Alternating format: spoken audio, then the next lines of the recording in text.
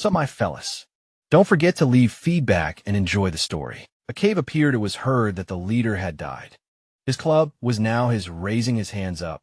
The goblin shouted that he was now the leader here, to which he was answered that nonsense. All this is nonsense. The monster suddenly jumped up and shouted that he would be the leader. His eyes lit up, and he added that he could go to hell. The goblins began to fight. Looking to the side, the monster said that the leader had untouched prey. They would take it looking straight ahead. He added that, but the guy protecting it. The monster took a step forward. It was heard that he was about to return. The goblin walked straight. Looking at him, the monster shouted that it was him. It was he who was protecting the prey. A disgusting creature covering his body like a man. He knows where the prey is hidden and wants to grab it for himself. The monster's eyes lit up. It was heard that they were after him. They would take away the prey. The monsters looked angrily. It was said that he should wait a little. Some had already gone there. Looking straight ahead, the goblin heard that they were strong. They would wait until they started fighting. To which he thought, what the hell? Rushing forward, the goblin heard that he was coming to help, that he should not touch him. He frowned, hearing that he should fall behind. The exit from the cave appeared. The monster stopped abruptly.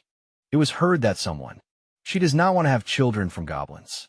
Let them stop. The monster looked away. Tears appeared in the girl's eyes. Sitting on the ground, she screamed for help. Looking straight ahead, the goblin told them to move away from her. Standing in front of him, the monster replied that again. He, the freak, the leader, died.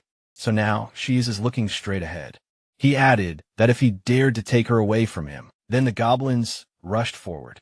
It was heard that he would die. They began to attack him. The monster's eyes widened, thinking that damn fucking goblins. They struck. The thought appeared that he could not believe that. Such low-level goblins, gritting his teeth. The goblin shouted that he would not die here. He would survive. Suddenly, the monster looked at him in amazement. The creature was lying on the ground, gritting his teeth. The goblin said that if he did not let him pass, he would die. The monster looked at him in amazement. They began to run away, shouting that they were running. He had a weapon. They would return. The goblin was breathing heavily. Sitting on the ground, the girl said that he was like, "Thank you for saving her again. He does not harm her and continues to protect her. He really is very different from the other goblins. Just let him not die." The goblin opened his mouth and thought that he was different from the others. A notification appeared in front of him. A thought appeared that actually he used to be a human too. The goblin was sitting on the ground. It was said that the chief, he was alive. However, he did not expect that instead of meeting a god, after being hit by a truck, he would be transported to another world with a system. But even though he had one, it was not fully activated yet. A notification appeared in front of the monster. A thought appeared that he did not even have any functions, except for viewing some statistics. However, he had not been idle for the past few days, and he received some information from what this girl told him. The gods appeared. It was said that in this world created by the gods, there are many different monsters, but humans still won their place on this continent. Thanks to their strength, a crowd of monsters appeared. A thought appeared that goblins are considered the weakest and most vile among all the monsters in this world. Looking at the statistics, the protagonist said that his characteristics are really weak now. Even ordinary goblins can kill him. There is still a way to become stronger. The girl sighed. The thought appeared that it is to mate with females. The goblins walked forward. It was said that they have the ability to become stronger due to constant mating and reproduction, but there are no females among them. So they use women of other races for reproduction, and this is what makes them constantly rob. But sitting in front of the girl, the protagonist thought that he was once a human, and to do something like this, somehow frowning. The girl shouted that he should not worry. Having spent these days with him, she understood everything. He is completely different and does not want to live with the rest of the goblins, right? Rick silently looked at her. He rolled his eyes when he heard that he shouldn't worry. When the knights came for her, she would tell them that he had been saving her all along. Knights were always fair and just. She was sure they would agree to let him live in the village, to which he thought that it wasn't that she was wrong. Since the system hadn't fully activated yet, he just needed to hold out until the humans came, and he could get their protection. That way he could survive. and then he would gradually figure out how to activate this thing. Suddenly, they heard loud noises. Looking to the side, the hero thought, damn. They were coming back, looking at the girl.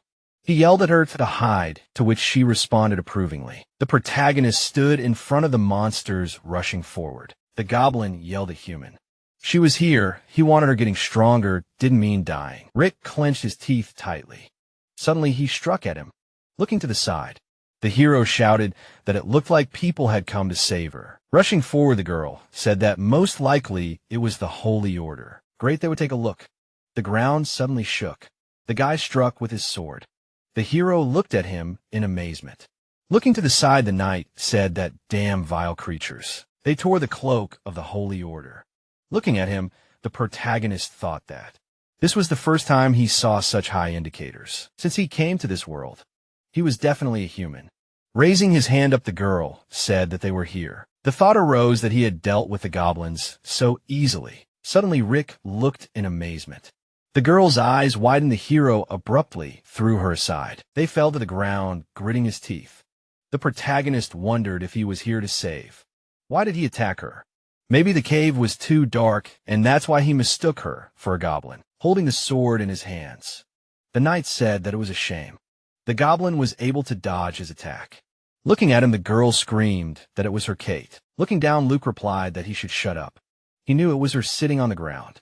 The girl heard that she had already been defiled by goblins. Perhaps she even carried one of them under her belly. It was ridiculous for such a dirty creature as her to expect mercy from him.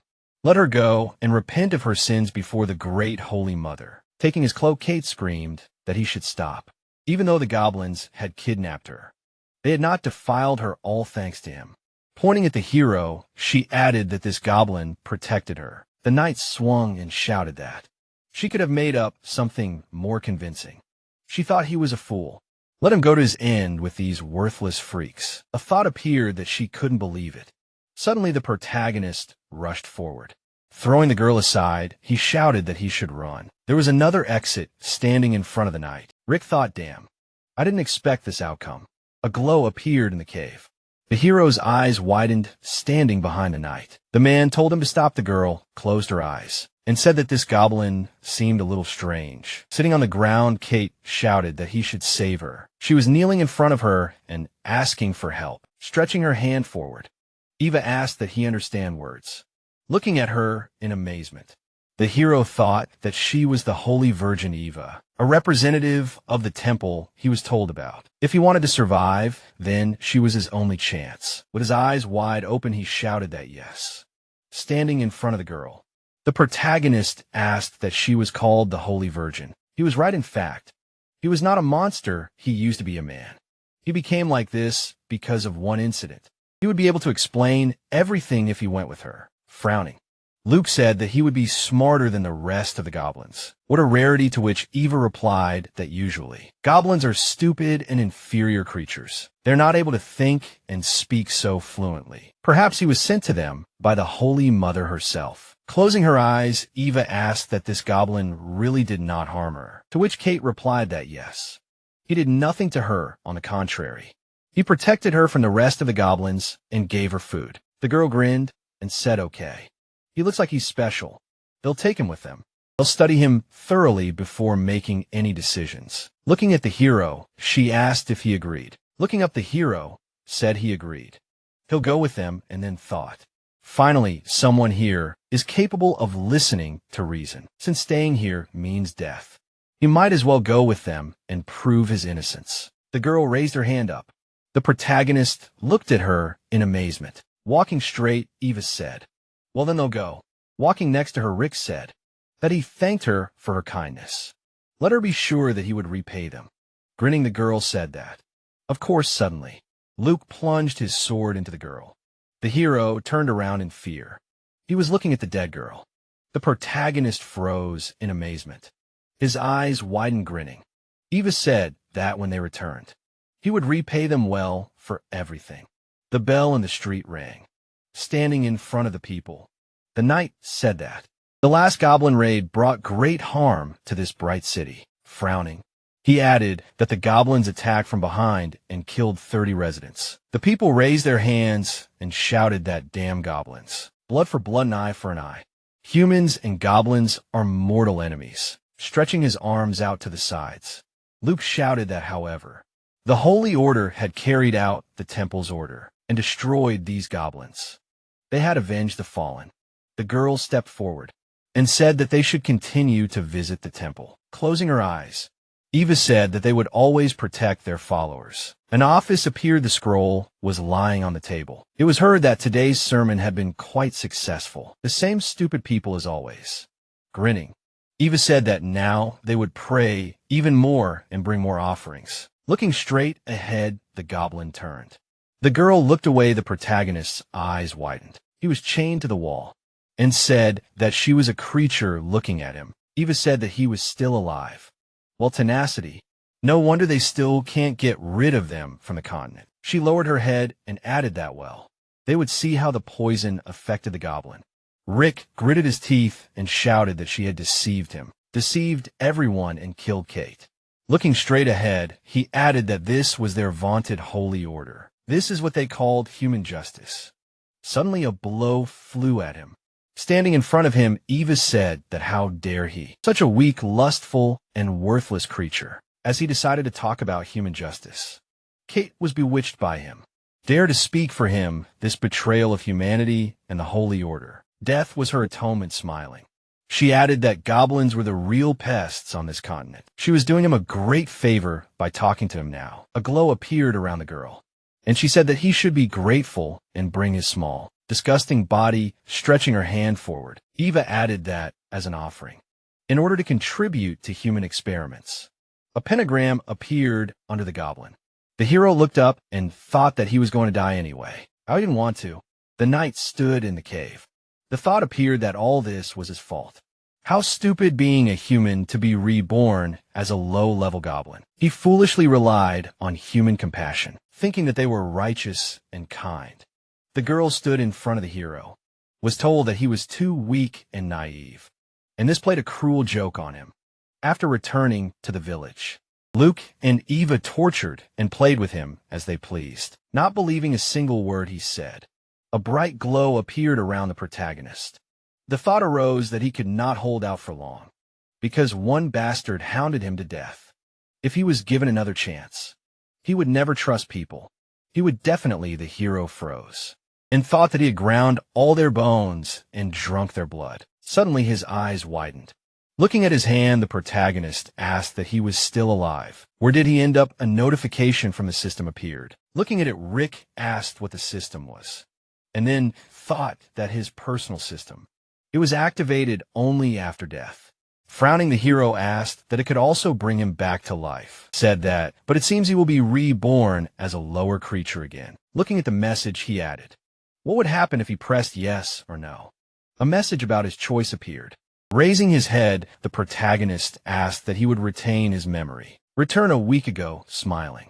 He added that he understood everything now, and then thought that this was an opportunity to take revenge. To take revenge on Luke and Eva. Rick clicked on the notification. A glow appeared around him. Looking straight ahead, the hero thought that Goblin Life 2.0 was starting. The movement to the goblin cave. Began stretching his hand forward. The hero grinned, grinning. He said that it really was a little, but better than nothing. He thought, looking to the side. The protagonist said that as he thought the order was still here, he should be on guard. A map appeared. He heard what it was capable of. Grinning, Rick said that the simulation, so he could foresee the future, would begin immediately. The hero clicked on the notification. He looked at the pop-up messages, putting his hand to his face. The protagonist thought that even though he had 3 options, he was sure that even if they united, the goblins would still not be able to deal with Luke on their own. Only by escaping would he be guaranteed to survive. Clicking on the notification, he added that he would first try to simulate the option with the highest number of points. If he could exchange them for a weapon, then perhaps he could defeat them with a surprise attack. The goblin died. A system message appeared. Frowning, the hero thought that as he thought relying on the goblins, he would not have a chance to defeat them, but at least he earned points.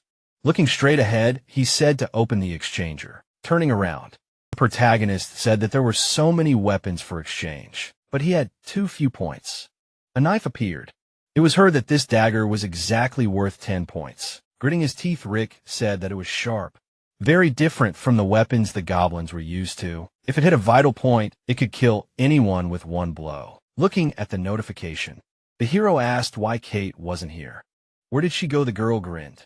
System messages appeared. The protagonist's eyes widened. He grinned, slightly looking straight ahead. Rick said that it was clear. It seemed he had fulfilled his promise to her, after all. Well, in that case, he had nothing more to worry about. He rushed forward and thought that he could survive and escape. This was the narrowest passage. The entrance from the outside was smaller, so there should be fewer guards here. Putting his hand to his face, the knight said that these goblins were disgusting, to which the other replied that he should hold on. The job should be easy. The hero frowned and thought that he heard something. The knight crouched and said that this was a small entrance. Any goblin that came out would be immediately hammered to death. Let him not forget Luke had ordered that.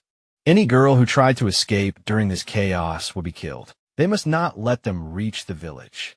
Got it, he got it. Let him not grumble, looking away. The hero thought, damn holy. Order for the sake of their dominion. They were ready to kill even their own, let alone a goblin like him.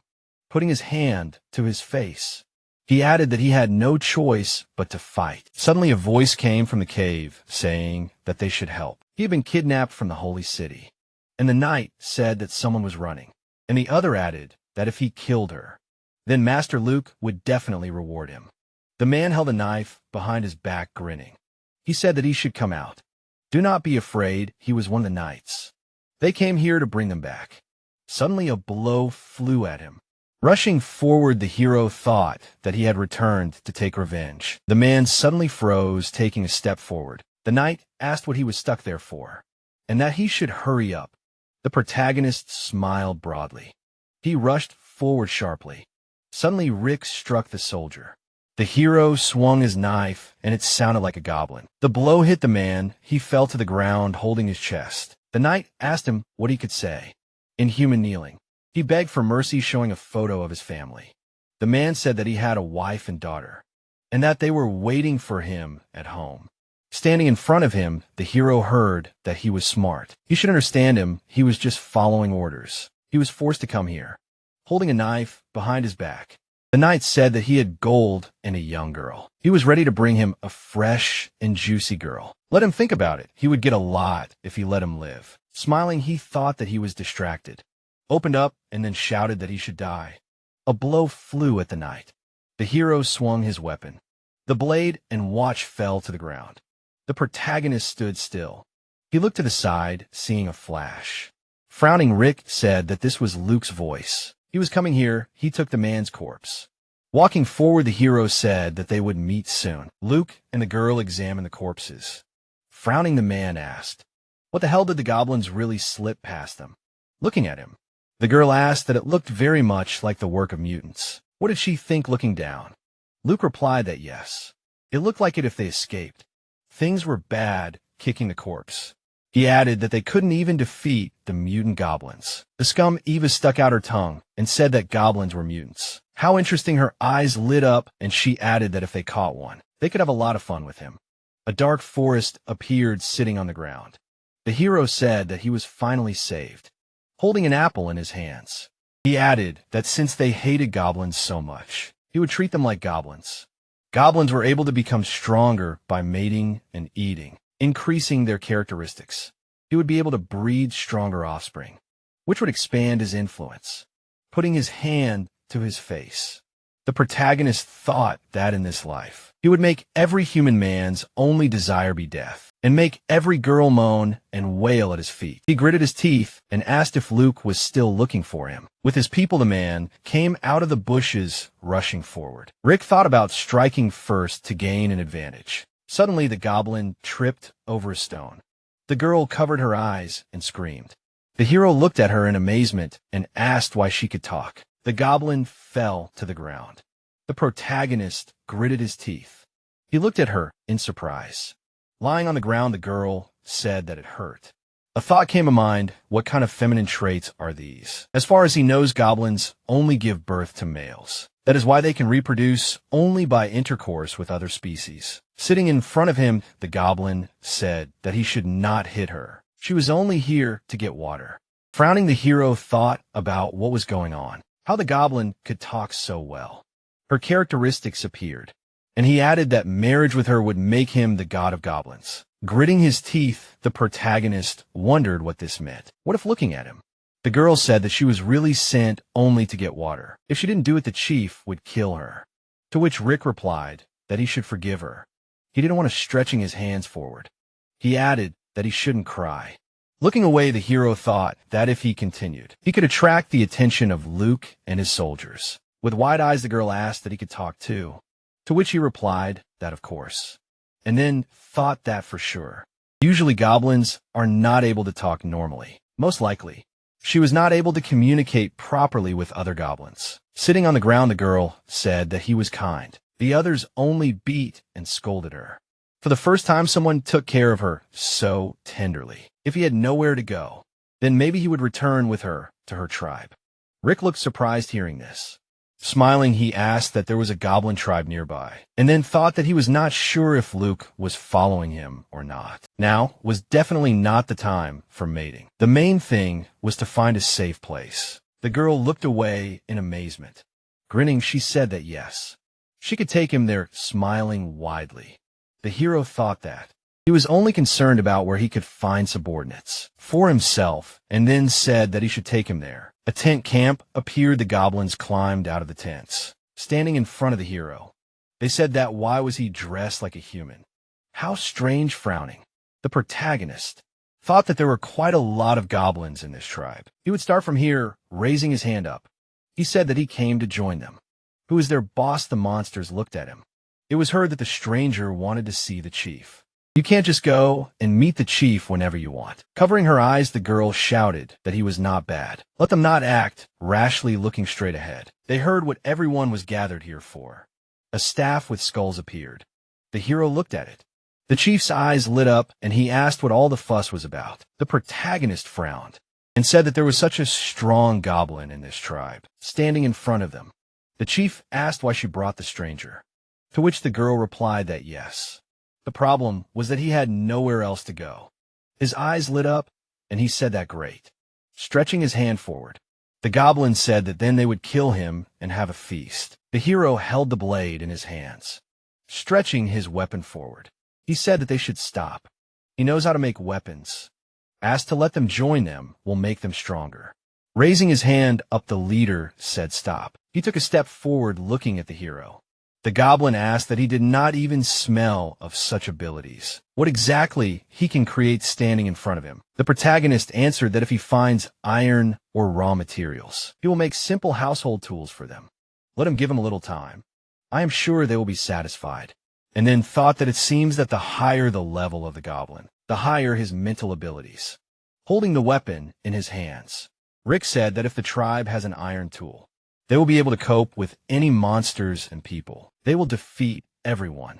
The goblins surrounded him and shouted that with iron weapons, you cannot be afraid of people. Wonderful meat, they will be able to cope with people and even elves. If there are iron weapons, they will be able to go north. Looking straight ahead, the leader said that fine. He would give him a chance.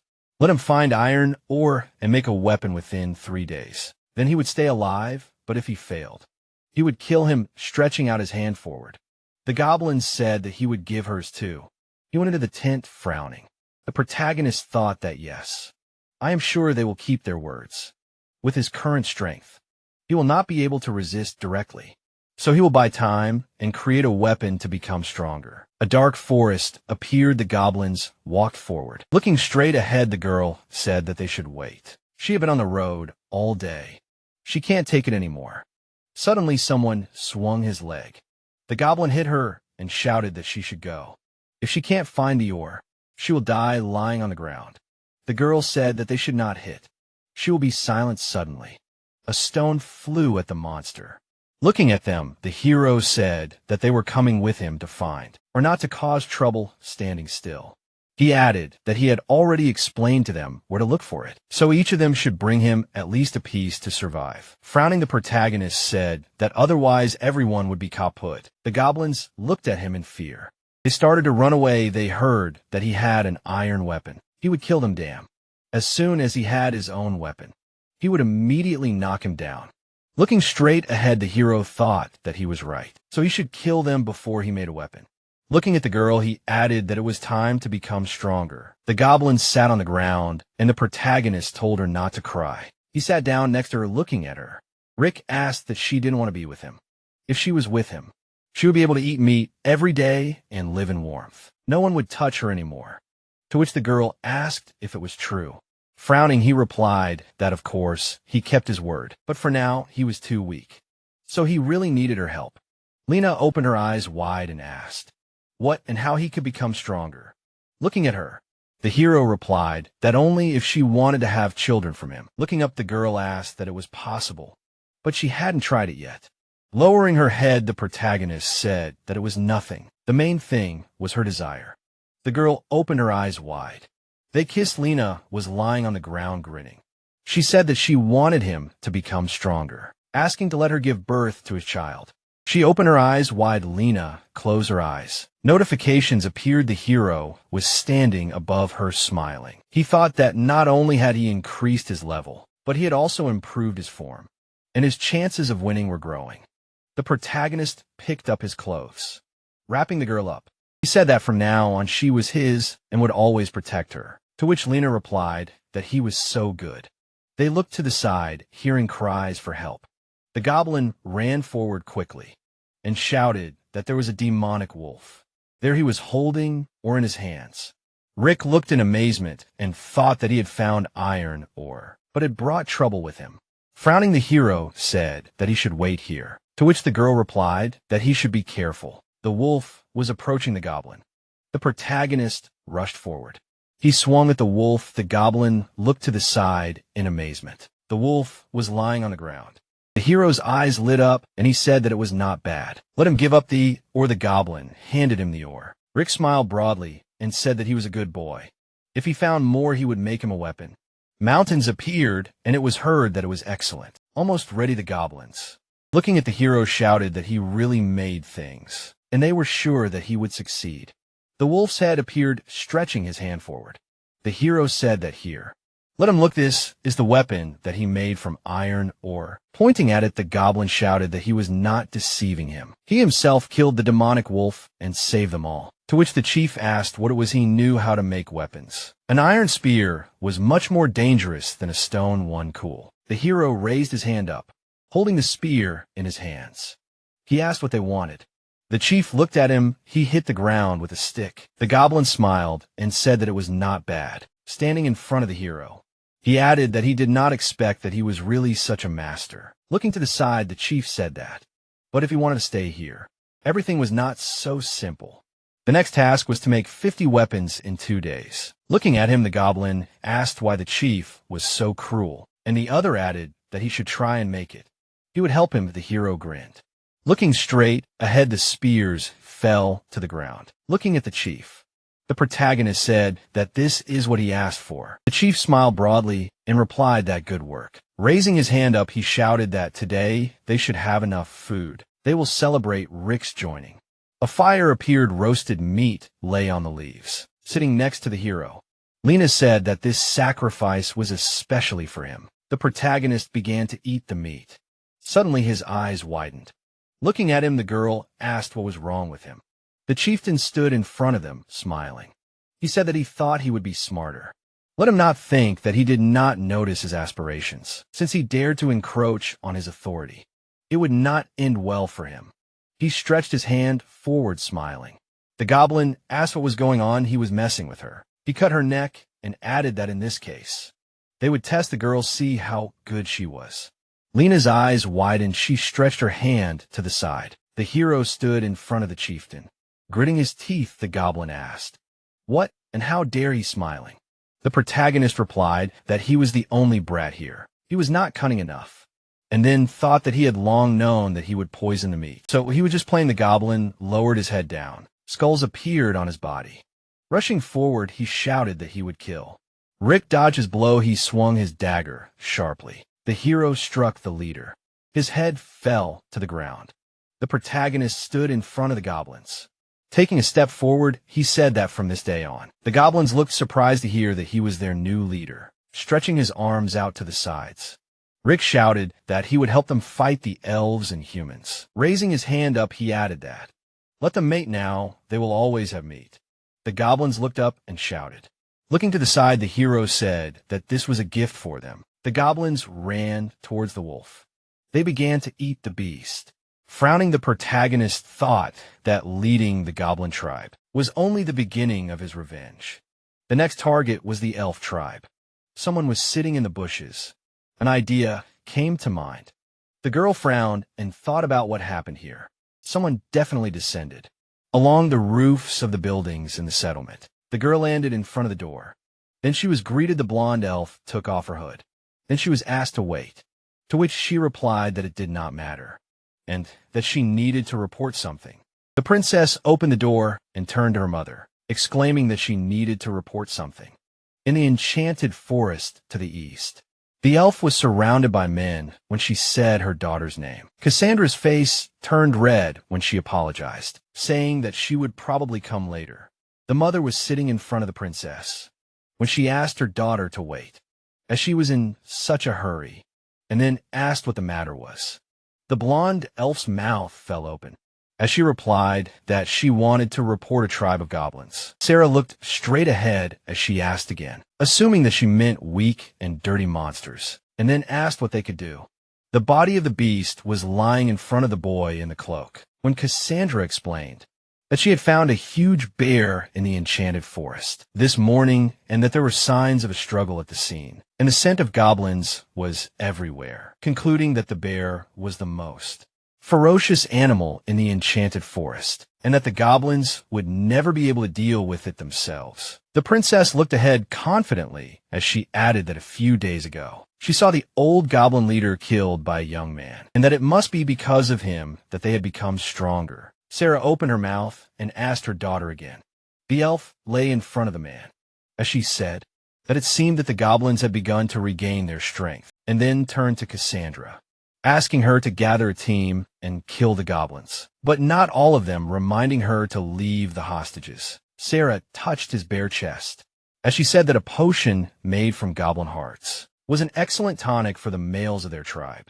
The princess blushed with embarrassment as she agreed with her mother. The blonde looked ahead carefully as she told her daughter that she had done a great job, and then asked if she wanted to be rewarded with a handsome elf. Embarrassed, Cassandra ran away from her bed, saying that she still had to go to the evening check. So another time the fire was burning brightly when someone told the leader that the branches had been laid out in a tree building, and that there were about 30 elven tree buildings in the forest, and all very tall.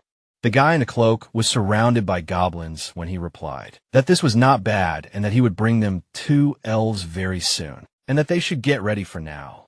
Then they asked him again and started shouting about his health. The green monster raised his hand to his mouth when he suggested preparing weapons for battle. The main character was shown in profile when he thought about the fact that there were only 30 elven houses, each of which was home to about 2 elves. So there were 60 of them in total. The protagonist extended his hand towards the fire, thinking about how they also had minds, which meant there were at least 70 of them, and how after the death of the previous leader, he had LED the goblins to get weapons and hunt monsters. To level up, Rick stood in front of a crowd of his brothers when he asked if everyone understood that they were going to kill monsters starting today, to which they answered in the affirmative. The body of a beast lay in front of the guy when a system notification appeared, stating that the skill tooth slaying had been acquired. The goblins were attacking a golem when a system notification appeared, stating that the skill stone skin had been acquired, and that defense had increased by 15.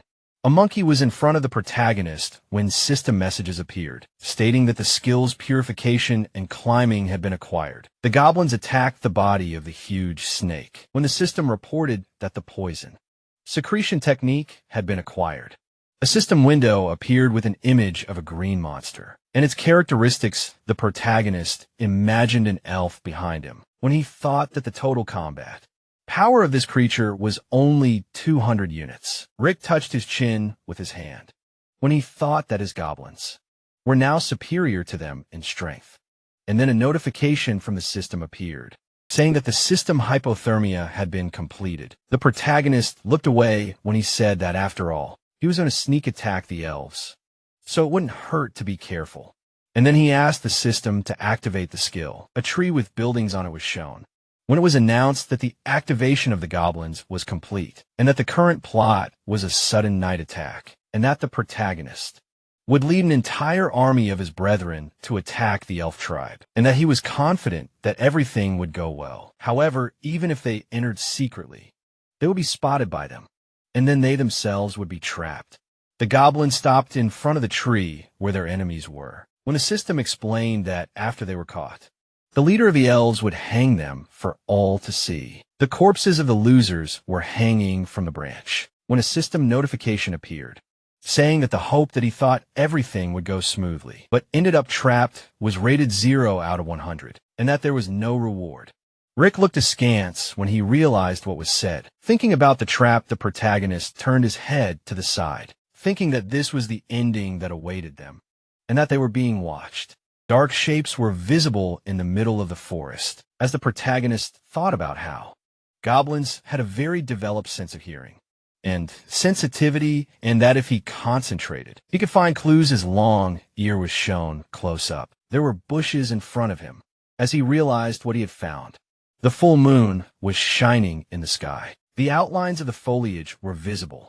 The elves were moving nimbly, moving forward when the princess exclaimed that the goblins wanted to attack their tribe, and that no one could imagine this, adding that they needed to tell their mother about everything. Then her comrades agreed with her. Arrows flew forward. The blonde turned around. Looking back, a piercing scream was heard over the dense forest. Green leaves were flying in the air. The wounded elves were lying on the ground. When Cassandra realized that she had no strength, then someone turned to the chief, exclaiming that he had hit her and that there was a female. The blonde elf put her hands on the ground, thinking that she was experiencing some strange feeling, assuming that it was poison. The goblin opened his mouth and said that he did not think that it would be so easy to catch them. Rick stood in front of the princess when he added that they were just in time. The protagonist lowered his merciless gaze when he ordered to catch them. Then they responded with agreement. A stream of liquid poured down when someone ordered to catch them in a hurry, because the chief was there. The blonde elf was lying on the ground. The goblin's hand reached for her when someone exclaimed that he would save her for him, and that they were waiting for the chief. The protagonist sat in front of the princess when he thought about how the goblin fluids seemed to have a special effect on the elf girls, and how their chances of defeating them were greatly increased. Cassandra gritted her teeth in anger when she called them worthless creatures, asking how they dared to kidnap her and plan an attack on the clan. The princess opened her mouth wide when she exclaimed that they should not expect mercy from their mistress, and that she would not forgive them, warning that if even a hair fell from her head, they would not live. The goblin smirked, his mouth slightly open. The elf fell in front of Rick when he asked her again, saying that it was interesting. The protagonist pointed to his fellow when he said that it seemed that she considered them her subjects, but his subordinates did not agree. Cassandra lowered her head as she remembered her mother's request, that she remembered to leave a few alive. When the protagonist added that, it was obvious that the elves could have wiped out all the goblins in the forest, but there were too many of them in the jungle, so it was not easy to exterminate them all. Rick was in front of the elf when he concluded that he would show her everything. In the evening, the protagonist turned to his brethren when he allowed them to eat the other two elves and absorb their skills. The protagonist lowered his creepy gaze. The princess looked up in fear when she asked him not to do it, after which a system notification appeared, congratulating him for reaching the level cap of +30, saying that since he had reached the highest level, the remaining points would be converted into health, strength, and defense, and that the new skills of stealth, approach, and night vision had been acquired. The house was lit when someone told his mother that he couldn't do this anymore, to which she replied that it was impossible to finish today. Sweat was pouring down Sarah's face when she said that it was a pity, and that if she had known, she would have caught more goblins.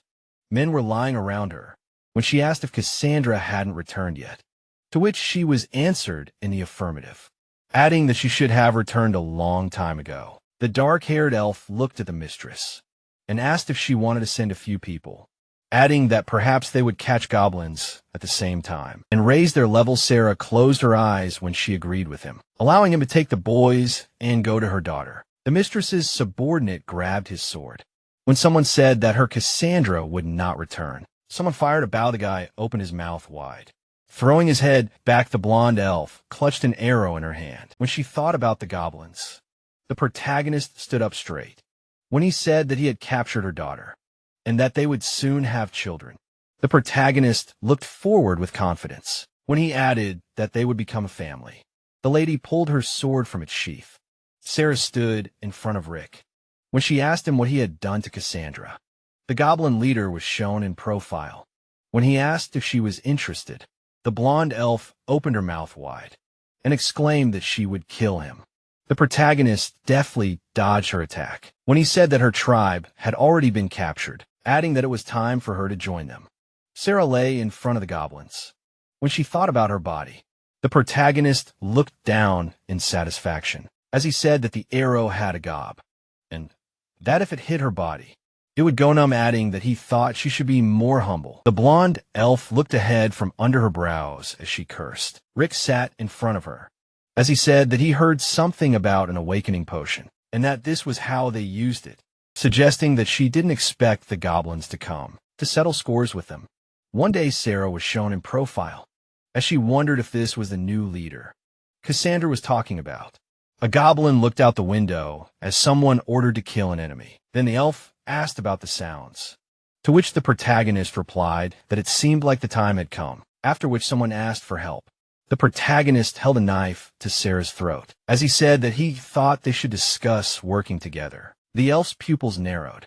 In front of the house, the goblins were killing the elves who were begging their mother for help, screaming that they did not want to give in to the monsters. The blonde glared at Rick when she asked what they were doing to her subjects, to which he replied that the goblins had become equal to the elves and that they could not defeat them. The protagonist looked ahead, explaining that when the elves were stronger, they killed the goblins, but now it was the other way around, and that he advised them to quickly understand the new reality. The blade of the dagger flashed near the elf's face when the protagonist added that he needed the goblins to become stronger, so her help was needed. The green monsters attacked the elves when he summed up that their lives depended entirely on her. Sarah looked shocked. The head of the goblin stood before her when she said that if her children were alive, he could do whatever he wanted with her. The long-haired elf sat down on the floor. She looked up frowning when she said that she was ready to sacrifice herself and bear him children. The forest was illuminated by the sun when someone addressed the mother. Sarah sat next to her daughter, who asked about what they should do in the future, and that they would really live under the care of the goblins. Then the mother apologized to her, answering that it was all her fault because she underestimated them and did not think that they would become stronger. The blonde lowered her sad gaze when she added that now, among the elves, there were only defenseless children and women, and that they would have to cooperate with the goblins. The green monsters tortured the noble creatures. The girls were sitting behind bars when Sarah said that from now on, they would live among them. Then her daughter turned to her. The protagonist looked down with disdain, saying that they would now live there, and that he would provide them with 3 meals a day, and that if they went crazy, then they should not blame them. The blonde elf opened her mouth slightly when she answered that she understood. She grabbed the bars when she exclaimed that she had a request, and then asked if she could take care of them, because they were her children. The kids stretched out their hands to the girl. The protagonist looked at the system window when he thought about weather. It was all because of the characteristic. Lena stood behind him when she said that she could not take care of them herself. Then Rick allowed Sarah to help her. The goblin leader looked at the children, thinking that he would wait for them to grow up, and then he could elevate the lineage. He pointed his finger at the system window when he decided to check the stat value. The protagonist stared at the system window when he wondered if he had raised his proficiency to the highest level, realizing that the newly acquired points would be converted into his power. The protagonist looked ahead with a smirk, thinking that it seemed like he needed to hurry up with the reproduction of children, and that even with his current strength, he could already crush Luke, deciding that after the elves grew up, he would meet him in front of the trees where the cage is. Half a month later, when a loud cry was heard, the goblin was holding a baby in his arms. The elf tried to crawl away from the child, asking if it was really her child, screaming that it was disgusting and that she didn't need it, adding that she was scared. Lena was near Rick, who asked how many newborns they had, and she replied that there were about 30 or 40. The blonde girl opened her mouth wide and screamed in pain. The head of the goblins looked away. A pregnant elf was lying in front of him, and when her mother asked her not to give up and hold on, she replied that she couldn't. Tears were streaming down Sarah's face when she asked him to help her, because this was her first birth, so it was very hard for her. The protagonist took a step towards Cassandra when he asked her to spread her legs, to which she agreed. The protagonist was sitting in front of the girl when her mother asked if he understood, to which he replied in the affirmative. The blonde opened her mouth when she said that she couldn't. Rick looked down at her with a serious expression as he asked her to shut up, reminding her that these were his children too. The leader of the goblins was wiping his wet hands when he said that everything was fine and that she was fine. The girl was lying in front of him when Lana turned to him, saying that he was very cool because he even managed to give birth. Then he replied that it was nothing. The protagonist had his back turned when someone asked to be released. The goblins approached the elf, saying that they wanted to try again and that they would be the first. One of the monsters was pierced by a blade. The protagonist stood in front of his brothers when he said what he had already said. Rick looked menacingly ahead when he exclaimed that they needed to wait until they recovered and rested. Otherwise, they would die. The guy looked at the cowering goblin when he told them, from now on and forever, not to dare touch the elves without his knowledge. Sarah looked at the protagonist with warmth when she said that he seemed different from his fellows, to which he replied that he had to do so because everyone needed rest. The pregnant elves were in a cage when the system notifications about the opening of the plot called Stop the Elf appeared, and that he succeeded in capturing the noble creatures and impregnating them, and that after they became pregnant, they gave birth to healthy goblins with stronger qualities, and that seeing that the tribe members were becoming stronger, the protagonist would decide to take revenge on Luke and go to Guangming City alone, where he successfully discovered the location of a sharp blade. Braves, the blonde, and the armored guy were shown when a system message appeared, telling him to do everything himself and try to kill Luke, and that the goblins would help him and go to Guangming, and that he should wait and watch the situation change. Rick sat in front of the fire, thinking that he would find them soon, and that even though he was currently as strong as the enemy, the strength of his comrades should not be underestimated. The goblin leader pointed his finger at the system window when he realized that his stats were still strong enough to kill Luke. The armored girl crushed him with her foot when system notifications appeared, saying that the plot had played, and that he had finally caught the moment when the enemy was alone and decided to attack, and that the enemy was caught off guard and almost died. But at that moment, Luke's assistant showed up and attacked him. The blonde turned her head to the side when the system reported that the holy swordswoman had saved her comrade and the protagonist had lost his life, and that the brave group had soon entered the capital and had not appeared again. Summing up that, the result was that he had no chance against the powerful swordswoman, and that the evaluation was 30 out of a possible 100. The protagonist looked worried when he thought about the holy swordswoman and where she had come from, and that he had never imagined that Luke and his comrades would leave Guangming City, and that if they did, they would never be found again. Rick had a cage in front of him when he cursed in his mind, realizing that he probably needed to hurry. He looked at the basket of fruits when he realized something. The leader of the goblins approached the cage when he addressed Lena, saying that he was going to go around the territory of people, and that he believed that she would have to manage the tribe, but it would be for just a few days, Then Sarah asked if he had really gone crazy, because if he went to the territory of people, they would kill him there. The protagonist looked at the blonde indifferently when he answered that he had a reason to be angry with humanity and that he should take revenge. Then the elf asked him not to be stupid and then offered to help, advising him to use stealth skills so that people would not notice him. The protagonist smiled slightly, thinking that this was what he was waiting for. A glow appeared in front of Sarah's palm when Rick said that he did not think that she cared so much about his safety. Then she replied that she was afraid that if he died, they would be impregnated there until death. The elf looked at the goblin with confusion when she added that. Moreover, she and the children would hope that their father would return safely. Then the protagonist thought that the mother of the clan would know what to do. To survive, the protagonist waved at the girls when Lena turned to him, exclaiming that she would take care of the tribe. Then he replied that he knew and that he was going. A wooden sign was shown. People in armor were walking down the street. There was a dark alley to the side of them. Rick crossed his arms over his chest, thinking about the patrols again, and that they had strengthened their defenses, and also that the holy swordswoman was really there. He took a step forward, thinking about how he had been asking everyone for a long time, and how no one had heard of her. The goblin leader passed by a fruit seller when he decided that this was strange. There was a fountain in the middle of the street. The protagonist looked to the side carefully. There was a crowd in front of him when he thought about Guangming's ranking.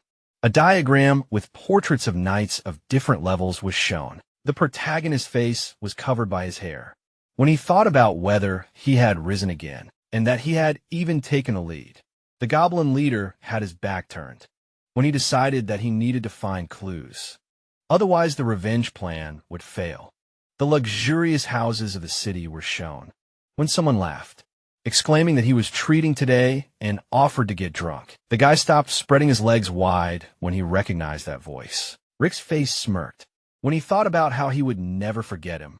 The man brought the mug to his mouth when the protagonist recognized him as Luke. The customers were sitting at the tables when the warrior exclaimed that they didn't know, but he was almost killed by a demon monkey then, and that luckily Amelia and the captain arrived in time to save him. Then the girl countered, saying that it was all Luke and that without him, they definitely wouldn't have made it.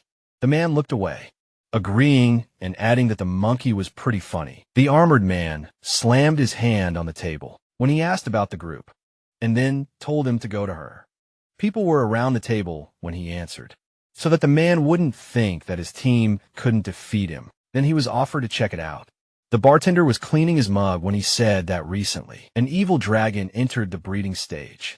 So he started stealing cattle and eating people, and that if they were so tough, then it would be better to deal with him instead of causing trouble. There the protagonist looked back, carefully thinking about the lizard. The dark-haired man looked ahead with a bored expression as he said that if the evil dragon attacked Guangming, he thought that the travelers would definitely not be able to repel the attack, and the city would then fall into chaos.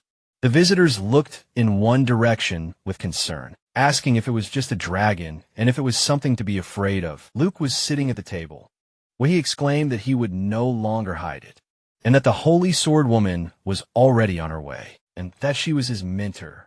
So she would definitely help defeat this dragon, and therefore there was no need for any troops, because they would figure out themselves. The warriors looked ahead in surprise, shouting that the captain had invited the saint, and that everything was so cool. The boys opened their mouths wide, saying that with the saint, they would be able to defeat the dragon, and that if everything went well, Luke would become the hero of Guangming City. The man in armor held out his hand as he suggested a drink to celebrate the impending destruction of the dragon. The protagonist placed the coin on the table, realizing that the lizard was his chance. The goblin in the cloak had his back to the captain, who asked him if he would drink with them. Rick opened his mouth and refused. He turned around, looking back as he added that he thought he would do it later. Luke stared ahead, calling it very strange. Clouds floated across the sky. A poster hung between the houses. A girl sat under the dome of the church. The captain's eyes were closed as he addressed the mentor, informing him that an evil dragon was approaching the city, and that no one dared to stand Against it, she placed her hand on the scabbard. The blonde in armor touched her hair and asked how the task was going. Haley passed Luke, who replied that 10 dragon hunters were stationed in different points of the city, and that everything was as she requested. Then the swordswoman said that was great, and that if they did not do well, she would lose her reputation, so they should not let her down. In front of them was a crowd of people who were shouting about how pretty she was, and how they could not believe that one day someone would win her heart. Haley looked forward determinedly as she asked about what they were doing there. Everyone was in a special time now, then ordered them to evacuate everyone. Then Luke accepted her order. There was a blue sky above the building. The dragon grabbed the man as the townspeople started screaming about running, and that the lizard was already there, and then started calling for help. The winged monster flew over the swordsman. The blonde looked up menacingly as she exclaimed that there it was, and to let the monster move towards the group, and then ordered Luke to take his partner and go to the city wall. The goblin took a step forward as he informed the leader that the dragon was already there, and that they checked everything, and that there were a lot of soldiers at the gate. The green creature opened its mouth as it asked the leader what to do. The guy in the cloak held his hand out to the side as he said that he knew and that time was running out. The protagonist stood on the edge of the cliff as he announced the start of the game. The goblins looked ahead with anticipation. The winged creatures were flying over the city. A beam of light pierced the lizard. Eva and Luke looked scared. The sword woman stood near the catapult when she asked if they even knew how to hunt dragons, and then advised them to prepare, warning them that a meal would be coming soon. Silhouettes were visible near the edge of the wall as men shouted that the guns were loaded and that everything was ready. Streams of light attacked the dragons. As the order to attack was given, the men looked to one side as they exclaimed that it was as expected from a lizard hunter, and that it was cool, and then asked them to look over there. Dark silhouettes were visible among the purple clouds as the warriors shouted that something was coming over there, and that their heads hurt. The captain and the blonde looked up. A huge lizard opened its mouth, growling. There were people on the fortress wall who screamed that it was the purple, golden mother of dragons, and that they should get ready quickly, adding that it was terrible because crossbows did not harm her at all. The monster's pupils narrowed. A cloud of energy appeared in front of its muzzle. A stream of fire rushed down. People ran in different directions, shouting that the wall would soon collapse, and that they needed to leave. A blue glow appeared when they were asked not to panic. Haley plunged her blade into the ground, asking for the monster to be given to them, and advising them to continue defending the city. Flames crashed into the blue dome. Dragons surrounded the transparent obstacle. The guy in the cloak watched what was happening, realizing that he did not think that she would be able to repel the dragon's attack, and that no one could imagine that the mother of lizards would be so powerful. The dragon opened its mouth. When the system window with its characteristics appeared, the protagonist looked carefully in front of him, deciding that this was a real monster. The blonde with the sword rushed forward. With a system window with her skills appeared. Then the protagonist thought that her strength was not inferior to the enemy. A lizard with dark scales was shown. When the goblin thought that it was good that her target was not him, the swordswoman pierced the wing of a dragon. When Rick thought about how the mother of lizards seemed weaker than Haley, but her health was still high, the winged monster flew over the protagonist, who thought about the saint soon running out of steam, and that this would be a chance for him. The protagonist opened his mouth, realizing that he would have an opportunity to take revenge on humanity and enter the city, and that people would fall into a trap. In front of him was a horde of goblins who accepted the leader's order. Dragons flew over the burning city. The man opened his mouth and exclaimed that the lizard was very difficult to defeat. Luke stood in front of the dragon's body when he added that a beast is still a beast, and that nothing is impossible, and that he is not that simple either. The captain looked at the man behind him, who shouted that the goblins were attacking. The lizards flew up to the warriors, who asked again and asked not to joke like that, adding that the goblins were in the forest, and that they would not dare to come there. A running man appeared in front of Luke, who called for help. The captain clenched his teeth and cursed.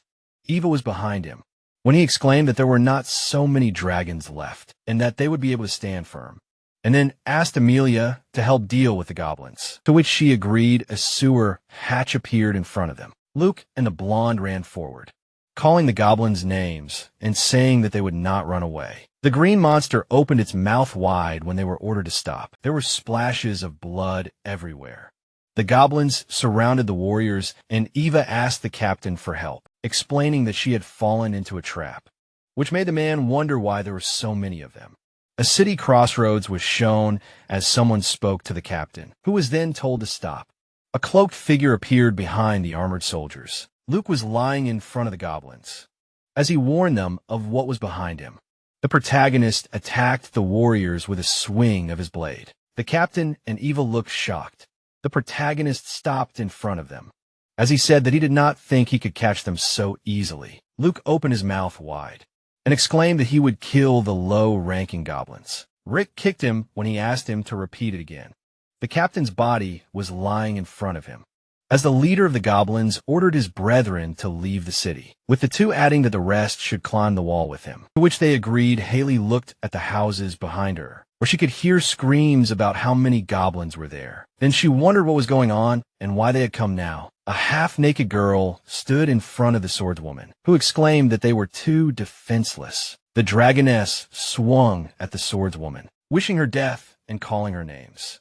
And the blonde asked if she really believed in herself that much, and then offered to see how much blood would come out of the lizard. Haley dealt multiple blows to the monster, using the swordsman's special skill and iron slash. Then a terrible scream was heard.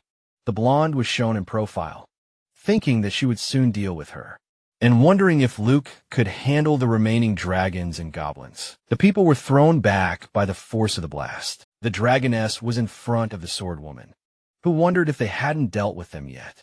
Then, the female lizard said that the goblins must have come just in time. Dust rose in front of the blonde as the monster said goodbye to her. In front of Haley, the silhouette of a winged monster was visible, who exclaimed that as soon as he healed his wounds, he would take revenge on her. Then the girl cursed, realizing that the enemy was leaving. The swordswoman, frowning, looked from under her brows when she resigned herself, saying that she would still get to the dragon's nest. The buildings of the city were illuminated by the sun. Haley stood holding a sword in her hand when she turned to Luke, asking where he was and saying that the goblins were killed. In front of her sat people, who said that the captain and Eva were taken by green monsters. The blonde frowned deeply, wondering how that was possible.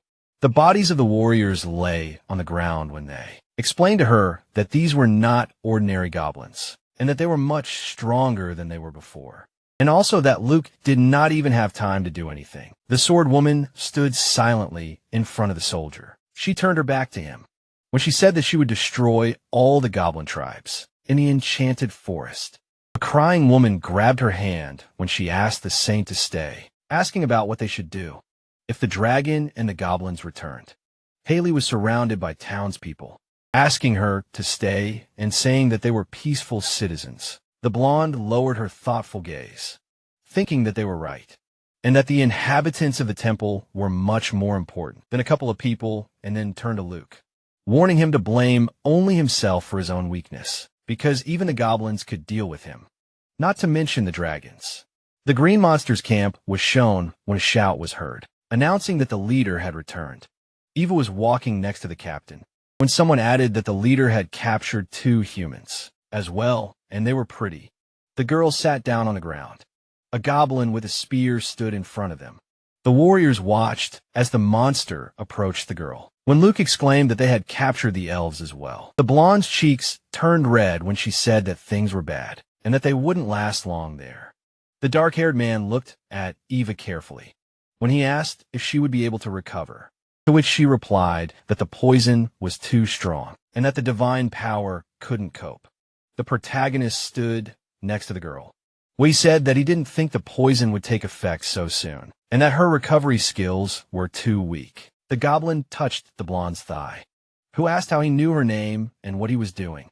The protagonist's face smirked as he repeated her question. His hand gripped the saint's leg, Rick sat across from Eva. The captain opened his mouth wide and ordered him to stop and remove his hands. The green monster slapped him across the face and told him to shut up. Luke looked at the leader's silhouette, who assumed he was smart, and then asked if he didn't realize he would be caught. To which the warrior replied that the Holy Swordswoman would kill him in seconds. The protagonist looked away when he asked him again, saying that she would also become his prey.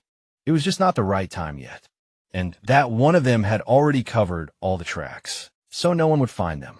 The protagonist wiped his hands with a rag when he asked the goblin to go into the forest with the second generation, because they needed to kill as many monsters as possible. Then he answered that the leader could rely on him. And Rick himself thought that the things were starting to pick up speed, so they should complete their stages of evolution. He put his foot on the captain's chest when he said that he would now ask questions, and that he had better answer him.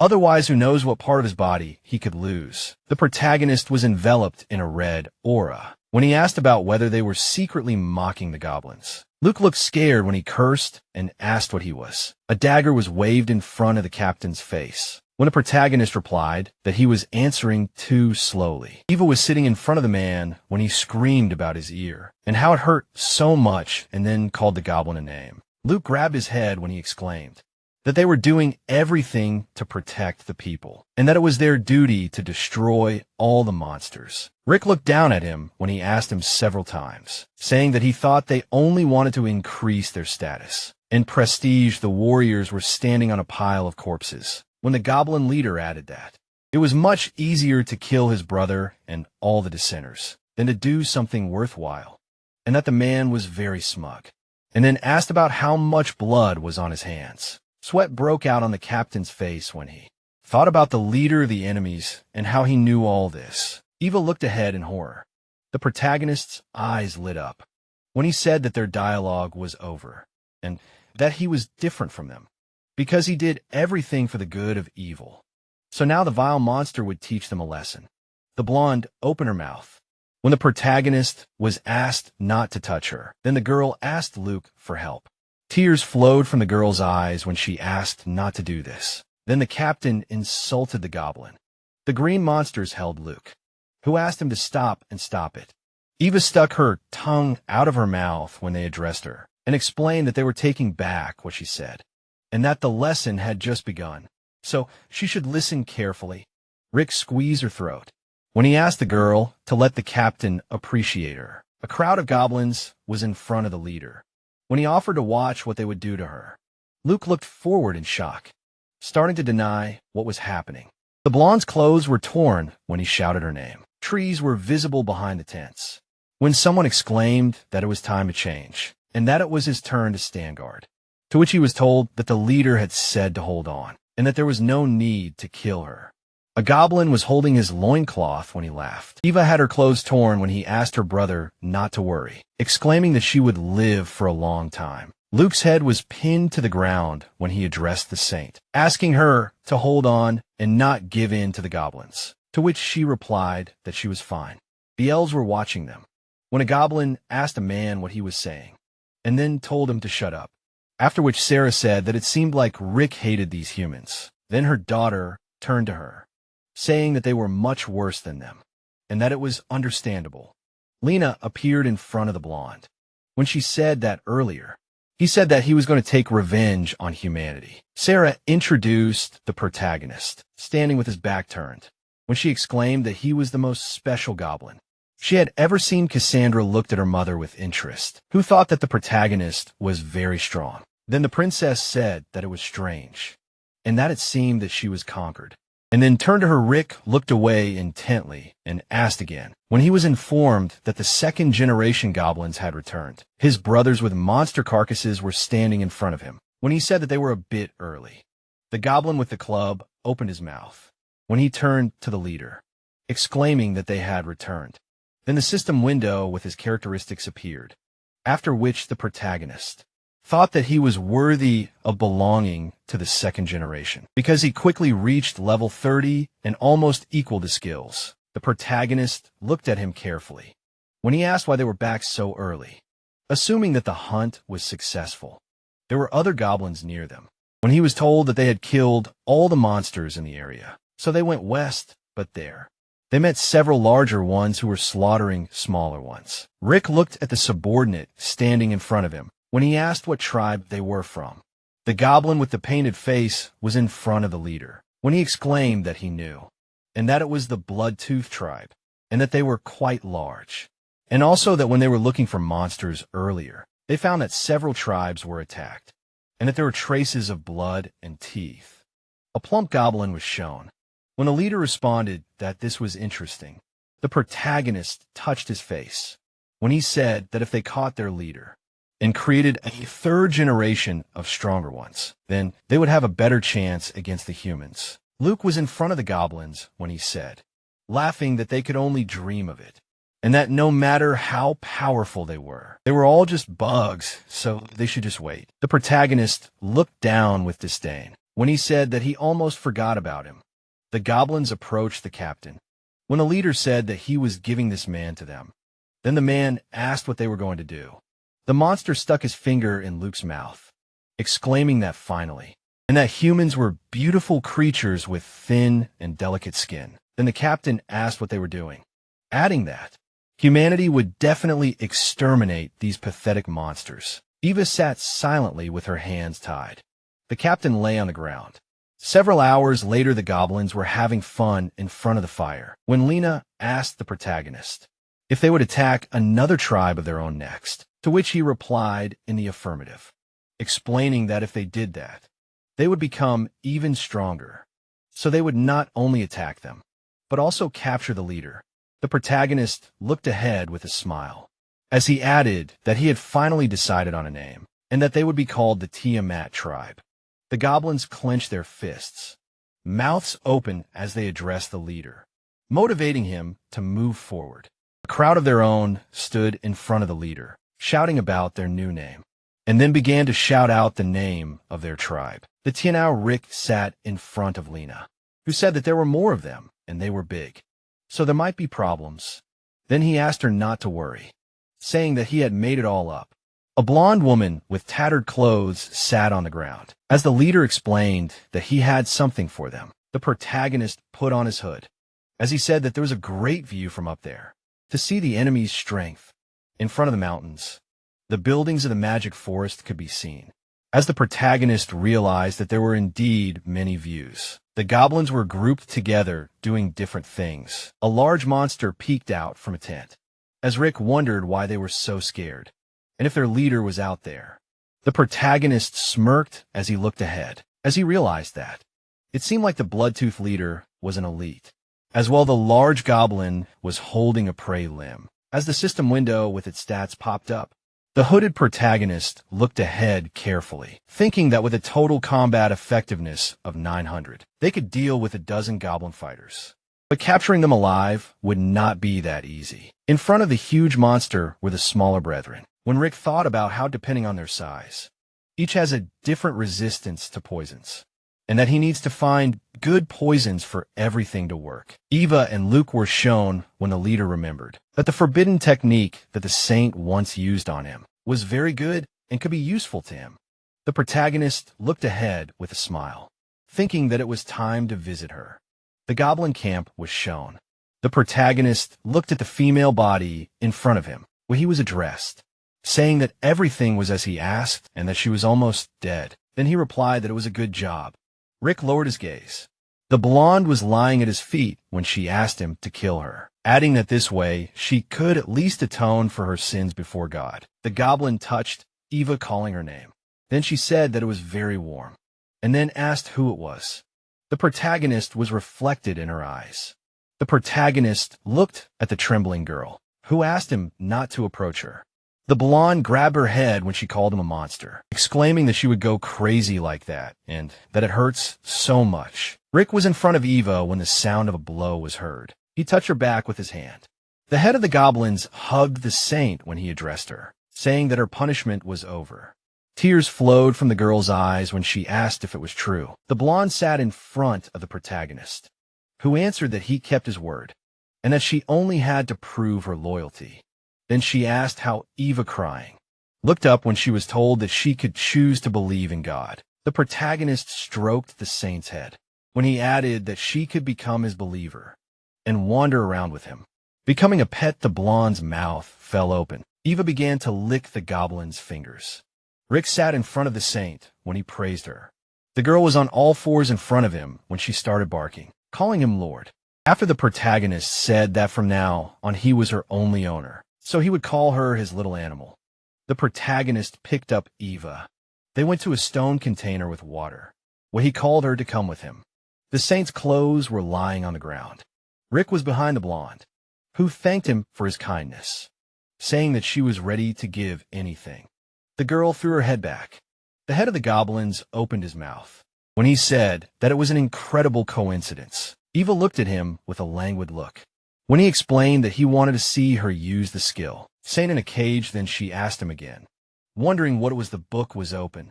The blonde was standing in front of a tree stump.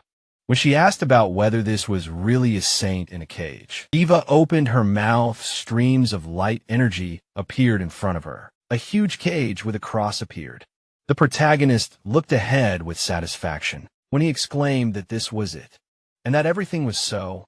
They passed by the cells with prisoners. The captain noticed Eva looking away. Luke grabbed the metal bars, where he asked her if she was really healed, and then advised her to quickly kill this goblin and then heal him. The protagonist stood in front of the man. When he asked if he really didn't see that she was with him now, then the captain began to deny it, asking how a saint could submit to a goblin. The girl knelt down. Rick touched her hair. He asked her to tell Eva if this was her desire. Then she agreed with him, adding that she had chosen this path herself. Luke looked ahead in horror. The muscles in his arm tensed. Saliva flowed from his mouth when he exclaimed that very soon the goblin race would disappear from the face of the earth. The dark-haired man opened his mouth wide as he shouted that the meaning of their existence was to be at the mercy of humans, and that the Church of the Holy Order would kill them all. Then laughed. The protagonist looked down with a serious expression, thinking that he never imagined that evil would be like this. They and the goblins stood in front of the cage, as the protagonist thanked her for the information, saying that he thought she should be rewarded. Then told the warden not to let him relax. Then the warden told him not to worry, assuring him that he would take care of him. Rick was shown in profile as he said that the deed was done, then told the saint to follow him. The goblin leader looked ahead with confidence as he said that it was time to destroy the Bloodtooth tribe. There were structures near the mountains. The monster with the staff stood in front of the leader as he addressed him and said that everyone was ready. The leader held a large bone in his hand as he replied that it was good and that it was time to destroy the southern tribe. A large goblin held his hand out as he called for their elves to be taken, and his subjects agreed, shouting that he was right. The leader clutched his weapon in his hand as someone addressed him. A half-naked goblin stood in front of him, who said that a fellow wanted to talk to him, and the leader asked him again. The leader threw the bone over his shoulder, asking where such a low-level goblin came from. The protagonist took off his hood, addressing the leader of the Bloodtooth tribe and saying that he knew that he had a mindset close to a human, so he decided to talk to them personally. The protagonist was surrounded by goblins as he was asked if he was a mutant. Rick stood right among his fellows as he replied that he was not, and that he was just a little smarter than the rest. The protagonist turned his head to the side, exclaiming that he was the leader of another tribe and was going to eliminate their chief. The protagonist stood surrounded by goblins as he explained that the others would be given 2 options to choose from, then asked if they would listen to him. Rick looked down with a menacing gaze, exclaiming that if they did not, they would die there. The goblin with sharp fangs looked forward as he assumed that this was the one who was keeping the elves in captivity. The guy in the cloak stood in front of him as he offered him to come with him, adding that he had good genes. The goblin with fangs opened his mouth slightly as he called him trash. The monster grabbed the protagonist by the head and told him to close his mouth. The goblin with chains around his neck looked at the protagonist as he exclaimed that he did not think that he would decide to come on his own, and that after he finished him, the elves would be his. The green monsters raised their hands in the air, calling for the leader to be killed and torn apart. Rick's mouth was slightly open as he said that, as he thought talking would lead to nothing. The goblin's eyes were bloodshot. The guy in the cloak swung his blade, as he added that if he didn't want to live, then there was no need to talk. The green monster's arm was cut off. Then he screamed. The chieftain's limb lay in front of the goblins. The green monster fell to the ground, calling the enemy a fool and promising to finish him off. The goblin pointed at the protagonist, ordering them to kill him and avenge the chief. The protagonist raised his hand up as he offered them to try. The monster's body was pierced by a sword. The green monster looked away as he asked where such power came from. Then the system reported that the clone skill was used. In front of him stood a goblin with a spear, who replied that it was all thanks to progress. Rick held his hand out to the side as he stood in front of the goblins, as he ordered them to listen to the leader's order and defeat the bloodthirsty tribe, and then ordered everyone to come out using the move skill. The wounded leader looked at the fighting goblins, thinking about how many warriors there were among them. The guy in a cloak was in front of him, realizing that the plan had worked, and decided that now he could relax and not worry about anything. The protagonist looked ahead from under his brows, as he thought about how it was time to pay attention to him, and that he should run because he was far from him. However, as well as his abilities, the huge goblin swung his fist at him, as he exclaimed that even if he died, he would take him with him. The protagonist crossed his arms over his chest as he addressed Eva. The blonde opened her mouth and used the holy cage skill. Glowing rods appeared in front of the goblin. As he asked what was the Fong monster gritted his teeth, cursing and shouting that it was a terrible technique, and that he couldn't stand the light. His pupils narrowed greatly. Rick patted the saint on the head as she called him master. Then he said her name, saying that she had tried hard, and that she would soon become even stronger, concluding that he would reward her. The blonde's cheeks turned red as she thanked her master. The goblin lay behind the protagonist as he called him a devil, to which he replied that he would soon become a hero of his kind and the leader of the Bloody Tooth tribe. The Tian Mao tribe settlement was shown. The monster was tied to a boulder with chains, as someone said that it took a lot of effort to tame it.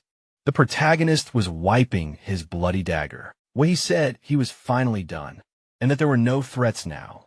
The man grabbed the bars of the cage, wondering how much power he had and who he was. Rick turned to the girls when he addressed Lena and explained that it was time for the goblins to fertilize, asking her to take care of everything there, to which she agreed, assuring him that she would not let him down. A frightened Eva clung to her when the leader added that he was leaving the saint to her and then ordered her to obey, to which his subordinate agreed.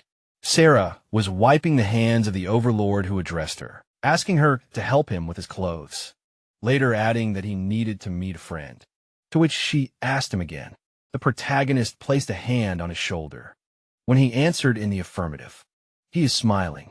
Threw off his cloak when he explained that he would meet a true friend. White birds were flying over the sea when someone said that from Luke's face, reinforcements should arrive in Guangming soon, and that with the current strength they can fight the knights, but not the saint, and that it will take time to raise a goblin hero. So he needs to find an assistant to help him restrain the holy swords. Woman concluding that it was time to meet the dragon. In front of the guy were the bodies of dead animals, when he thought that he was at least hundreds of miles away from the lizard island. The protagonist carefully looked at the beast corpse, thinking that the most convenient way to get to the island was to attract the dragon.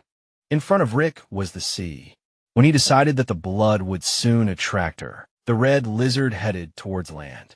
The goblin hid in the body of the dead animal, thinking that in the end such a smell is irresistible. The dragon lifted the bodies of the animals into the air. The lizard flew up, spreading its wings.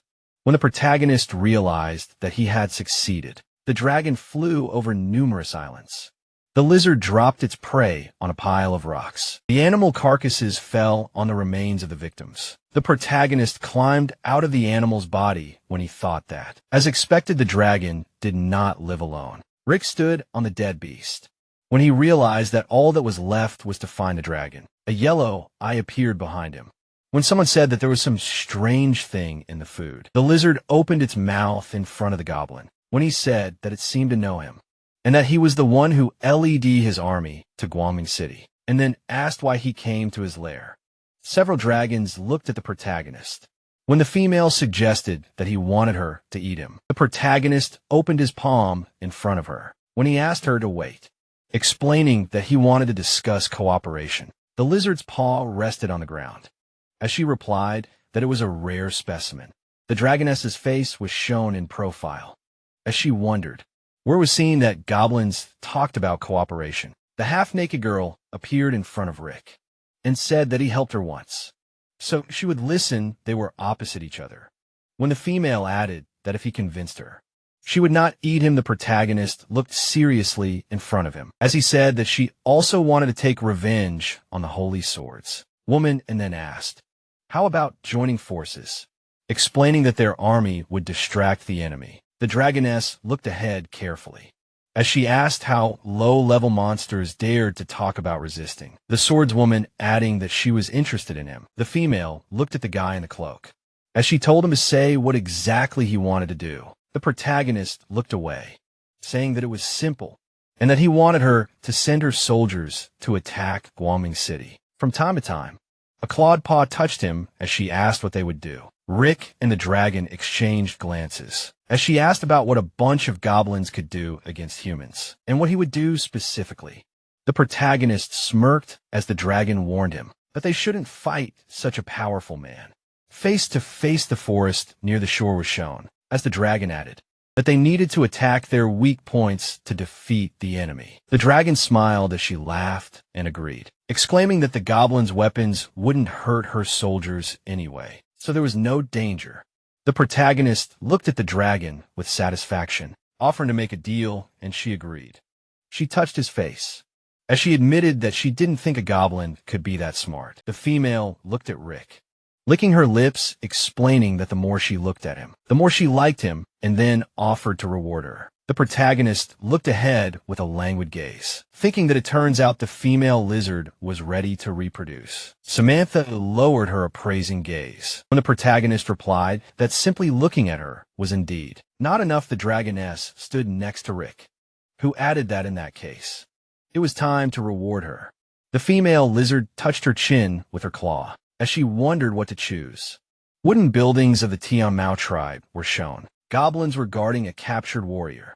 Luke looked away tiredly, wondering why the knights hadn't come to help yet, and how he would break if he stayed there any longer. So he needed to run, and how he could do that with monsters everywhere. The captain looked ahead pleadingly, thinking about how the goblins were small, and what would happen if he could get them down the mountain. Suddenly his eyes widened. A dragon appeared in front of the man, and he then shouted that he was there.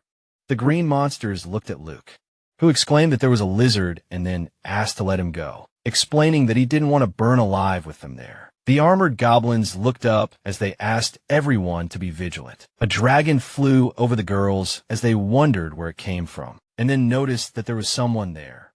The red lizard opened its mouth in front of the goblins. Someone stepped onto the ground.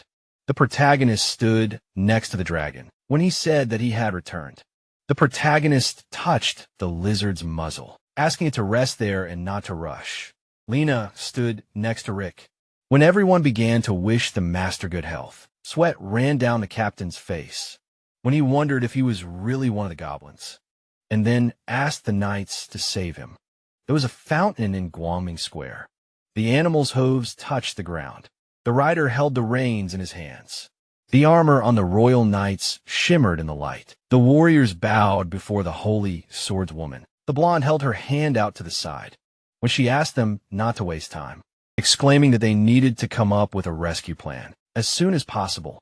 The protagonist stood in front of the system window, which said that the current plot, called Third Generation Goblin Development, had started, and that after the attack on Guangming City and the blood to his tribe, he had made great progress, and that in order to deal with the remaining opponents, he would send Eva to train, and in a month she would reach level 45. He himself would reach level 50, and the others would reach level 60. Then 3 options were presented.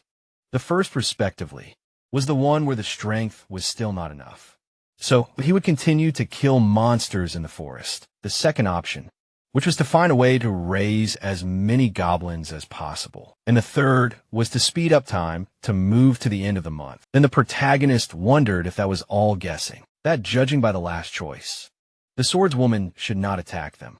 The goblin touched his finger to the system window when he decided that he would do so. Streams of light energy rushed towards him when notifications appeared that acceleration was being activated and that he had not managed to gain enough experience. Rick opened his mouth, looking ahead, when the system reported that acceleration was over and that he had been transported to the end of the month. Having received 20 life points out of a possible 100, the protagonist's eyes widened when it was told that the end of the month had arrived. The protagonist sat in his bed when he realized what it was like to jump in time, thinking that it was quite strange. A system window appeared in front of him, in which there was a congratulation on reaching level 50. Then Rick thought about the fact that the stats had improved, but the overall strength had not increased much. Then someone spoke to him. Lena was standing in front of him when she said that a disaster had occurred, and that goblins were born dead. Then he asked her again. They went to the girls sitting on the ground. The elves were wiping away tears while holding the dead babies. The protagonist looked ahead worriedly, asking how Sarah was sitting in front of the protagonist, who wondered what they had done wrong. And she replied that she didn't know what had happened. But the third generation was significantly weaker. Luke was tied to a pole when he laughed, calling them brainless, and then asked if they still wanted to raise strong descendants. Rick looked up with a stern look when he suggested that. He seemed to know what the problem was. The captain's mouth was wide open when he told them that the higher the level of the goblins, the harder it was to bear their children, and then asked if they thought they could conquer the world. If they reproduced a lot, the protagonist stood in front of the man when he replied that he understood and that he thought he should thank him. But the man gave the news too late.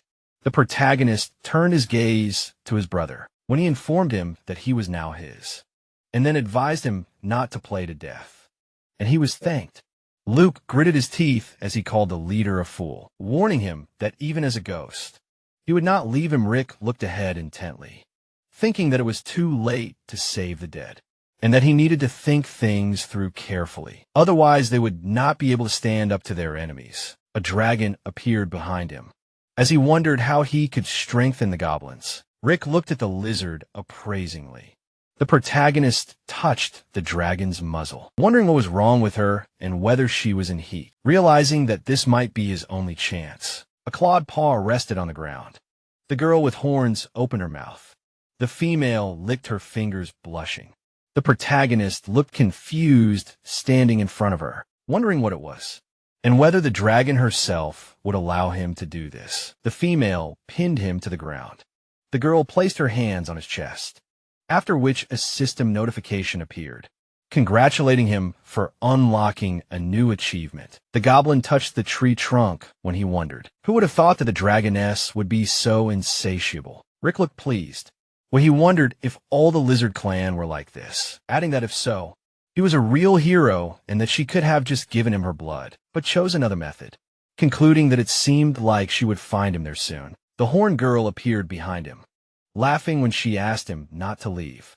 Offering to continue in front of them were the goblins, when the protagonist refused, explaining that they first needed to finish their business, and then asked her to give them blood and then return to him. The dragoness went to the green monsters, who asked the leader about what was happening. A fire was blazing in front of the houses. The goblins crowded in front of the flames, shouting about how cool it was and how they had increased their strength, thanks to the dragon's blood, and how they had all advanced and were now stronger. Behind the protagonist, a lizard was sleeping peacefully. Rick looked at his hand with interest, thinking that he expected nothing less from the legendary dragon, and that not only he, but also the other goblins had become more powerful, and that the points were still too low. So he needed to prepare. The protagonist was shown in profile, where he asked the system to open the shop. The protagonist stood with his back turned, wondering how the chief of the tribe could be idle, and why not learn his own strength. A system window appeared in front of the leader, and then he thought that the points should be enough. for some modern and practical equipment. A crossbow was shown when its function was explained. Then the goblin thought about how it was small in size and good for long-range attacks, and could also absorb elements. His hand gripped the blade. Then Rick thought about how, although there was a cheaper ability, only with both could he resist the Holy Sword's woman and save his life, deciding that he should choose both options. His finger touched the system window, and then a notification appeared that the exchange was successfully completed and that the skills were at his disposal.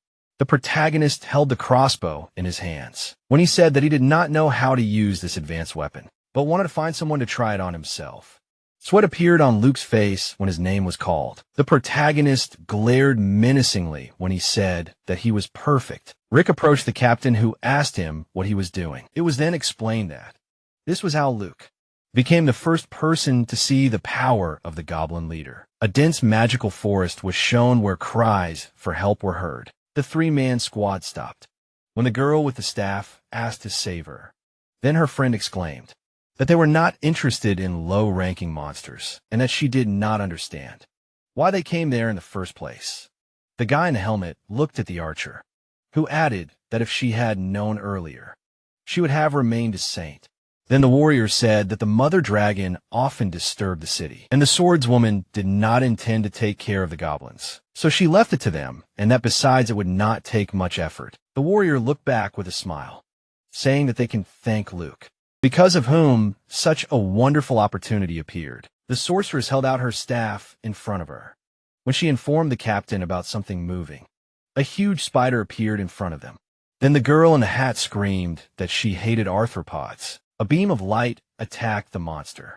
The archer held a weapon in her hand when she asked if they were just third-rank bugs, and what was so scary about them. The knight held a sword in front of him when he asked them to wait, saying that something was wrong. The red-eyed monster opened his mouth. The four-armed goblin appeared in front of the people, who screamed that he really belonged to the hero species. The monster glared in front of him when someone exclaimed that he looked like a leader, and that no one could have imagined that their expedition would end so quickly. The girl stood behind the captain when she replied that this was wonderful, and that now all the credit would belong to them. The monster was in front of the warriors, who were informed that they were starting the plan. Then the archer was asked to cover the leader. The captain looked at the knight behind him, who told him not to worry, assuring him that everything would be fine. The swordsman stood next to the guy in the helmet, who turned to the commander, exclaiming that he had killed quite a few goblins along the way, and that he could rely on him now. Then he was asked again, after which he replied that he had killed enough monsters too, and even a heroic one. Once the warrior in the helmet walked past the captain, who agreed with him, saying that in that case they should finish them off. Then he replied that he understood. The knight in armor swung his weapon, as he exclaimed that he would kill the monster in a matter of seconds. He threw a spear at the four-armed monster. Wishing it death, the warrior's helmet was shown up close. Suddenly he pulled his head back. Sweat appeared on the leader's face. An ominous aura enveloped the huge goblin. As the warrior asked how it was possible that he had grabbed the spear, the monster swung his weapon, looking down as the humans screamed to defend themselves. The goblin threw his spear at the blue shield. Cracks appeared on the barrier as the captain cursed, adding that he didn't think he would be so strong and could even grab. The girl put her hand forward, as she exclaimed that their bodies were protected anyway, which was good, and that it was good that he was alone. Summing up that there shouldn't be any difficulties, fingers appeared from her stomach. Behind the brunette was a hooded monster, who laughed. Then she called him a murderer. The boys grouped together as the leader cursed, exclaiming that they were trapped and that there was a murderer there, adding that they needed to defend themselves, and then ordered them to quickly check the area, to which the others agreed. The sorceress stood with her back to the captain. As she asked him to look, there in front of him was a crowd of goblins. There was a blue sky above the dense forest when someone called for help. The monster stood in front of the warriors' bodies when they laughed, saying that it all belonged to them.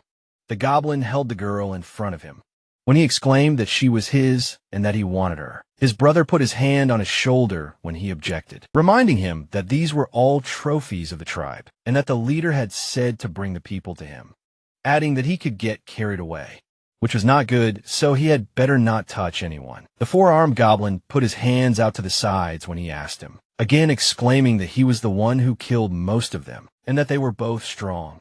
So he proposed a battle. They stood in front of the smaller brothers, who said that he was right and that they were the strongest, so the tribe would be theirs. The hooded goblin looked ahead when he added that his brother was very strong and that they would walk side by side with him. The monster's face was reflected in the blade of his sword, as he replied that they would take them back first. The moon was shining over the settlement, as someone shouted that the heroes had returned. The crowd followed the larger brothers, as someone added that it was cool that they had brought people with them. The protagonist was sitting in front of the girls when Sarah turned to him and asked if he could control them. The four-armed goblin held the man in front of him when he laughed and exclaimed that they were their trophies and that he would eat him. The protagonist stood in front of him when he replied that he had not yet told him everything, so he should let him go. The red-eyed monster lowered his menacing gaze. He squeezed the captive warrior's head, as he said that if the leader wanted to tell him something, he should give him the girl in exchange. Sarah and Lena looked shocked when they asked again. Rick's mouth fell open, looking forward, as he asked his brother if he understood what he was saying, reminding him that he was the chief after all. Behind a monster stood his comrade, as he replied that the mad goblin was much stronger than him and that he proposed to test him. The huge monster stood in front of the chief as he said that this was their support, adding that he was giving him a chance to kill the goblin, standing next to him, and then he would spare him. The monster opened his mouth wide and laughed, exclaiming that he was not his equal, and that he himself would become the new chief, threatening the previous chief of the tribe that they would kill him. Someone grabbed his head. He looked fearfully at his comrade, standing behind him. As he addressed him, the protagonist looked seriously in front of him. The body of the traitor fell at his feet, as someone addressed the mad goblin. A shadow fell on his comrade's face, as he told the chief that he seemed to have realized many things since his ascension. The large goblin stood in front of the protagonist, as he added that he was different from the others in his loyalty to him, but he believed in his absolute power. They were standing opposite each other, as the monster turned to his father, reminding him that he had previously defeated the previous leader. The mad goblin looked down menacingly, summing up that he now wanted to try as well. Then the system window with his stats popped up. Rick opened his mouth, thinking that his strength had already reached 12. The leader's hand was engulfed in flames, as he responded that this was an impressive increase. Fire blazed behind the protagonist, as he asked his comrade if he was confident that he could stand up to him. The two goblins stood opposite each other, as the crowd began shouting for one to kill the other, so that he would know who was in charge, adding that he should take the women. The protagonist closed his eyes as he said that. It seemed like many of his brethren wanted to follow him. Streams of flame rushed towards his palm, as he added that he needed to prove his strength and power. Rick bent his hand in front of him, addressing the goblin heroes, and saying that if they wanted to continue following him, they should immediately stand by him. Otherwise, they would be finished. The warrior in the helmet lay on the ground, as he wondered if he would sacrifice them, adding that no one would have thought that such an inconspicuous guy would be the leader. Sweat appeared on the captain's face, as he thought about how luck was on his side, and how he would run away as soon as they started fighting, and also that the difference in their strength was too great for them to act. Otherwise, concluding that when the old leader died, he would try to hide. The goblins stood opposite each other when the protagonist said that he seemed to be a bit more popular, and that only a few of his brethren were willing to follow his opponent. The monster gripped his blade in his hand, as he exclaimed that he was different from them. His pupils narrowed as he exclaimed that he chose infinite strength. The protagonist deftly dodged the sword swing. The knight looked shocked, as he wondered at what point the guy had become so strong, realizing that the other one was not far behind, and that they were very agile. Rick held his weapon out in front of him, as he said that the opponent had good abilities. A stream of flame rushed towards the enemy, as he offered him something to taste. The mad goblin frowned deeply, as he realized that he had not seen the weapon, and that the attack was too fast. The monster held the blade in front of him, as he thought that he could not dodge it, so he would have to parry it. The protagonist looked ahead menacingly, exclaiming that he was strong, since he could even break through the fireball. A huge goblin swung at the leader. Screaming loudly, a smile appeared on the protagonist's face. A powerful explosion occurred. The knight in the helmet opened his mouth in surprise. Luke gritted his teeth, looking ahead. The girls looked worried. Rick stopped the enemy's sword with his bare hand, who said that this could not be. The protagonist held the weapon in front of him, when he replied that he was surprised by his powerful blade, but he was unlucky with the enemy.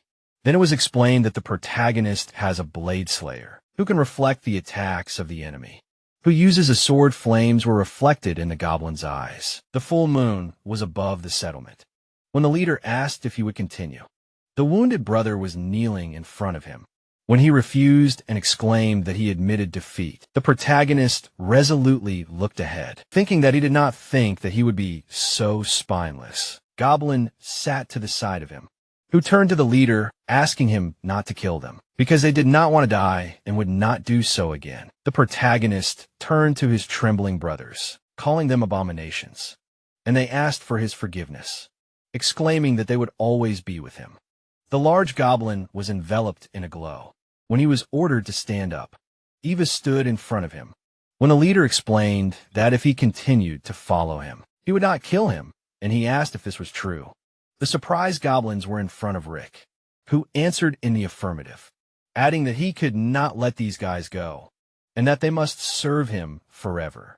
The large brother was enveloped in an ominous aura when he replied that they would listen to him and would always be with him.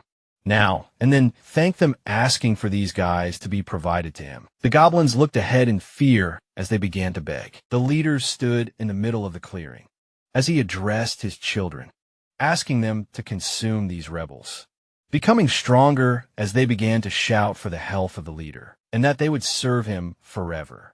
The warrior in the helmet was lying on the ground as he addressed Luke, asking what he would say, then exclaimed that this was not just a goblin, but rather a monster that the entire empire should avoid. The protagonist stood in front of the captain, as he apologized for not putting on a show, then added that he knew he was waiting for someone to come and save him. The protagonist looked ahead with a smirk, as he asked if he was getting his hopes up too much. The bearded man's mouth dropped open, as he replied that he would definitely wait for the swordswoman, and that they would all die when she arrived. Luke grinned madly as he began to laugh loudly, and called the leader trash and a pathetic brat. There was a crowd of goblins behind Rick, when a helmeted warrior advised him not to be too proud, because once the holy swordwoman dealt with the dragon, she would immediately come there with an entire army. The leader crouched in front of the man, when he asked him if he thought the lizard would go to attack Guangming City alone, adding that he was glad to hear his thoughts in any case, and that he was now completely calm about the dragon. The warrior opened his mouth, raising his head when he said that. It turned out that he had brought so many soldiers from Guangming there on purpose. Deciding to mock him, Roderick looked up with confidence when he said that soldiers were allowed to be killed, not toyed with, and that he had already learned the necessary information, so it was time to finish. The protagonist looked at the warrior indifferently, who added that if it was possible, he would like to die with Luke, and that he hoped that it was possible. The protagonist looked serious when he answered that. He agreed to his request. The blonde's eyes widened as someone addressed the holy swordswoman. Haley was sitting on the bed, as she asked about the noise, and if the dragon had broken through, or if the team had returned. The soldier clenched his fist as he addressed his mistress. The blonde glared at the warrior, ordering him to finally speak, as she was informed that the Knights of the Silver Blade had been destroyed and only one had returned. The swordswoman looked worried as she asked what he was saying. A tall structure was shown. Haley stood in front of the knight, as the girl exclaimed that the wounds were very severe and that healing was not helping. The blonde frowned, looking down, as she inquired about where the wounds were coming from, and what about the others. The armored boy lay in front of her as he answered that they had encountered a goblin hero, and then ran away. The brunette watched the warrior, who added that they should have been more careful, and that they had a hard time. The knight's head was resting on the pillow. The people present stood by his bed, as the healer asked him not to give up, after which the sorceress exclaimed that it was the goblin's fault. Again, the armored soldier turned away from the saint, asking what kind of species it was and what rank. The hero was exclaiming that another spawn had appeared. Haley looked at him carefully, as she answered that the dragons were attacking more and more often, and that the goblins could take advantage of this to strike a surprise attack. Concluding that she could not stand alone, the swordswoman sternly looked away, as she ordered several people to be sent as backup, reminding them that they must protect Guangming, and she would personally deal with the goblins and the mother of lizards.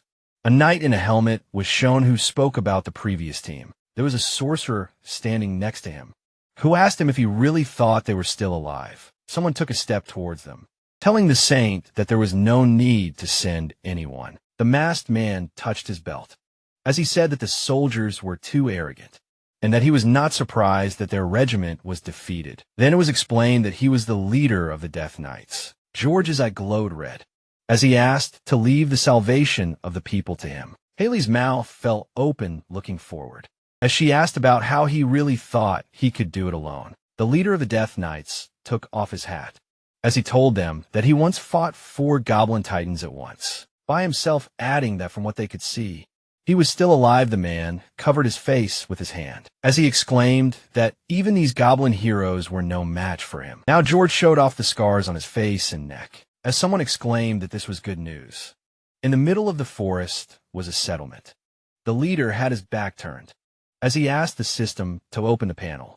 A system window appeared in front of the protagonist, telling him about the current plot, and that while resisting the human race, he successfully created a tribe of heroes, under the leadership of a battle goblin and a mother of dragons, to pacify the rebellious subordinates, strengthen the leader's position, and force the brethren and elves to submit. But the good times did not last long, as following the instructions of the holy swordswoman, George, known as the Reaper of Death, attacked the tribe alone late at night, concluding that in the end, although the protagonist subdued the enemy, the tribe suffered serious damage. Rick looked up thoughtfully, wondering if it was too naive to come alone, and that he was able to cause significant damage. The leader put his finger to the system window, deciding that it would be better for him to take the initiative and get rid of him personally, and that he would not run away. The protagonist looked up menacingly as a system announcement appeared, telling them that they were in a life or death duel with an enemy. And the leader realized that this guy seemed very strong, and that he should prepare before the battle. The settlement was shown from above, as someone laughed and exclaimed that George was coming. Luke smiled, creepily shouting that their end would finally come. The leader stood in front of him with the girls, as the captain said that they would soon die, and that the Reaper had fought the Titans, and had even stood up to them. The protagonist watched Luke, as he assumed that he must have a lot of faith in him, and then asked what the Titans were.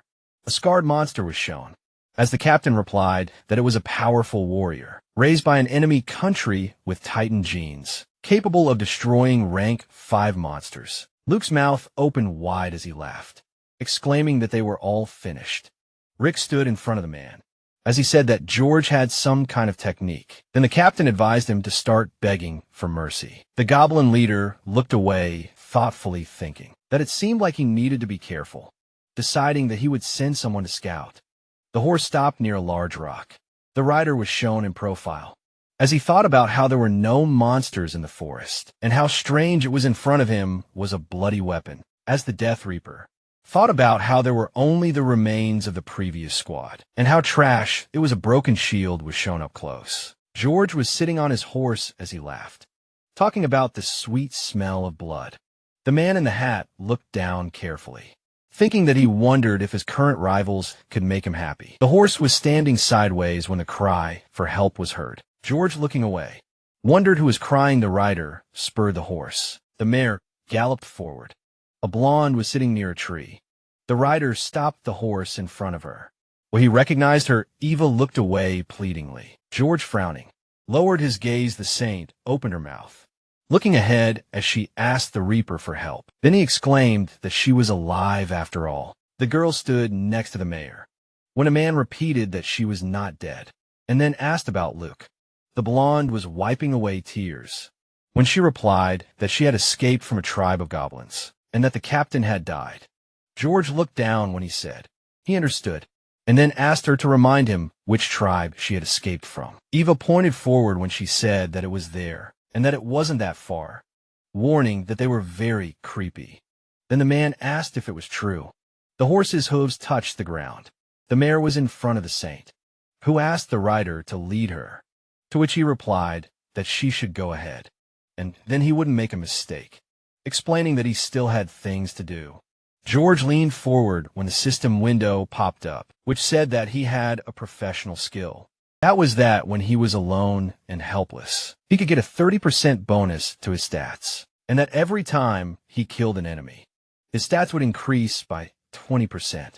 The Reaper looked ahead confidently, thinking that Luke was finished, that no one could stop him now, and that if he got there first, the tribe wouldn't be able to stand against him. The horse suddenly stopped. The man's pupils narrowed. George deftly jumped off the mare. He looked back when he assumed it was an ambush. In front of him stood Eva, whom he asked about not leaving. A pillar of light appeared in front of the saint when she used the divine light burst skill. George placed his hand on her chest when he asked what she was doing. The blonde stood up straight when she exclaimed at her. Master ordered him to be killed. A stream of light energy crashed into the ground when the divine light attack skill was used. Purple smoke appeared. A hand emerged from it when the soul absorption technique was used. George grabbed the saint by the hair when he called her names, asking how she dared to attack him. The Grim Reaper licked the girl's skin when he added that she climbed on him herself, and then asked if she thought he only liked killing monsters, exclaiming that he liked girls too. A blade flashed in front of the blonde's body as the man added that this was a great chance for him. George frowned and looked down. When asked if he really wanted to go at them alone, the protagonist appeared behind them. When he said that he had good skills and weapons, the protagonist held the blade in front of him. When he added that if he used his attacks, his tribe would have a hard time. Then a system window appeared, which talked about the equipment of the Death Reaper. George gritted his teeth, thinking about how this low-ranking goblin dared to take his sword. Eva ran up to Rick, calling him master. Then the man asked if he really made her attack him, and then called her trash, suggesting that she caved into the goblins for the sake of survival. The protagonist patted the saint on the head, answering that everything was exactly like that, and that she made a good animal. The protagonist looked down with disdain as he said that he was disappointed, because he thought that the Reaper of Death would be stronger, but he turned out to be a common pervert who only wanted to have fun with girls. George stood in front of Rick as he replied that, although he did not know where he got the information about his characteristics, it was a common thing for him to deal with goblins like him. The man spread his legs wide as he exclaimed that he would tear them apart with his bare hands, and that a place in hell was already waiting for them. The Reaper of Death approached the protagonist. Goblins and a lizard appeared behind the protagonist. Rick looked down with a smirk as he offered to check which of them would go to hell. A stream of fire appeared from the dragon's mouth. George's body was engulfed in flames. Then his scream was heard. The Tian Mao tribe settlement was shown. A crowd of goblins appeared in the distance as everyone began to shout that the leader had returned from hunting. Luke looked in horror in front of him. A charred body lay in front of him as the protagonist asked if it was the powerful death god that the captain was talking about, adding that unfortunately he couldn't stand up to it and died. Luke smiled creepily as he exclaimed that someone had died again, and that the holy swordswoman was incredibly worthless and disgusting for trying to protect those rats of Guangming City by sending warriors to their deaths one by one, and that it was a disgusting strategy. The body lay in front of a crowd of goblins as the protagonist thought that it was time to focus on cultivating rare species of their kind, and that the flesh of corpses was very useful, so it would be useful for development. The creepy goblins stood in front of Rick who said that they eat first and the rest get the rest. The monsters leaned towards the charred body, thanking the leader who thought about how it took certain genes and talent to turn a common goblin into a rare species, and that he had decided to choose the fierce ones who had the most potential. The protagonist imagined the monster eating the flesh, thinking that this species was very hypocritical and twisted, but that was exactly what was needed. He touched the apple thinking about the swordswoman, and that he had already checked the information, that she only had 3 knights, who had already fallen into his hands. The protagonist sat on the beast's skin, thinking about how once the news of George's death reached, the authority of the holy swordswoman would be undermined, and that he thought that she would definitely start doing something to somehow raise her reputation. The space around Rick distorted, as he decided it was time to use the system, to learn the future, and then activated it. There was a tree growing near the building. The protagonist, grinning, looked ahead as he thought about how greedy the holy swordswoman was, and that it seemed like he would win. The leader stood in front of the goblins as he announced a general assembly, explaining that tomorrow he would take on one grand task, and they responded that they obeyed. The protagonist, threateningly looking ahead, realized that it was time for destruction. City walls were shown when someone asked where he found it. Haley stood in front of the remains when she was told that it was outside. The city knight stood on either side of the blonde when the sorceress exclaimed that it was only a day, and the commander of the warriors asked how they could kill George and even return his body. The swordswoman introduced the fire-breathing dragon, as she said that the attacks of the goblins and lizard men were not just a coincidence. Haley frowned, looking ahead, as she added that perhaps the 2 races had conspired and decided to lock them in Guangming City, so that they could not do anything else, concluding that they could not stand idly by any longer. The holy swordswoman extended her hand to the side, ordering all the groups to immediately go look for backup, to which the warriors agreed. The riders rushed forward. The bearded man looked at the captain, exclaiming that even if they rode horses to Wanda, the journey would take at least 4 days, and then asked about what they would do if the city was already destroyed by the time they returned, and then offered to help, explaining that he was very fast on his feet, and that they could go back and guard the city for now. The sorceress watched the warrior as she asked him what he understood, adding that this was the saint's special strategy, and that if they encountered goblins during their journey, at least, there was a chance that someone would return and report everything. The girl presented a diagram of the siege of the city, when she explained that the problem was that the knights could not cope with the monsters and lizards now, and that the saint was confused and did not know what to do anymore. So it was unlikely that anyone would agree to help them. The warrior in the helmet held the reins in his hands when he countered, reminding her that this was exactly why Haley had developed the strategy, because she wanted to protect at least them. So they definitely needed to find reinforcements. Sweat appeared on the bearded man's face as he exclaimed that he understood everything now. The commander of the knights pulled the reins towards himself as he asked them to wait. In front of them was a destroyed bridge. When someone asked the captain about what they were going to do, the girl was sitting on her horse when she exclaimed that it was a trap and that they needed to change direction. The warrior in the helmet looked ahead when he refused, explaining that an ambush could be waiting for them on another route, and then inquired what they would do. Then, concluding that although the bridge was broken, it was their safest route. They were near a cliff, where the commander ordered the trees to be cut down, saying that they needed to build a new crossing before dark, to which the others agreed. The riders stood in front of the new bridge, exclaiming that they were finished. As dusk fell, the horses stepped onto the wooden crossing, when the captain reminded them that time was running out, and suggested that they hurry. The rider turned her head to the side, following the commander when she said that this was strange, and then inquired why it was so dark. The warrior's helmet was shown close up. The knight gritted his teeth, frowning as he shouted that things were bad. A dragon appeared over the bridge. The protagonist in a cloak was on it. As someone exclaimed that a goblin was standing on its back, the warrior in the helmet looked forward in horror as he exclaimed that. It turned out that they were in league with the lizard.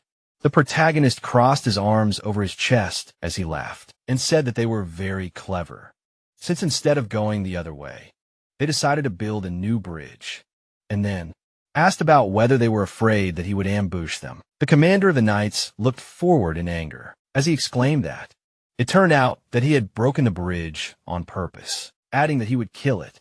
The dragon began to spit fire. The riders began to run, fearing the flames. Under the stream of fire, the bridge collapsed. The sorceress was sitting in front of the captain when she said this. Flames blazed at the bottom of the gorge. As the warrior cursed, the helmeted boy looked forward in anger as he screamed about how he wanted to torture him to death. The lizard was in the air above the cliff when Rick asked if it would work, warning that they're goblins, and the mother dragons were not so easy to defeat, and they would come soon. The monsters approached the group of people, who screamed about being surrounded, and that there was someone else on the reptile. The sorceress looked away in concern, as she told the captain that if that goblin jumped off the dragon, they would definitely be finished, to which he replied that they should hold out because if they did, the city of Guangming would prosper again. The bearded warrior stood next to the knight, who turned to him, saying that they would hold them off, and that he should run and tell the others the news, to which he replied that he understood. Klaus rushed towards the goblins, cursing and exclaiming that they were all finished. The warrior held his shield in front of him. The monsters looked at him as he shouted that when the holy swordsman came, it would definitely be the end of them all. The goblins stood in front of the sorceress as she addressed the captain, saying that something was wrong and that they were strange. The monsters grinned vilely as she added that they intentionally let Klaus escape. The dragon flew over the girl as she suggested that this might be the enemy's plan. The protagonist crossed his arms and looked ahead as he said that. In any case, their plan was to get the saint out of the city, and then ask them to guess what would happen when she left Guangming. The protagonist smiled, looking down as he asked if it was true that he would come to an end. The warrior in the helmet opened his mouth and screamed loudly. In front of him was a red lizard, when the captain ordered to capture the rider, exclaiming that the city should not be harmed, and summed up that it was necessary to protect him and the saint, to which the others agreed. A large goblin with a sword appeared in front of him. The ground began to crack near them. The commander of the knights looked forward menacingly when he mentally cursed, realizing that his strength was much weaker than the monsters. Their battle was watched by the protagonist. When the captain said that this was George's blade, the protagonist carefully looked down. When he answered that everything was correct, Rick's hand reached for the weapon, where he addressed the boys, informing them that time was running out. His leg hung in the air. The leader of the goblins jumped off the dragon when he ordered to deal with the knights before the saint arrived. The monsters crowded around the knight's body. Streams of wind raged over the captain's back, where he cursed, realizing that he could not do this anymore. The goblin was eating the flesh of his comrade. An arrow hit the warrior's helmet as he called the monsters' names. The protagonist turned to his comrade, who explained that he had a very strong head. Then the leader asked him to leave them for a while. Chuck looked at the goblin climbing on the girl when he announced that they were leaving. Before the swordswoman arrived, the monster, licking his lips, looked away when he accepted the order. Thanking his master, clouds floated above the forest. Night stopped behind the blonde. She frowned and looked ahead when she assumed they were too late. In the distance, thickets were visible. In front of the squad lay remains. When Klaus addressed the captain, the bearded warrior touched his bones when he cursed and promised to avenge them. Haley stood straight, looking down when she said that there were only corpses down there. The holy swordswoman took note of the paw print as she added that it seemed like the goblins and the dragon were working together. Now Klaus's mouth dropped open as he exclaimed that he had seen a monster riding a lizard and that he thought it was their leader. The blonde looked away sharply as she asked him again. The lizard was spitting out streams of flames, as the warrior said that he was the one who ordered the dragon to destroy the bridge, and that the crew's bodies must have been burned as well. Then asked the lady to deal with them. Haley was looking ahead intently as she thought about the dragon's flames covering a small area, and the goblins eating the human's main skin, and if there were too many plagues. The saint looked shocked as she realized something. The knights ran after the blonde, who cursed, exclaiming that it was a diversion, and that they needed to go back because Guangming was under attack. Klaus, looking ahead in horror, asked how that was possible. Black smoke was rising from the ruined buildings. The sword woman stood among the rubble and human bodies. She felt her knees. Haley looked dejected as she thought about how it wasn't true. The boy was sitting in front of his father's body and crying. The saint extended her hand to the trembling child as she asked him not to be afraid. The boy waved her hand away and told her to go away, shouting that she was only pretending to protect them every day. The blonde looked at the child in confusion, who exclaimed that she was the reason the goblins came, and that she was bad and a liar. Dark silhouettes of people were shown, asking about who asked her to come and what kind of saint she was, and also saying that she couldn't even protect them, and that they hated her, concluding that Guangming City didn't need such a protector. Sweat was pouring down Haley's face. She began to cough up blood. The girl was surrounded by the townspeople, who said that they didn't need her, and that this was all because of her, and then asked her to leave the city. Samantha looked down carefully as she praised Rick, saying that he had done his job, and that there had not even been any direct confrontations, because they had caught them off guard. Summing up that things would be tough for humanity now, the dragoness's mouth dropped open as she exclaimed that it was good, that she had once met the goblin leader. The moon illuminated the Tiamat tribe settlement. The protagonist took a step forward. Then someone shouted that the leader had returned. 2 goblins were walking behind him, as he asked how things were going, and if anything strange had happened, to which he was told that the attack on the city had gone smoothly, and that there was even a catch. The monster pointed to the girls in the cage, as he explained that they had spared them, so that they could play with them later.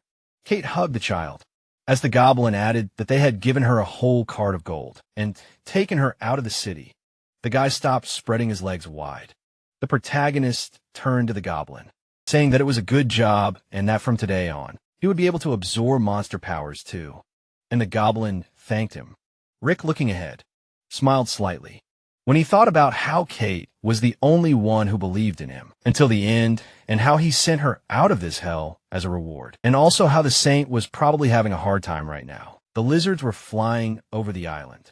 The protagonist stood behind the dragoness when he thanked her for her help, exclaiming that the plan was a success. The protagonist sat in front of her. When she replied that, they said that the swordswoman was out of action, and the guy said that he would like to ask her to continue sending dragons to Guangming to put more pressure on the saint. Samantha, licking her lips, leaned towards him when she asked about what she would get in return, because the lizards fly there every day, which makes them very tired. Rick glanced at the animal corpses as he replied that they would look. The dragon pressed her lips to his. Samantha stuck out her tongue as she asked him what he thought of, what she wanted from him as a reward. They looked into each other's eyes as the goblin asked her again, assuming it was a joke. The dragon loomed over him as she asked him to just fill her belly, and then she would leave him alone. Samantha opened her mouth, looking down as she warned him that if he refused, she would be angry. She squeezed the protagonist's throat as he asked what she was even talking about, and how a weak goblin could be worthy of her majesty. The dragon parted her lips. She sat on the protagonist as she said that he was not weak, and that she saw potential in him as a master. Samantha's cheeks turned red as she told him that dragons have always worshipped the strong. Rick looked into the eyes of the girl, who explained that this is why she wants to be around strong, reproducing powerful offspring. The head of the goblin smiled at the dragoness looming over him when he replied that in this case it is better to respect, not obey. Samantha blushed, her mouth slightly open. There were other lizards in the cave. A system notification with congratulations appeared in front of the protagonist. Then he realized that he received many characteristics. The protagonist touched the dragoness's muzzle, thinking about letting her sleep and about not wanting to wake her. He knelt down on one knee. The lizard flew forward, opening its mouth. Then Rick thought about the mother of dragons being a very powerful creature, and about the problems he would have if she wanted him to stay with her. The entrance to the cave was shown. Samantha opened one eye, thinking that he was exactly as she had imagined him, and that perhaps one day the goblins would enter a whole new stage. Clouds were floating above the settlement. When someone asked what that meant, Cassandra looked outraged. When she asked if he really wanted them to leave, the protagonist stood in front of the girls. When he answered that given their increase, he was allowing them to leave, and he thought about how elves were more useful than humans, and how instead of suppressing them, it would be better to take a chance and let them follow him willingly. Sarah turned to her daughter when she addressed her and said that if they wanted, they could leave. The protagonist lowered his gaze. The elf knelt before him as she said that after so much time together, she was sure that he was not a simple goblin. That is why she wanted to follow him, and then asked if it was possible. Rick looked down with satisfaction as he answered that she was smart, and that if she stayed, they would not attack other elves anymore. And he himself thought about the fact that she wanted him to become the patron of the elves, so he decided to stay nearby. With tears in her eyes, Cassandra looked forward as she turned to her mother and asked how she could stay there. The elves sat next to Sarah when they said that in this case, they also will not go anywhere and will live there with her. And the leader, the main character, smiled, deciding that everything was fine. The protagonist stood in front of the girls as he exclaimed that, since it was their choice, they were no longer prisoners, but his loyal subordinates, and that he would make sure they were safe, and they thanked him. Rick smirked as he looked ahead, as he thought about the Holy Swordswoman having fallen, and how there would be no more invasion, so he could develop in peace, deciding that he would put his efforts into creating an even larger army of heroes. The goblin held his arms out as he told the leader that these people were too small for him. The blonde stood in front of the protagonist as she said that they could help with artificial breeding, and he replied that it was good. The green monster stood in front of them as he addressed the leader, telling him that one of his brethren was dead. The protagonist's mouth widened as he asked him again. He took a step forward. A lifeless body lay before Rick. When he asked how it happened, he was told that they themselves did not understand, and that literally just now everything was fine, and then he went crazy and died. The goblin bared sharp fangs. Spikes appeared from his leg. The leader looked at the creature in front of him. When his brother exclaimed that he was alive, the monster grew a long tail with spikes. When a system notification appeared, which said that it was a revived, suddenly transformed, distorted. Blessed by God Goblin, sweat appeared on the face of the protagonist when he thought that if it were not for the Mother of Dragons, then perhaps he would not have received such characteristics. The monster raised its paws up when it exclaimed that not only did it not die, but also became stronger. Then the protagonist replied that its wisdom and strength increased, and that it was possible to focus on raising the next generation. Then it said that it obeyed. 3 months later, clouds were floating in the blue sky. The buildings of Guangning City were shown. The hotel sign had a picture of a mug of beer. The customers were sitting at a table. When someone said that quite a while had passed, and then asked how the saint was doing, and was told that if he were in her place, he would have gone crazy long ago. The knight's armor was shown, and he exclaimed that it was funny, that the goblins could deal with even their best warriors. The customers looked in one direction. The guy in the hat stood up straight, as it was explained that he was the leader of the Bravery Squad Albert, and then someone said that he was His Royal Highness. The baby goblins were shown as a system notification popped up, saying that after a 3-month period of stable reproduction, the leader had obtained a total of 150 heroes across 3 generations. There were glittering coins in the chest. As the system announced that at this time, the royal family had issued a reward of 300 gold, gathering a group of bravery to go to Guangming City and then exterminate their tribe. The warriors in armor were shown as a system. Notification popped up with a short description, saying that this time he would be fighting diamond and epic opponents, and that he should prepare himself. The protagonist looked down in confusion, where he thought about how a diamond ranked traveler was considered a mentor to the others, and an epic ranked traveler was even stronger than the Holy Swordswoman. The protagonist sat in a chair, where he wondered what to do and how to deal with them. This time the blonde stood in front of the leader. When she exclaimed that she wanted to suggest something, Rick stared in front of him when he asked what it was. The girls knelt before the leader. When Sarah said that the new generation of goblins had grown up, but there weren't many resources left in the forest, and that there weren't enough for everyone, adding that there was an iron or base nearby, and that some of their brothers didn't have enough weapons and equipment this week, so their training was delayed. The protagonist frowned deeply when he thought about the scarcity of resources there, and the situation in Guangming was getting tense, and that it seemed like it was time to move. Deciding that the new home should be well protected, the protagonist put his hand out to the side when he said that they were moving immediately. Lena stood behind Sarah when she asked again. Then the elf replied that they were listening. In front of the mountains was a lake. Under the roof of the cave were bats. When the leader realized that the interior was suitable and that it was the best layer, Rick raised the torch.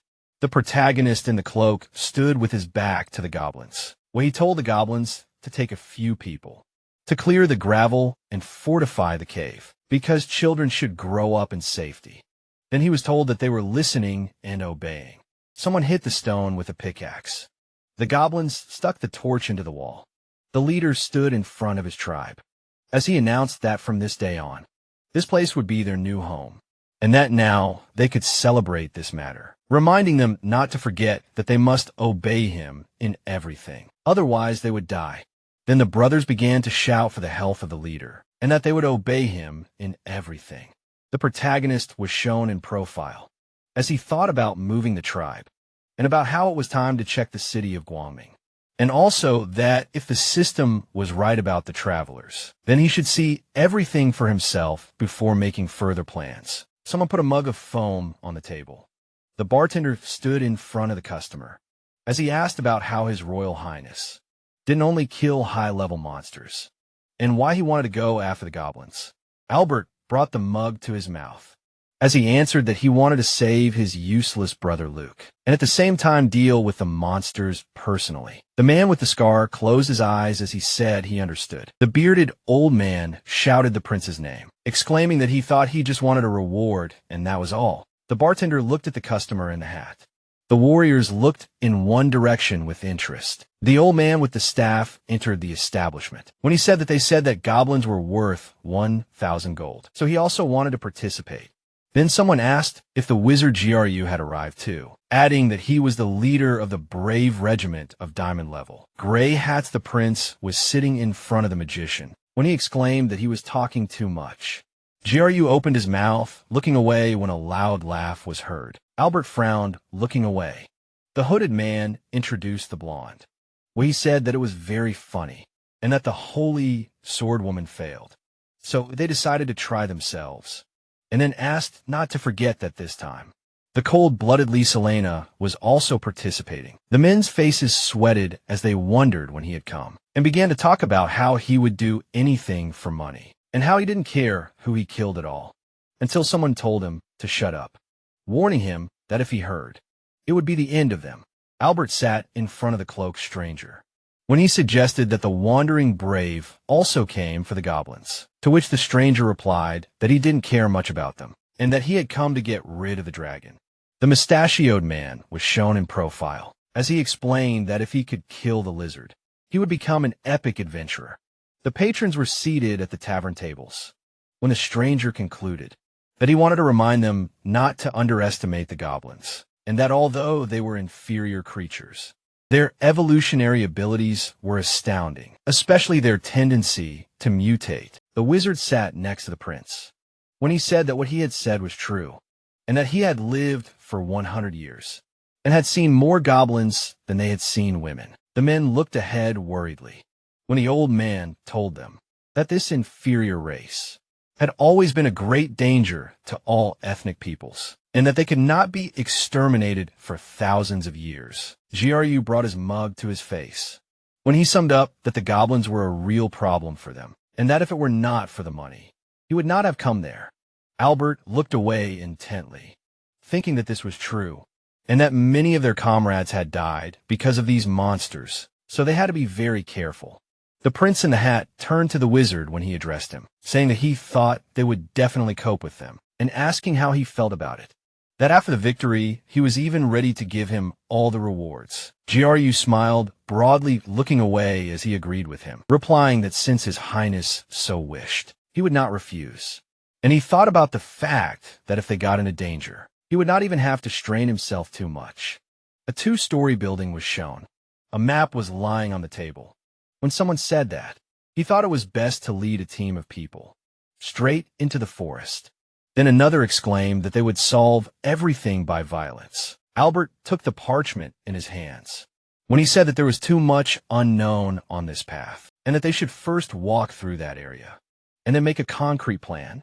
In front of him stood an old man with a staff, who replied that the young man was too cautious, and that in that case, he should make everything himself, and also that he did not care. A shadow fell on the prince's face when he asked him to wait. The knight in armor was shown in profile when he exclaimed that this guy was the man.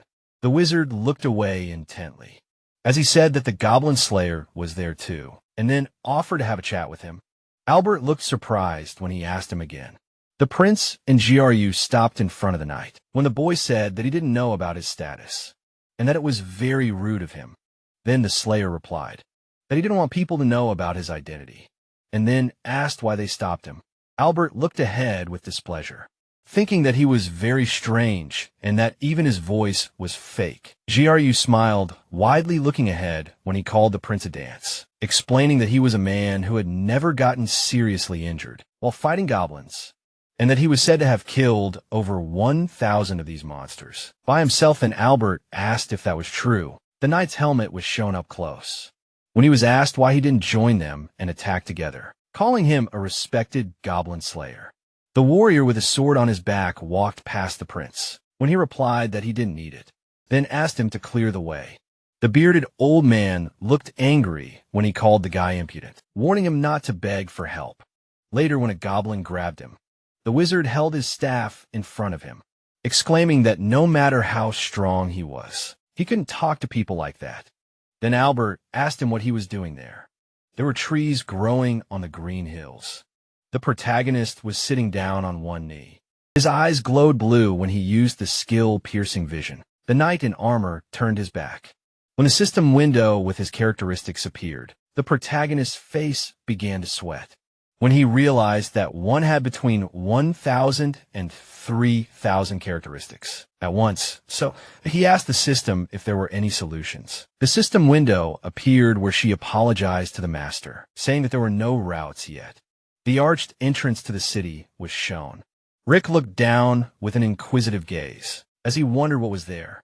Albert had a smile on his face as the goblin leader thought about the fact that this was a rider who had the ability to restrain, and that his total combat power was 1,300. GRU opened his mouth wide, looking away as the protagonist realized that this was a professional, great mage with a wide range of skills, and a total power of 1,400 units, which was more difficult to deal with.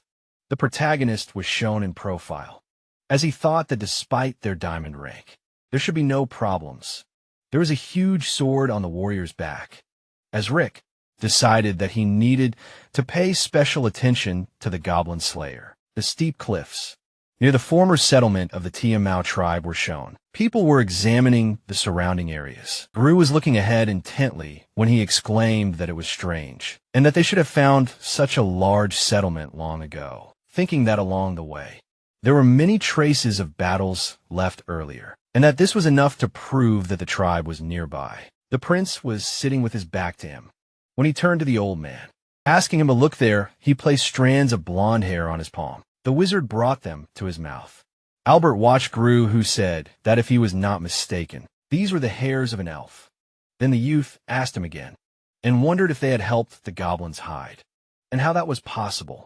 The wizard put the strands in a glass vessel when he said that they had searched the forest, and that they had nowhere to hide, and also that most likely it was this race that helped the monsters hide. A blue butterfly flew out of the jar when the old man explained that the insect loved the scent of elves, The wizard and the prince watched the butterfly. When Jiaryu said that maybe they could find the goblins with it, the blue insect flew to the rocks. In front of the hunters was a forest and water. When Albert said that it seemed to be heading in that direction, wondering if they had crossed the river, the guy in the hat looked at the old man next to him.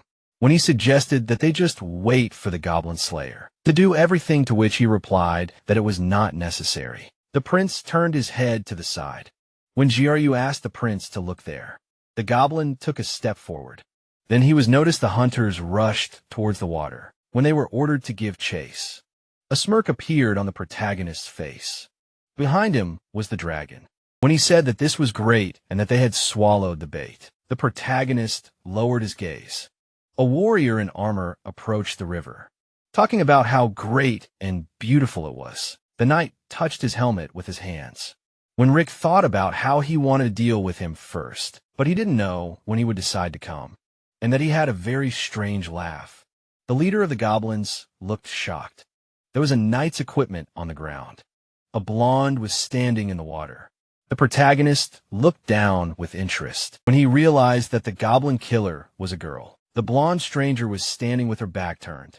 When the protagonist thought about how she didn't look like a representative of the human race, and about how the strength was also released, and then wondered who would even swim in such a situation, Rick frowned, looking down. When he thought about how it felt like she was doing this on purpose, trying to seduce him, and whether she had discovered them, he touched the skin of the lizard with his foot. The dragon soared upwards. Flapping its wings, the red lizard flew forward. As the goblin leader thought about being careful with her, deciding that he would deal with the others for now, the blonde placed her hand on her belt, as she wondered if she was being wise. The girl touched her tongue, thinking that they were so inviting. Sweat was running down the goblin's face. He was lying in front of the hunters, when the prince exclaimed that he had stopped, warning the others to be careful because they could be surrounded. Arrows flew at the people.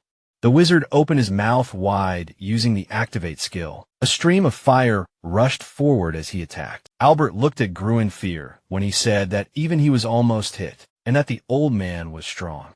Then he replied that this was nonsense and that it was not over yet. The hunters turned around, looking back when the old man announced that they were coming. A goblin with a weapon rushed forward. The bearded wizard stared ahead tensely, as he exclaimed that this was the look of a hero, and that they should attack, to which his subordinates agreed. Flames rushed towards the approaching goblin. As the mages used the fireball technique, the green monster gritted his teeth. A huge explosion occurred. Smoke emanated from the goblin's skin.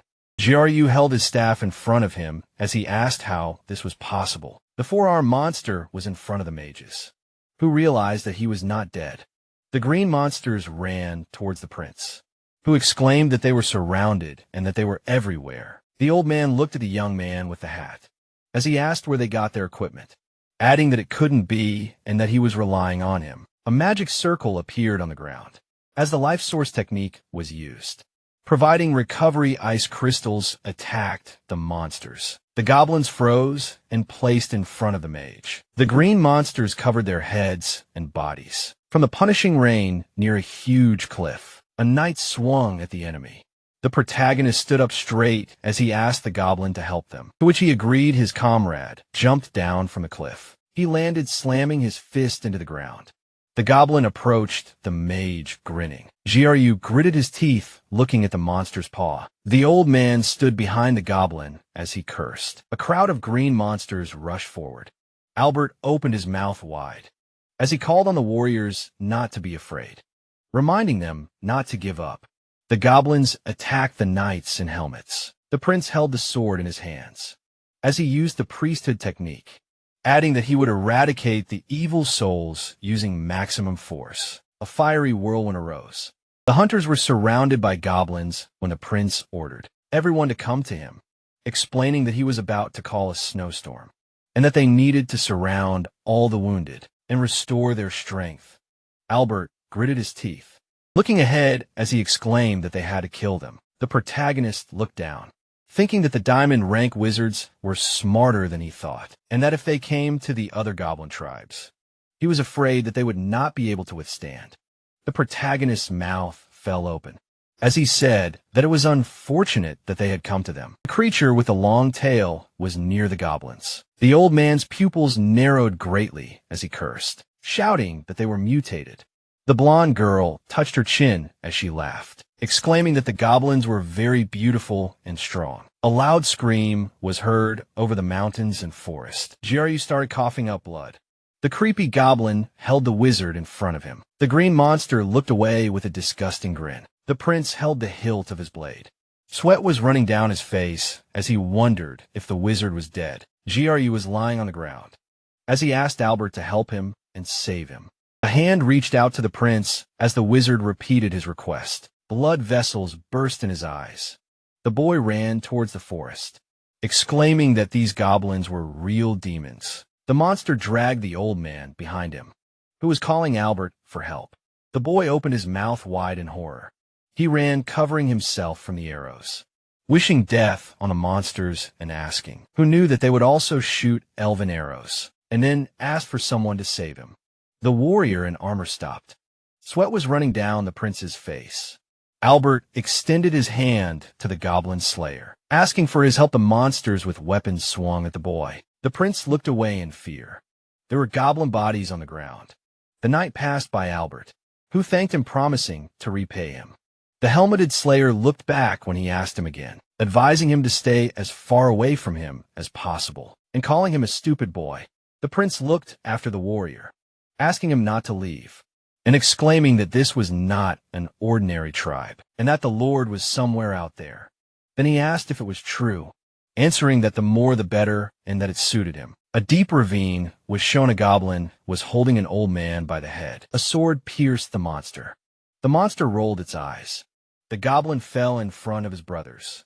The cloak leader watched the crowd of subordinates. He looked down appraisingly, as he wondered what was going on down there. The green monsters were standing in front of a rock. The helmeted warrior held a blade in his hand as he asked the monster if it was their leader, adding that his face didn't show it. The goblin bared his sharp teeth as he offered to kill him. The monsters headed towards the knight. The warrior's eyes glowed red. He swung his sword, sending the monsters flying. The protagonist looked scared, as he wondered what kind of skill she had, and that her rank wasn't rated as A, suggesting that she could wield magic as well. The goblin with the spikes on his back looked forward. He threw his head back, going into a ferocious state. The monster approached the knight. The warrior in the helmet was shown up close, as he called him a wild calf. The goblin slayer extended his blade to the side, cutting off the monster's spikes. The knight grabbed the hilt with both hands. The warrior swung, standing behind the monster. The goblin looked back in fear as he was wished death. The knight's hands were glued together by the mud. There was brown clay on his armor. The warrior was in the mud. When he cursed and exclaimed that his body was stuck, the protagonist stood on the dragon when he thought about retreating, and that it was a shame to just leave her, and also that the skills were not bad, that is, she would be suitable for further breeding. Realizing that in a direct clash, they clearly could not withstand, so they would work on attrition. The lizard flew over the goblins. When the leader ordered everyone to retreat, form a circle and attack only from afar, the warrior in the helmet turned his head to the side, realizing that the goblin was controlling the dragon, and exclaimed that he could not lose there. Boulders rolled from a cliff. A clod of mud hung over the knight. The warrior cut the boulders with a few swings of the blade. The sword sank into the ground. The goblin slayer knelt down on one knee. Rick crossed his arms over his chest, wondering how long it would take for him to run out of steam. The warrior placed his hand on his helmet. The uniform fell to the ground. The blonde in armor looked forward languidly. The green monsters began to lick their lips. The protagonist looked down with disdain. The blonde's pupils narrowed. She pierced the old man's chest with her hand. Bella licked the gray organ when she said that she adored human hearts. The protagonist looked angrily ahead when he shouted that this was bad, ordering his subordinates to watch her. The blonde killed goblins. Moving forward, blood splashed on her face. The monster with a tail rushed towards the girl. Calling her a brat, the blade pierced the monster's body. Bella put her hand forward, telling him to get what he deserved. An explosion occurred in front of the goblin. The protagonist frowned and looked down, wondering who she was, that she could even withstand the power of absorption, and realizing that in the current situation, she needed to think about how to reduce the number of victims. The lizard flapped its wings when the protagonist ordered Eva to follow him and the others to recover. The blonde looked up carefully. The girl opened her mouth when she asked him to stop, explaining that she had not seen such an intelligent goblin in a long time. Bella stood in front of the monster's body when she said that if he allowed her to take a closer look at him, she would spare their lives. Rick was shown in profile when he asked her if she really thought he would believe such a thing. The blonde looked up with a searching gaze when she wondered if he really did not believe. She touched the straps on the equipment. The armor ended up on the ground. The half-naked girl looked forward when she asked if it was better this way. The goblin leader frowned deeply when he realized that she had removed her weapons and armor, and then wondered what kind of games these were. The red lizard hovered in the air in front of the warrior. The protagonist removed his hood when he replied that in that case, they could talk. Bella looked ahead with a smile when she exclaimed that he had exceeded her expectations. The protagonist looked at the girl seriously when he asked about the fact that she had not said that she would leave them. The blonde licked the needle when she asked him not to worry, saying that she kept her promises, but he had to satisfy her. The needle pierced Rick's body. Bella put her hand behind her head when she exclaimed that she loved hunting and killing powerful goblins, adding that despite the fact that he looked like a low-level monster, he had the wisdom of a lord. They looked into each other's eyes when she said that it was very exciting, and the protagonist assumed that she had deceived him. The protagonist touched his shoulder, thinking about how careless he had been, and wondering how he could have fallen for her tricks. Rick looked back in surprise. The goblin leader opened his mouth wide and asked what she was doing. A smile appeared on the blonde's face. The girl stood in front of the protagonist when she answered that they were under her control and would not look at them, and then laughed. Bella leaned against the protagonist's back, adding that she promised she would not kill him. The blonde looked at Rick with a smile when she said she wanted to enjoy him, and then asked him to let her watch. The goblin leader was pinned to the ground. The girl loomed over the protagonist, asking what kind of creature he would become. Bella kissed the protagonist. Someone was hiding in the bushes when he wondered if this was true. Albert looked ahead in horror. The prince covered his mouth when he realized that the goblin slayer was a girl and decided to have sex with a goblin. A monster approached the boy from behind. Albert looked scared, looking back when a blood-curdling scream was heard. The goblins were carrying away corpses, saying that they needed to hurry and that there was a lot of food there. The protagonist stood in front of Bella. Well, he warned her that this was a lair of monsters, so she would be acting at her own risk if she followed them, to which she replied that she said that everything would depend on his power. The protagonist frowned forward when he asked about who she was and what kind of power she had, as well as how she could control his subordinates without taking control of him. The blonde looked ahead carefully when she replied that if she told him, he had a promise to let her look at him again. Bella and Rick were shown in profile when a leader said that it all depended on what she said.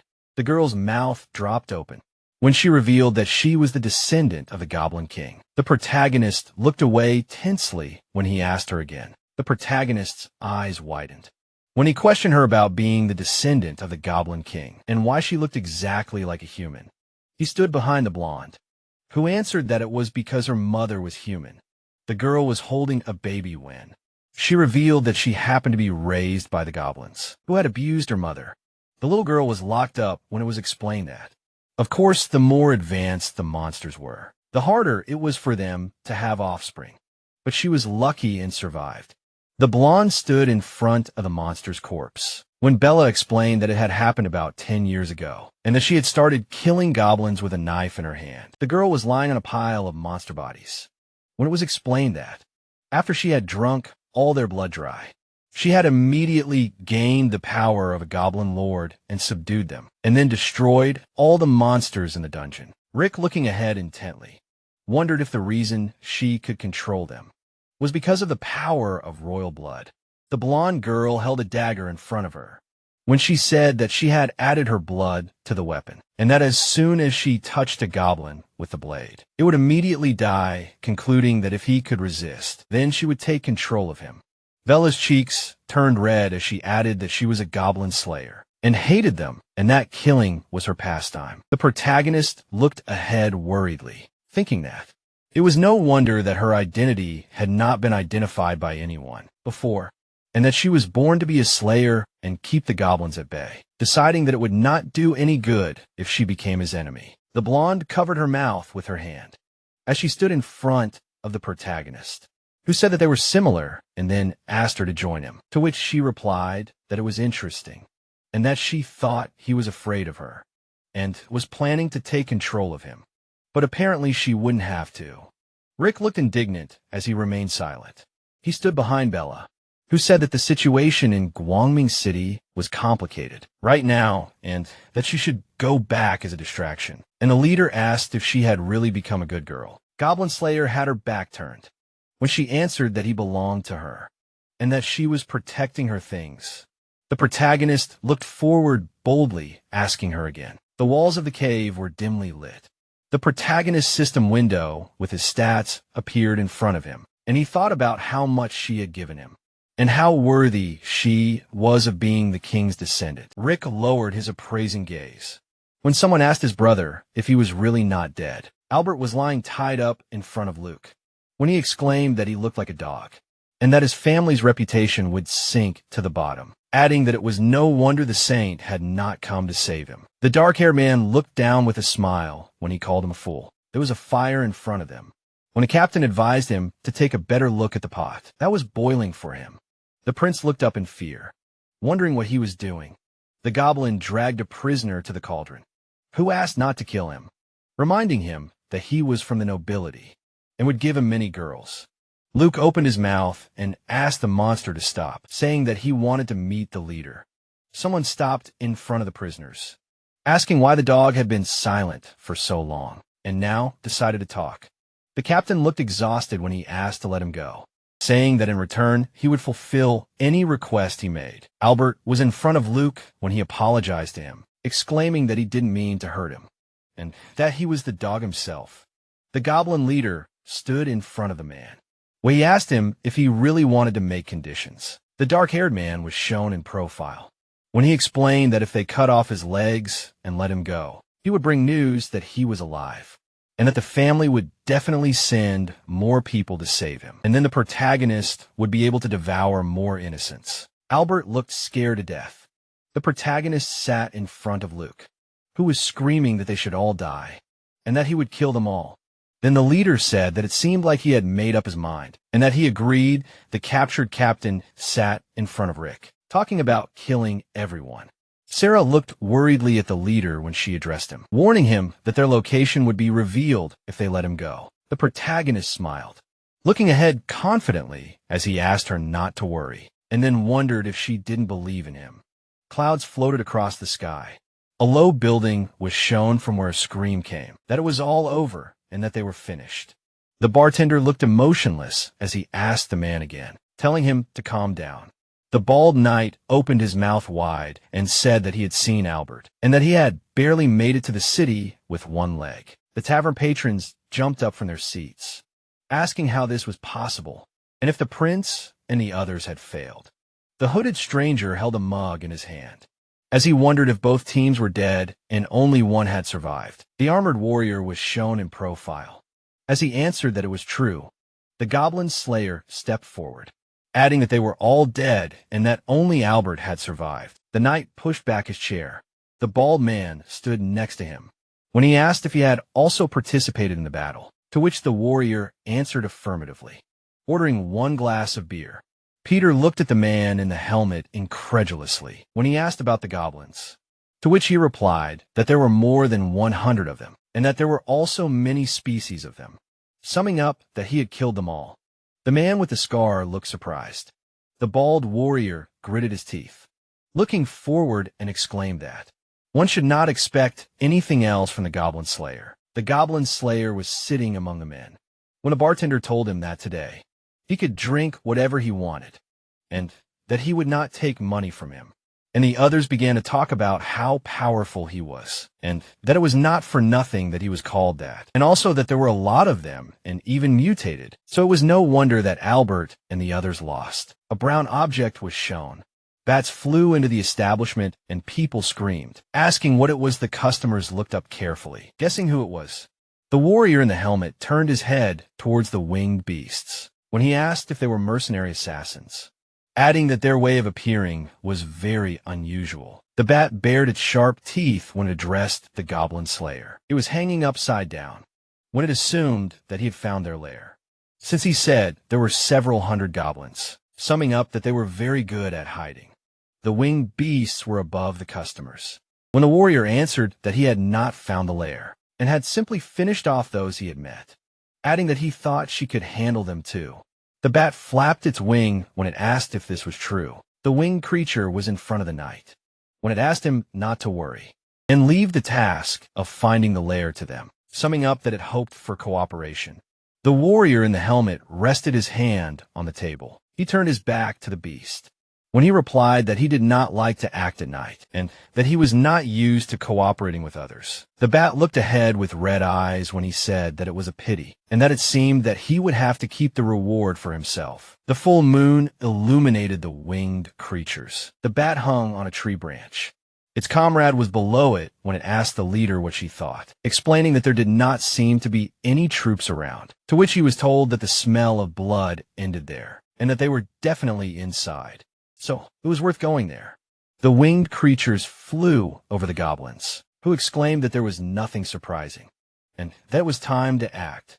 There were stalactites under the roof of the cave. Many goblins were lying on the ground, as the bats wondered how there were so few and only one mutant, suggesting that perhaps they were mistaken, and that it was only a medium-sized clan. The winged creature spread its wings as it counted, exclaiming that there were many large ones, and that it was all as the goblin slayer had said. Deciding that they would drink their blood while they slept, the bats flew towards the green monsters. As they were told to attack and suck them dry, the winged beast opened its mouth wide. A stream of light hit it. The wounded bat fell to the ground. Someone stepped forward. The beast grinned horribly, as it wondered how there could be a holy nun in a goblin lair. Eva held the scepter in her hand. Standing upright, the torch blazed with a bright flame. On the other side, the fire was brighter. The goblins surrounded the bats. The vampires looked at each other, standing in front of the green monsters, when they realized that there was no way out. Then the leader was asked about what to do now. The protagonist stood in front of a flock of bats. He exclaimed that they were very brave these days, since they dared to come there and drink their blood. The vampire looked back attentively. She covered her muzzle with a wing. The protagonist watched a clot of dark energy. Someone's heels touched the ground. The girl in the revealing outfit adjusted her hair when she offered to finish them off, since they were exposed. Then a system window with her characteristics appeared. Rick, looking ahead from under his brows, thought that it was incredible that she had such high indicators, and that it was good that he had received information about the mercenary killers in the system in advance and was prepared. The vampire hovered in the air above the goblins when she offered to check who would burn in the flames. Of the flames, first them were the monsters. The protagonist smirked, asking if she really wanted that. Muscular brothers appeared behind the protagonist. The winged girls tried to hide from the bright light. The vampire covered her face with her hand, grinding her teeth, when she asked how goblins who are lower demons could use holy skills. A blinding light illuminated everything around. The girl's body was lying on the ground. The green monster stood in front of the vampires when Rick offered to talk to them, saying that fighting would not lead to anything good. Sweat appeared on the brunette's face. The protagonist was in front of her when he said that he thought they came for a reward, adding that he just did not understand why demons who lived off blood needed money.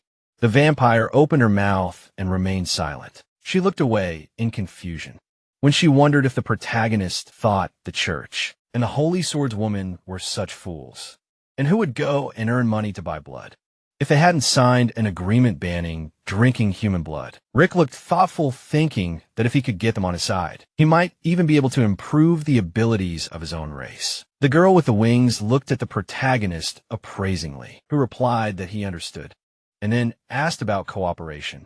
The protagonist opened his palm when he said that he could provide them with blood. Something glowed in the goblins' chests. The three vampires stood in front of Rick when they answered that their blood was not enough for long-term use. The leader looked smart when he exclaimed that they had other blood, and that there were other quenchers for bloodthirsty creatures. Like them, the girl looked ahead confused. The vampires looked at each other whispering. The protagonist raised his fist to his mouth. He imagined the girl licking her fingers. Wade told her that legends say that there are creatures called succubi who once gave up blood having satisfied their needs in intercourse. The horned female threw her head back when it was explained that there was no need to rob and kill, and that it was enough to just satisfy yourself. And that was it. The goblin opened his mouth wide. The protagonist spread his arms out to the sides when he said that his brothers had more than enough of such power, and that if they entered into a partnership, they would definitely not starve. The vampires stood behind the leader, saying that they seemed to have heard of these creatures, and that most likely they were not deceiving them. Then the leader decided that she should try. Someone grabbed her clothes.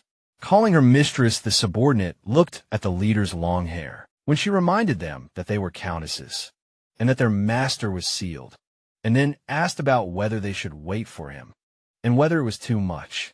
The vampire looked back seriously when she answered that too many of their sisters had died in these few hundred years, and that if it was really true, and they would not have to suffer anymore, then she would try. The mistress's body was shown from the side. The girls watched this embarrassed.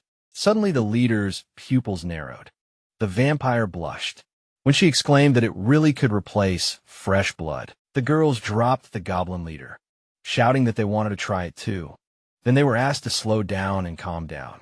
A trembling hand reached forward when the protagonist asked Sarah to help him quickly. The elf clung to her master as she told him that he had had a hard time, to which he replied that it seemed like the vampires had gone mad from hunger. The girl in heels walked towards them.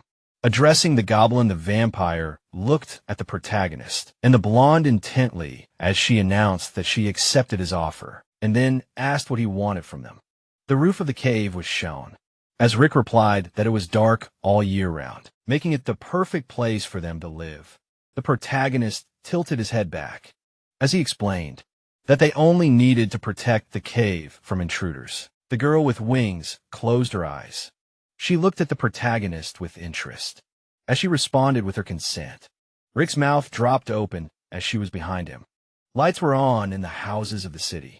A scream came from the 3-story tavern building that they were cowards and worthless people who should have been finished off long ago. Then it was explained that contact with the mercenaries had been lost, and that now the travelers thought that the defeat of the goblins had failed again. The men, gritting their teeth, looked at each other when one of them exclaimed that even the monsters had let go of the diamond-ranked travelers. Then he was asked to stop pressuring them, explaining that they did not have time to collect gold for him. In front of the cursing customers was a table. The blonde covered her face with a handkerchief. The mustachioed man looked shocked when he recognized her as the holy swordswoman. Peter smiled tightly when he exclaimed that it was very good that the lady had already recovered. Haley was sitting in front of the customers a few minutes later when one of them asked if she wanted to go to the dragon's lair alone and have them fight the goblins, to which she replied in the affirmative, assuring them that this was the only way to deal with both the monsters and the lizards at the same time. The warriors looked ahead worriedly, wondering if they could do it, since only the common rank people remained. A man stood next to the blonde, saying that all they had to do was put in a little effort, and that they could consider him one of them. The stranger in the hat was smoking a cigar when he exclaimed that he wanted to help the holy swordswoman deal with the goblins. Then it was revealed that his name was Arthur, and that he was from the Diamond Rank Rifle Squad.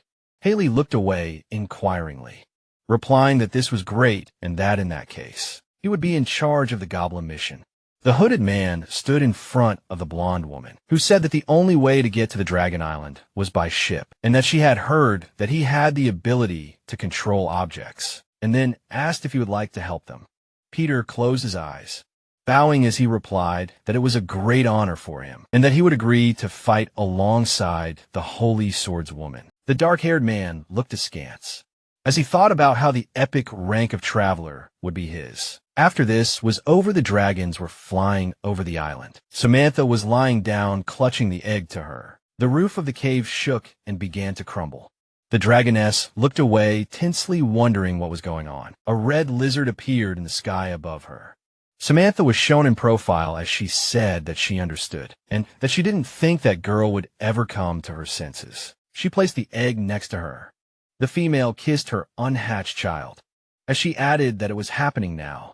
Samantha left the egg in front of her as she addressed her child, asking it to remember that its father was a special goblin. A bright aura surrounded the female dragon. The reptile glared forward, calling the saint crazy, and exclaiming that it was time to deal with her. The lizard flew upward, flying out of the cave. Blood dripped onto the blades of the blade. The remains of the dragons lay behind the swordswoman. The saint's legs were covered in blood.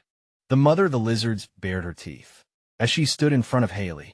The blonde looked up confidently as she exclaimed that she had finally shown up, calling her the progenitor of the purple dragons. The female lizard opened her mouth, asking the girl if she really decided to rise up after such a spectacular defeat, suggesting that she had gained impudence. Haley held the blade in front of her as she replied that she would not allow her to dictate the fate of her subjects, and that her life was hers.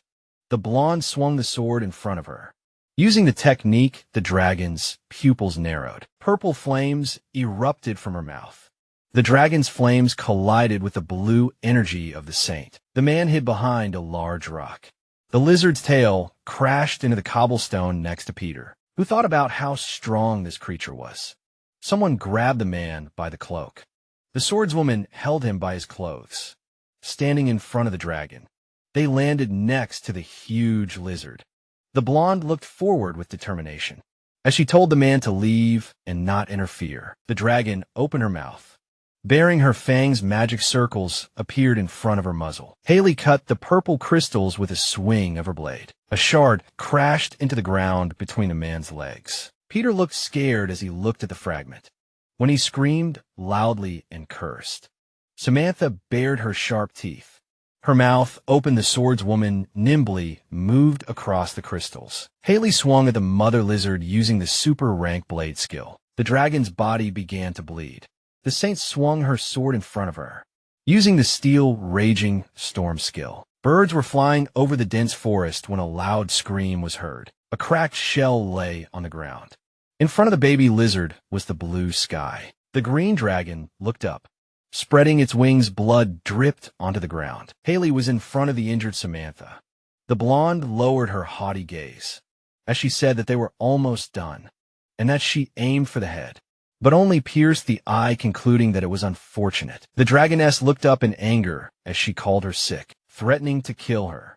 A baby lizard approached the swordswoman from behind, telling her not to dare hurt her mother. The green dragon was hit in the back. It fell behind Samantha. Haley swung at the dragoness, who told her child to run to that place because only there is safety. Then the baby called for its mother.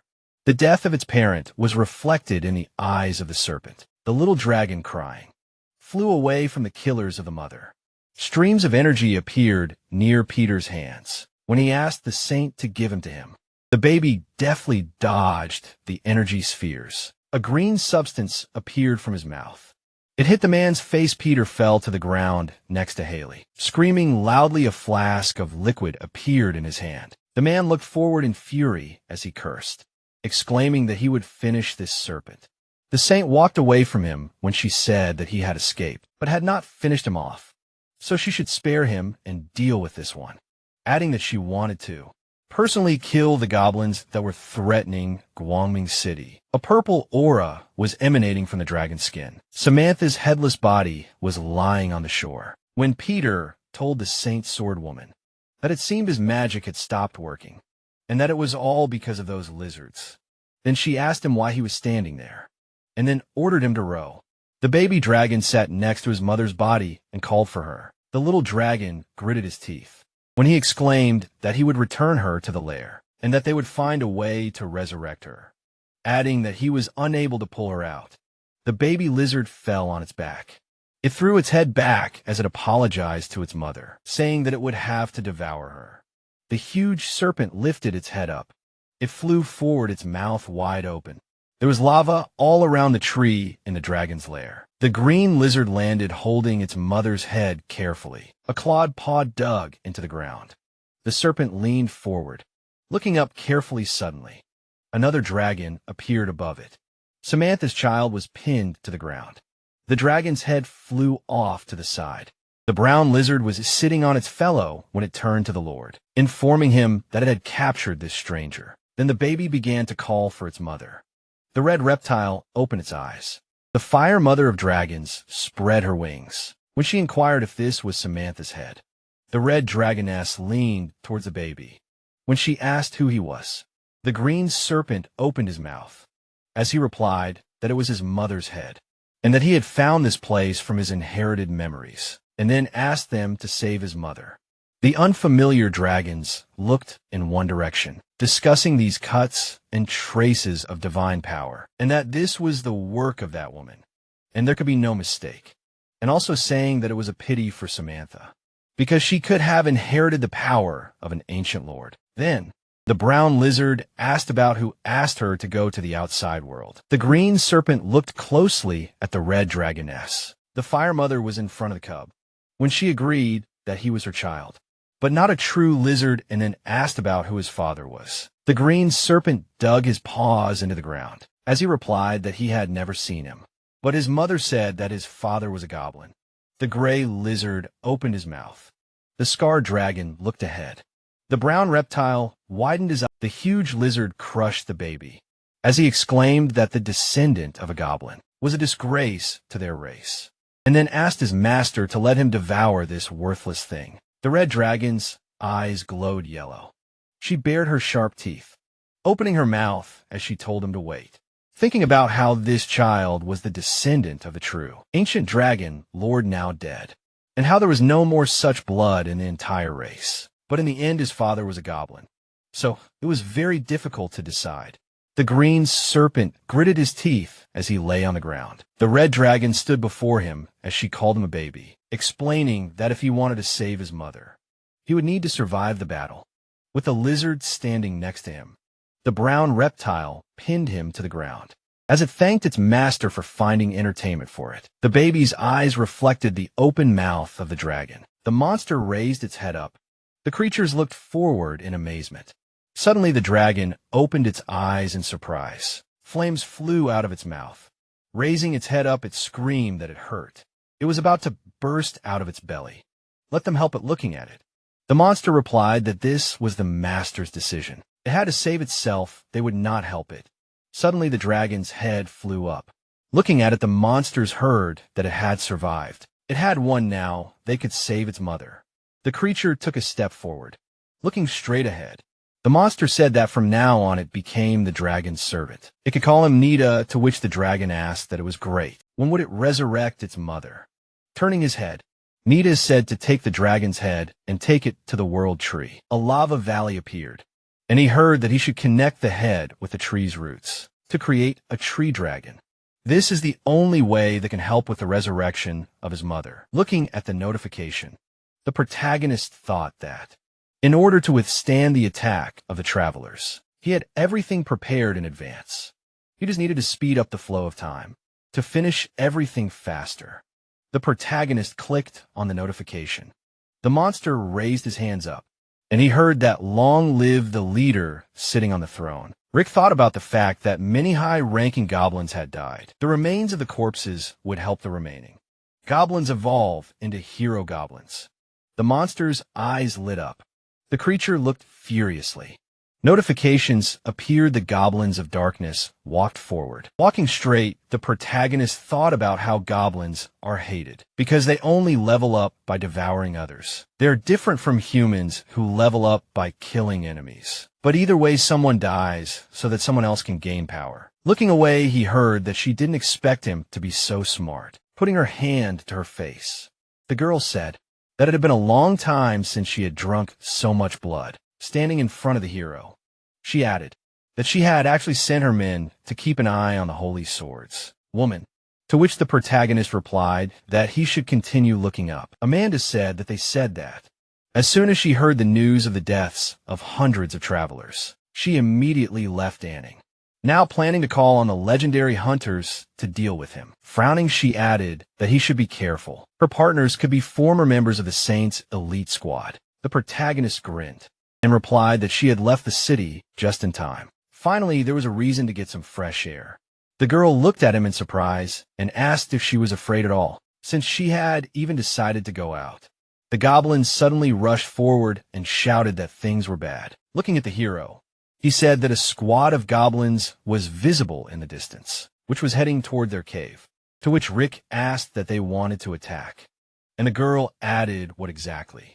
The hero frowned and wondered that there were no other tribes within a radius of 50 kilometers. Could these really be the owners of this cave? The goblins were climbing the mountain. The protagonist stood on a ledge. Suddenly the goblins looked at him in amazement, holding a weapon in his hands. The wild goblin asked why they were so slow. The thought occurred to him that he had never met this hero before. His strength was considerable. Looking down, Rick wondered what tribe he was from. Such a hero could only be a squad leader. Looking to the side, he said that they should get ready. They needed to kill his squad.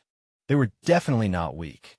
To which the goblin replied that he should not worry. He could rely on him. The goblins walked on water. Turning his head, the monster said that it smelled of blood, to which he was asked why he did not feel anything. Standing in front of the waterfall, the wild goblin said that it seemed that there was a lot of food in the cave. They would soon have a snack. A bright red beam appeared. The goblin abruptly rushed forward. Raising his head up, the monster shouted that there were enemies there. Let them get ready for battle. To which he was answered that they would protect him. Suddenly a hand came out of the water. The goblins began to scatter, shouting that the mutated goblin. The monster clenched his teeth furiously. The blows flew at the goblins. Running forward, the monster shouted, "Damn! The lair has been captured. We need to report this as soon as possible." An arrow flew out of the crossbow. Abruptly, the hero looked to the side. The monster looked at him in fear and shouted, "Damn! Isn't he one of the low-ranking goblins?" Looking to the side, he added that they were useless. The protagonist stood still. He looked down, kneeling. The monster shouted that he should get out of here. Looking at the hero, he added that how dare he asked him questions. He'll eat him, to which Rick replied that it looked like he needed to be taught a little lesson. Frowning, the goblin asked what to teach. Was he going to teach him a lesson? The thought appeared that he was a real beast. What would happen to him from his blows? There were bloody objects on the ground. Raising his head up, the monster said that he was wrong. Let him ask any question. He couldn't stand it anymore. Grinning, the hero replied, "That great, let him say what tribe he was from. Where was why he came?" Putting his hands to his face, the goblin replied that he was from the tribe of the Lord of Beasts, the forests that are in the west. Its ruler used to live here. He asked to return to take some things. He didn't think that they had already settled here. Looking straight ahead, the protagonist asked who his leader was. What his level was, tears appeared in the monster's eyes, and he replied that their leader was the leader of the goblins. He would soon become the hegemon. Rick looked surprised when he heard this. Sitting in front of him, the goblin said that yes, they came to take the treasure, which was very important for the leader. He could look for it himself. Looking at him, the hero asked again. Green particles were flying around the ring. Grinning, the protagonist said that he did not expect such treasures to exist, to which the monster replied that he had said everything and had given him everything he needed. Maybe he would let him go. Taking his hand, Rick replied that, of course. The The monster looked at him in amazement and asked what he was doing. Grinning, the hero said that he would let his flesh go, but not his soul. A glow appeared around the ring. Green smoke appeared above the monster. Opening his eyes wide, he shouted that no. Suddenly, green particles rushed forward. The soul began to emanate from the monster. The protagonist stretched out his arms to the sides. A notification about combat power appeared. Clenching his fist, the protagonist thought that it was only plus 200, but if he absorbed an even stronger soul, everything would be different. Looking at the corpse, he added that he believed that the overall strength of his tribe was superior to humans since the power was in his hands. The tribe would definitely not sit idly by. Perhaps it would be possible to use them in the fight against people, but this was not yet certain. Putting his hand to his face, Rick wondered what an interesting thing was. How to use the ring at all? And the girl asked that. It was a goblin from the tribe of the Master of Beasts. Turning around, he asked what he knew about them, to which the girl replied that of course. Looking down, she added that he would not be able to compete with them. The monster was lying on the ground. It was heard that the tribe of the Master of Beasts belonged to the Empire of Lions. They lived near a large grave. It was better not to go there. Even she would not dare sitting down. The swordswoman asked how he killed him at all, to which the hero replied, what other big grave, let him tell. Looking to the side, the girl answered that the place where the Lord of the Forest lives. In the West, monsters of the 12th rank, world-class creatures live in the grave. Putting his hand to his face, the protagonist asked again. He froze in bewilderment suddenly. Rick looked at him in surprise and said that for sure. Standing next to him, the girl asked what he was going to do, to which the hero replied that he needed her to help him take control of him. A soul emanated from the monster. It was heard that he should order him to return to the tribe of the Lord of Beasts. Let him report that the ring was stolen. Looking to the side, the protagonist said that it was not they who stole the ring, but the royal aristocrats of the Lion Empire. The girl looked in amazement and asked what she meant by the families of Ben and Felix. Rick crossed his arms and replied yes, then thought that he had let him go on purpose, setting a trap, using Mr. Felix to gain more experience and get rid of his opponents. Frowning, the hero thought that in a conflict between two sides, the third would benefit. A view of the Lion Empire opened up. Kneeling, the guy heard that he should get out of here. He had disgraced their family, to which he replied that he should listen. Looking straight ahead, the knight shouted that these goblins were not only very strong, but also smart. There were no match for them. Even the Gray Hat Squad had died. By the way, Luke was still alive. Felix angrily clenched his teeth. He grabbed the chair, stretching his hand forward. The man shouted that how dare he say such a thing. The heirs of two great families lost to some goblins. He realizes that everyone is laughing at them. A puddle appeared under the guy. He lowered his head and said that he was asking for forgiveness. A red glow appeared around the hero. Grabbing his head, the knight said that it was scary. Very scary. These goblins were insanely scary. Frowning, the man shouted that he was a pathetic laughingstock. Let them take him out. Taking a step forward, the man turned smiling. He said that he should not be angry. Standing next to the guy, the man said that he would like to unite with him in order to wash away the shame from their family. Looking at him, Felix asked what this meant. Didn't he know that after the king's order was issued, aristocrats above the rank of count must wait for the order? They cannot create troops on their own. Moreover, the king had already handed over this mission to the Holy Sword Woman. Why would he need them taking his mustache? The man replied that his horizons were too narrow. Holding his cane, Ben added that if only the saint acts, the king will doubt their necessity. Asked that he really wants this. The man looked at him in amazement. Looking straight ahead, Ben said that for the king to give the go-ahead, it is necessary for the aristocrats to report on the worsening situation with the goblins. Then he will allow the aristocracy to single out the aristocracy. The goblins will come to an end. The people looked at each other. Felix closed his eyes, putting his hands behind his back. He said that okay, but let him not think that he closed his eyes to his true plan. This scum will go to the king. A view of the waterfall opened up. The goblins grabbed their heads. Looking up, the guy asked what was attacking. Sitting on the ground, he said that monsters. Looking at the weapon, the protagonist said that he did not expect the homemade gun to work so well. It was just a pity that the gunpowder was running out. To which the girl replied that the boss was so cool. He also wanted to shoot hugging him. She added that he should teach her. To which the protagonist responded approvingly, standing next to them. The monster shouted that troops had gathered in Guangming. Everyone was equipped, looking straight ahead.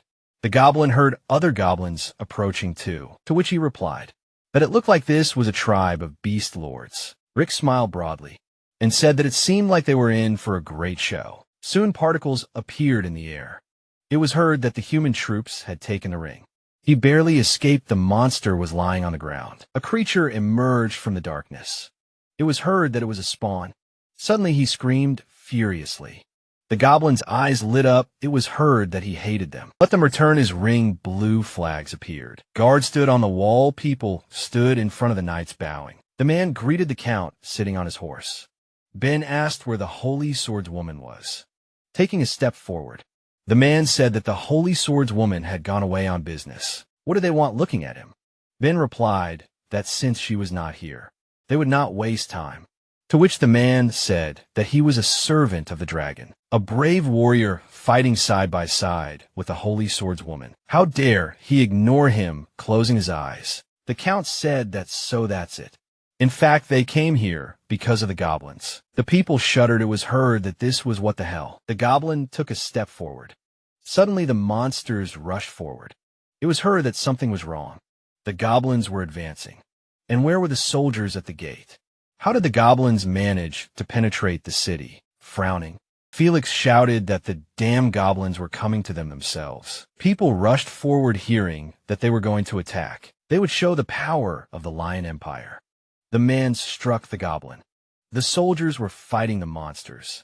The magician extended his hand to the side. A dragon flew over the city. The protagonist looked down and thought that the situation was even better than he thought. The weapons were dragged along the ground, holding the sword in his hands. The man said that the goblins were just a bunch of low-grade scum. Why be afraid of them? Looking away, he added that he thought they would finish the battle in less than an hour. Suddenly a blow flew at the knights. The protagonist's eyes widened. A huge monster stood in the arch. The soldier rolled his eyes. Suddenly the creature screamed furiously. Frowning, Rick wondered where so much power came from. Disgusting, standing in the middle of the square. The man shouted that they should go back. Gritting his teeth, Ben asked what it was. The head of the goblins, to which Felix replied that he was not sure, but that they would have to deal with it anyway. Taking a step forward, the man addressed him, holding a weapon in her hands. Lona said that they were distracting them, and the soldiers would deal with the rest. Standing next to her, Ben replied that she should be careful. She should not become a scumbag like her brother, to which she said that she obeyed. Suddenly the girl rushed forward, frowning. The magician shouted that he should taste it. A blow flew at the monster. He angrily gritted his teeth. The people rushed forward. It was heard that they should go faster. Let them lure him out of the city. Gritting his teeth, the protagonist thought that it would be bad if he retreated. He would run into his subordinates. He watched the monsters. The protagonist closed his eyes. The girl looked away. A thought came to her mind that this girl had no shortage of luck. People were lying on the ground. The monster looked forward, furiously grinding his teeth. The guy said that damn goblins. Their teeth would be his first trophy. Looking away, the man shouted that they should not relax. Continue in the same spirit. Attack with all their might. The monster struck the ground, standing in front of him. The girl thought that she was the best representative of the academy. She needed to win this battle.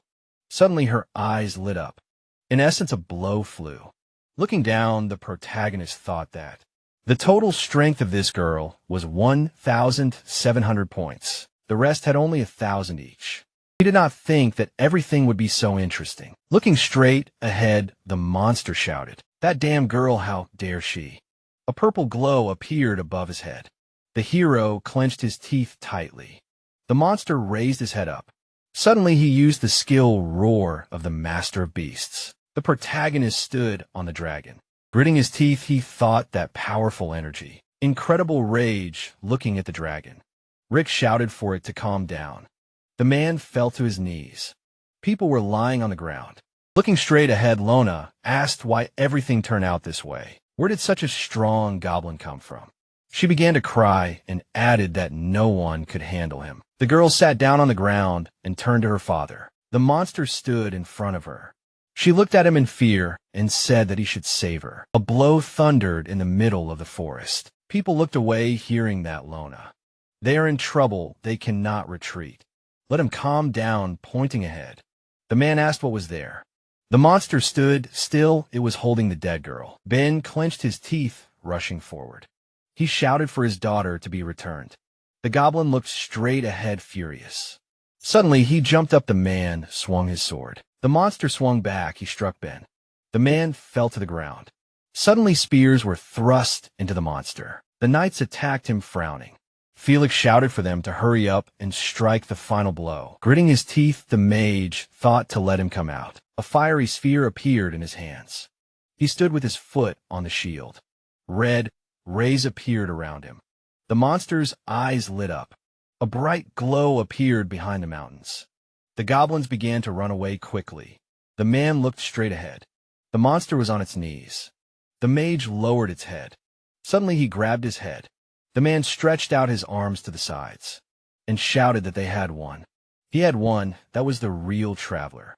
A glow appeared around the monster. He pounced on the man suddenly. He had swallowed him. The creature's eyes lit up. The men looked at him in fear.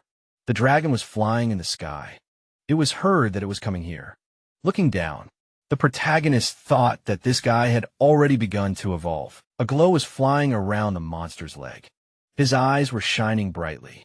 The goblin looked away. The monster grabbed the man. A thought appeared that the total strength had reached 3,100. This was the Hegemon level, although he had just evolved. His combat power rating should not grow for a long time. This was already very frightening. The monster looked straight ahead. Red particles were flying in the sky. A thought appeared that if he continued to devour everything on the go, the people would definitely lose.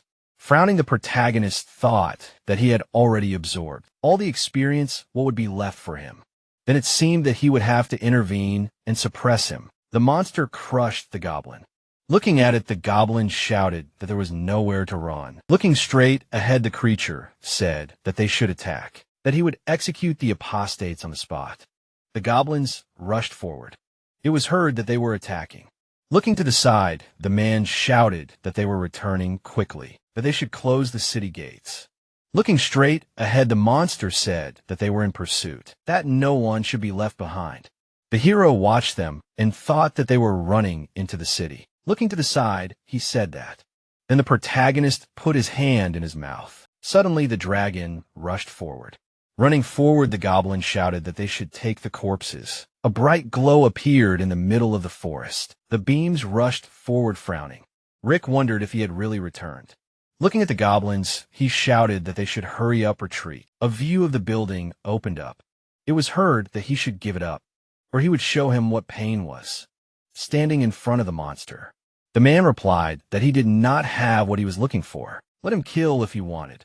They were inferior creatures, not worthy of bargaining with him. Suddenly the monster jumped up. He grabbed the man tightly. Looking at him furiously, the goblin asked what this meant. Refusing, bright rays rushed at the monster. Suddenly a blow flew at him. A dagger fell from the sky. A blow flew sharply on the ground. The man stood on the handle of the sword. His eyes lit up. The monster opened his eyes in fear. Suddenly blue rays appeared around him. The guy was holding the weapon in his hands. Mark grinned, looking straight ahead. He stood in the smoke, looking straight ahead. Archie asked why he had to treat the goblin like that. Tears appeared in the man's eyes, and he said that she was finally here, and the members of the hunting party as well. A view of the city opened up. The protagonist looked away, looking at the buildings. He thought that he didn't expect the hunters to arrive right now. At first, he wanted to try to suppress this monster, but it seemed that his intervention was not required. The monster stood in the middle of the square. He raised his hand up. Blood flew out of the goblin's mouth. The monster lifted the goblin up. Suddenly, he crushed him. The monster activated the true nature of cruelty skill. Looking at him, the protagonist thought that he also had such a skill, but judging by the injury, a full recovery would take some time. Grinning, he added that this is better. Looking straight ahead, Mark said that this guy did not die, although his stomach and chest were pierced. To which the sword woman replied that in the end, he has the rank of a Hygeman. It is not so easy to deal with him. The monster looked at them in amazement. He held out his hand and said that they should wait. He was lost, he didn't want to fight. Let him go, he wouldn't come back. Frowning, the girl asked that he was the leader standing in front of her. The monster said that he was, and he just wanted his little thing back. To which the man said that was nonsense. He didn't take anything, he swears. Looking straight at her, Haley said that no, it was definitely him, that guy. Looking at her, Archie asked who she was talking about. That goblin, to which the girl replied that guy was the leader of another goblin tribe, hundreds of miles away. And Wong Ming was attacked by another goblin leader living nearby. Frowning, Emma said that it turned out that their goblin had lured that leader here on purpose, to wear them out. Looking straight at him, the guy added that how could a goblin even think of such a thing? Felix held his hand out and shouted that who cares? Many travelers had died at his hands. They can't let him just leave. The man smiled widely, his eyes lit up, and he said that he should let him solve their problem. The monster looked at him in surprise. Suddenly, a huge whirlwind appeared. They looked at it in amazement. The whirlwind rushed past the monster. The creature looked at him in amazement. It quickly began to run away. The girl covered her face with her hand. Suddenly, she opened her eyes in amazement. Looking at the sky, Haley asked what the dragon was. The protagonist was standing on the dragon, grinning. He thought that this goblin could be useful. It was a pity that he would come to an end. If he let him escape, then in the future, he could attack himself, taking advantage of his helplessness. The dragon rushed forward. They could hear that they were leaving. Frowning, the girl said that she would not run away. Suddenly, she jumped up. The girl was flying up rapidly. Frowning, Haley wondered how the little goblin could dodge swinging. She said that it seemed she was not mistaken. Suddenly, the girl used the skill Hurricane of Steel. The protagonist turned around in amazement. Standing on the dragon, he shouted for it to dodge. The blow flew along the ground. Flying forward, Rick thought that if he did not run away, he would hardly survive the battle. The girl took a step forward. She looked at the dragon, frowning. The girl shouted that it did not matter where she ran. She would still get to him. The hero looked to the side and replied that she was sick. They would see what she would do soon. He was not standing still either. A view of the waterfall opened up. A field appeared. The monster quickly ran forward. His eyes lit up, and he said that they could not wait any longer. They needed to take the treasure before anyone got ahead of him. Suddenly, he stopped. The creature raised its head up.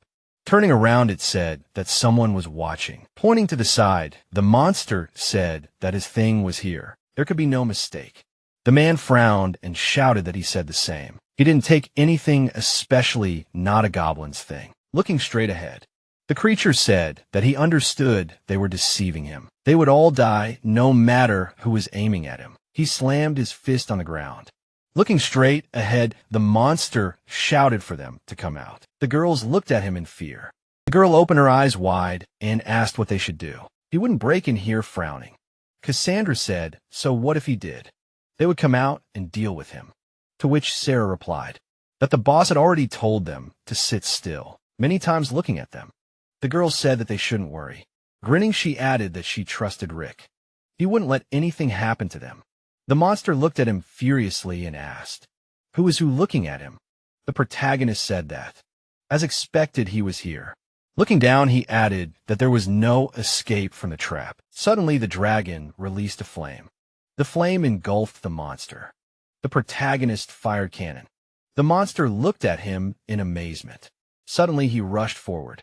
The goblin struck the dragon. He opened his eyes in amazement. Rick stood in the smoke. A ring appeared on his hand. Opening his eyes wide, the monster shouted that it was his ring. Where did he get it from standing in front of the hero? The head of the goblin shouted that it was he who stole his ring. Let him return it, to which the hero asked what he meant about it. Looking straight ahead, he asked, what if he doesn't want to? The monster's eyes lit up, and he said, damn it, suddenly. He rushed forward. The goblin was rapidly approaching the protagonist. He struck the ground. Rick stood in front of him. The hero grinned and asked how he, with such a clumsy body, could compare to him. Suddenly, he jumped up. The protagonist swung at the monster. Blood splashes appeared. A notification about a new skill appeared. The monster looked forward furiously. Rick wiped his face from the blood. He raised his head up and activated the skill. Suddenly, a bright purple beam appeared. The creature fell to the ground. The hero stood in front of it, looking at his hands. He thought that he didn't expect that he could really get a new skill. Suddenly, a blow flew at him. The protagonist flew to the side. He bounced off the ground. Rick held back the blow. The monster swung furiously. He struck the hero, frowning. The hero thought that he was strong. The good thing was that he had previously fought with a team of hunters, so he weakened a little looking at him. The monster asked him that he was able to dodge, and he was strong. Damn him! Suddenly his eyes lit up. The protagonist struck him. Looking straight ahead, the creature screamed that it was impossible. He couldn't lose to some goblin. Suddenly he fell to the ground. It was heard that there was no food here that could give him nutrition. If he was hit in a vital organ, he would definitely die. Rick frowned and said that if he wasn't at least a little useful, he would have already torn out his heart. A view of the waterfall opened up. The monster was lying on the ground. It was heard that it could take it for itself. Putting her hand on her side, the girl asked what plans. Didn't he want to seal his soul in a ring to increase his strength? In the end, everything went well. To which the hero replied that they had some problems. In the midst of the battle, the Holy Swordsman squad intervened. So he was exposed, looking straight ahead. He added that among them there's a man named Mark, who has the ability to go underground. He can easily find them looking at him. The girl asked what he came up with. Standing in front of the monster, the protagonist replied that this guy is not from the Great Grave. Why not use his past, so that the creatures from the Great Grave destroy their enemies? Bella looked down and asked if it wasn't dangerous. It was better not to mess with the guys from the Great Grave, to which Rick replied that it was the best way. He held the ring in his hands, standing next to the girl. The hero said that he should order him to report on all the creatures from the Great Grave and bring the demon ring so that they could take revenge, to which Bella replied that she could not give any arguments against it. Taking off her glove, she added that okay. As she says, the girl cut her hand. Stretching it forward, she read the spell. A glow appeared around the monster's hand. It was hard to get up standing in front of her. The creature said that she was just a pathetic slave. How dare she surpass her master? He is a real master. A glow appeared in the cave. Goblins were sitting by the fire. A notification appeared. The hero looked at it. The skill appeared. The thought arose that maybe he should summon it to create additional protection, putting his hand to his face. The protagonist thought that although the strength of a rank 6 demon is about the same as a furious goblin, he pressed the skill and added that even if there were 3 furious goblins at once, it was not a fact that they would be able to defeat the Holy Swordsman squad. A goblin appeared. The skill was said. A fire sphere appeared. Looking at the skills, Rick thought that dark fusion did not look strong, but if it was combined with his ability to absorb genes, it would become much more powerful. He flew up and added that. For example, merging with the wings of a giant dragon and then absorbing flight skills. The hero looked straight ahead. The thought appeared that, or merging with the eyes of a jellyfish and then absorbing her petrification skills. The protagonist stretched out his hand and thought that the blood of destruction seemed to be the only way to resist. The sacred system dark fusion was good, but he had no demons to fuse with. Now okay, he would choose it. He clicked on the notification. A fire sphere appeared. A notification about exchanging the blood of destruction appeared. Rick opened his eyes in amazement and exclaimed. The goblins looked at him in bewilderment, hearing that he adored the system. If she were a human, especially a woman, he would satisfy her properly. A notification about exchanging dark fusion appeared. Smiling, the hero said that this could just solve the problem of the limitations of the goblin absorption gene. He received 2 rewards at once. He looked away, hearing the appeal. Looking at him, the girl asked, What was wrong with him? To which the protagonist replied that nothing. Lena looked at him in amazement. She lowered her head in embarrassment. Grinning, the girl asked that she could. She wanted that very thing. Rick closed his eyes and thought that maybe he could rest for a day. His body would soon give out. The goblin rushed forward and shouted that the man had done something wrong again and had even stolen 2 weapons, frowning. The hero replied that he would take a look. They walked forward quickly. The man grabbed his head and said that he was guilty before them, that he had ruined them. Luke looked away in surprise. Sitting on the ground, the man turned to the hero. Tears appeared in his eyes, and he asked what he should say, that his parents were still alive. Looking down, the protagonist replied that his father had been bitten by the hegemon, and as for his sister, her body had long been desecrated. Luke looked at him in amazement. He opened his mouth. The man grabbed his face and said that he shouldn't have behaved like that he shouldn't have acted smart. Closing his eyes, the girl said that it was good that Eva was alive, and she hoped that the people from the church would be able to save him. Suddenly, the man rushed forward. Luke hit a rock. He was lying on the ground. Crouching down, the protagonist asked why he was emotionally exhausted, but still thought about others holding the blade in his hands. He added that so much time had passed. His hatred for him had dissipated. It was time to ease his suffering. A large forest of graves appeared, standing in front of the cave. The monster said that he was the master of the beasts, of the goblin settlement where he was. A glow appeared around the monster's hand. The creature looked at him in fear. The monster stood in front of him. It was heard that he had business with him. He wanted to return his thing, but they killed his entire clan. Looking at him, the monster asked again, stretching his hands forward. The creature said that he should continue the fight and listen to the order, return everything to him. A glow appeared around the ring. Looking straight ahead, the monster asked what he should say, what he needed. Looking at him, the goblin answered that he should help him and kill them. Greg stood silently in front of him. His eyes lit up, and he said that he knew they had an agreement with the church. They can't invade human territory. Looking at him, the monster heard that, but he would let him take a look at the territory. Turning around, Greg said that he could take revenge. He would support him, raising his hand. He added that finally it had been so long since he ate fresh flesh. A view of the mountains opened up. The hero looked at the notification. He looked down and thought that, after several days of training, he had almost mastered the use of the blood of doom. Putting his hand to his face, the protagonist added that although his level had increased, but the total strength of the Holy Sword Woman was 4,000, and this was a very large gap. It seemed that the only way to take it was to unite. And why was everything always so difficult? Looking down, Rick thought that for now, he was one step ahead. He could gather his army and attack Guanming. Closing his eyes, he added that he thought there was no need to pretend anymore. Walking forward, the girl said that the furious goblins were waiting for him at the cave. Looking straight ahead, the hero replied that he understood. Stretching her hand forward, the girl asked him to wait.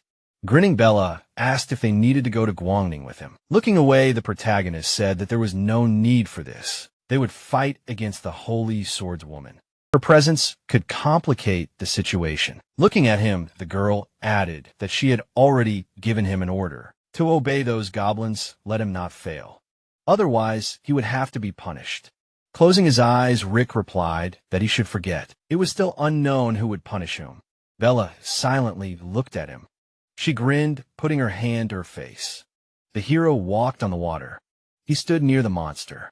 Looking straight ahead, Greg asked what was going on. His friend was a lower goblin. The protagonist looked at him, raising his eyebrows. He thought that here comes the demon bull devouring people. Looking at him, the monster said that he thought that at best a 6th-rank demon would come. It seems he was wrong standing in front of him. The goblin replied that he should not worry. He is not weak. Rick frowned, hearing that it was nonsense. The guards were standing on the wall, looking to the side. The goblin said that it was time to go, but let them take into account that there are many swords women inside. Greg smiled and replied that he would release his beast. Suddenly the earth shook. The man gritted his teeth and asked what was happening. An earthquake, and another added that they should look quickly. Suddenly the monsters rushed forward. The guards looked in fear. It was heard that the demon bull He is here, so many. The dragon flew in the sky, and someone shouted that forward to the people. Let them help crossing his arms. The protagonist thought that the bold demon was so terrifying. In his opinion, a reasonable goblin was much more terrifying than the bold demon. The demons were destroying the city. The thought appeared that the city of Guangming would definitely become his, holding a man in his hands. The monster said that the smell of fresh meat. He opened his mouth wide. Suddenly, a bright beam appeared. A blow flew at the monster. He fell to the ground. The man turned around in fear. Hunters appeared. He heard the holy swordswoman frowning. Archie asked where so many bull demons came from. The guy opened his eyes in amazement. Looking straight ahead, he asked what they came from. The graves grinding his teeth. Mark said that he should have finished him off at the very beginning, to which Haley replied that it was her mistake. She shouldn't have chased that goblin last time. A glow appeared around her hand, and she said that she made that mistake too. Frowning, she added that she would fix it herself. Suddenly, the girl rushed forward. The hunters fought the monsters. The demon rushed towards the girl. Haley looked in amazement. Suddenly, the bull struck her. A hand appeared in the smoke. The girl held back the monster's blow. Looking straight ahead, the demon exclaimed in amazement. The protagonist stood on the tower. He crossed his arms and thought that the overall strength of the bull demon was slightly lower than that of the holy swordswoman, but he had an advantage in strength. If it was contained, it would be easier for him to act. He looked down. The monster stood in front of the knight. Looking straight ahead, Mark shouted that damn. He would finish him off smiling. The protagonist thought that the earth technique. He was waiting for it suddenly. He used the earth element skill. A devastating explosion occurred. The guy fell to the ground. The monster stretched out his hand forward. It began to absorb the man. The girl opened her eyes wide and screamed loudly. Suddenly, she pulled the bowstring. A huge whirlwind appeared. Arrows flew towards it sitting on the roof. Emma asked what was going on. The protagonist jumped off the roof. He landed on the ground, looking straight ahead. Rick said that he was lucky that he had agility skills. Otherwise, he would not have stood up to the elf race. Looking at the monster, he added that he should leave it and help others. Letting go of the man, the goblin responded approvingly, taking a step forward. The hero said that the goblin lord's technique was very useful. He stuck out his tongue and used absorption. The girl grabbed her face and turned. Archie struck the demon rushing forward. He shouted that the devil spawned. Suddenly, the man swung his weapon. The protagonist looked forward. The man turned around in surprise. Gritting his teeth, he shouted that the devil. The protagonist's eyes lit up, and he said about the advanced skill. Archie clenched his teeth tightly. Suddenly, blue rays appeared. The girl looked down in amazement. Rick was absorbing the man's body. Archie rolled his eyes. Emma's eyes widened and asked how this was possible. Even Archie was devoured. Rick stood by the wall. A notification about combat power appeared. Grinning, he thought that he didn't expect to rise 5 levels. Finally, level 75. And the total strength increased to 3,200. The girl pulled the bowstring. Arrows flew towards the hero. Suddenly, a shot pierced him. The protagonist clenched his teeth. He looked at the glow in amazement. Rick abruptly jumped to the side, frowning. The hero thought that fortunately he dodged in time. The girl shot a bow, jumping up. The protagonist thought that damn. This girl sped up her shooting. If not for the stone wall, he would not have dodged looking at the monster. He shouted that he should go and knock down the bell tower. The monster suddenly rushed forward. He crashed into the tower. Gritting her teeth, the girl shouted that damn grinning. Rick thought that now, suddenly he fired crossbow. Emma clenched her teeth. She jumped down. The hero grinned and thought that he wouldn't catch up. It seemed that she needed to wait for her skills to recharge before continuing the attack. Suddenly, he started to run away, pulling the bowstring. The girl shouted that he shouldn't think that he could hide. The protagonist jumped up. He landed on the ground. The girl's eyes widened, and she thought that damn, her strength was running out. Gritting her teeth, she added that she could do it just a little more. Emma fell to the ground. The monster was standing right in front of her. Suddenly, it opened its mouth wide, and she heard it go away. She was as the hero looked at the girl, crouching down. He said that's such a powerful elf. He couldn't just eat her. The protagonist picked up the girl in his arms. He carried her away. Destroyed buildings appeared. The girl opened her eyes slightly. Suddenly, she looked in amazement. Lying on the ground, Emma shouted about the goblin. Gritting her teeth, she thought that she couldn't. The girl looked at him in fear and screamed. What he was doing looking at her? Rick replied that he would find out soon. The swordswoman's eyes lit up. A blow flew at the demon. The girl raised her sword up, frowning. She said that yes. It was not easy with him suddenly. Haley looked to the side in amazement. The girl held the dagger to her stomach. The swordswoman stretched her hand forward. Emma's eyes widened. Haley quickly ran to her. Taking her in her arms, the girl screamed for her not to die. Rolling her eyes, Emma said that they were already dead, and she stretching out her hand. She added that she did not want to give birth to a goblin child. She must avenge them. Her hand fell to the ground. Looking at the girl, the demon said that the master killed her. But who ate her, and who is now the new leader kill? Haley grabbed the sword. A glow appeared around her. Looking straight ahead, the girl said, "For them to die." Haley plunged the sword into her stomach. The knights looked at her in amazement. The monsters opened their eyes in surprise. Looking at the girl, the man asked, what was wrong with her? Looking straight ahead, Haley said for them to move away or they would die. The knights began to run away quickly. It was heard that what a terrifying saint. For the first time they saw her like this. More terrible than all the monsters. A destroyed city appeared. Looking to the side, the protagonist asked what was happening. Suddenly, he opened his eyes in amazement. A bright glow was flying around the girl. Looking at it, the protagonist shouted that it was bad. The demons looked around. It was heard what it was. Where to run, what to do. The bulls shouted in fear that what was going on. The girl raised her hand up and used the highest technique of the swordsman. Her eyes lit up brightly. Suddenly, a blow flew across the ground. An abyss from it appeared. Haley descended to the ground. She stood among the corpses of monsters. Haley frowned. Her combat power increased. A destroyed city appeared, standing behind the wall. The hero thought that fortunately he managed to escape. He thought she was a knight, so she was a magician. Why risk her life so much for the sake of increasing her strength? Looking straight ahead, the man shouted that it was not for nothing that she was called the Invincible Holy Swordswoman, the protective holy sword of the kingdom. Too powerful. The knights raised their hands up and shouted that glory to the saint. Long life. The girl held her wound. She bowed to the ground. The protagonist smiled broadly. Gritting her teeth, Haley shouted that this was not the end. The real killer was not killed yet. She held the potion in her hands.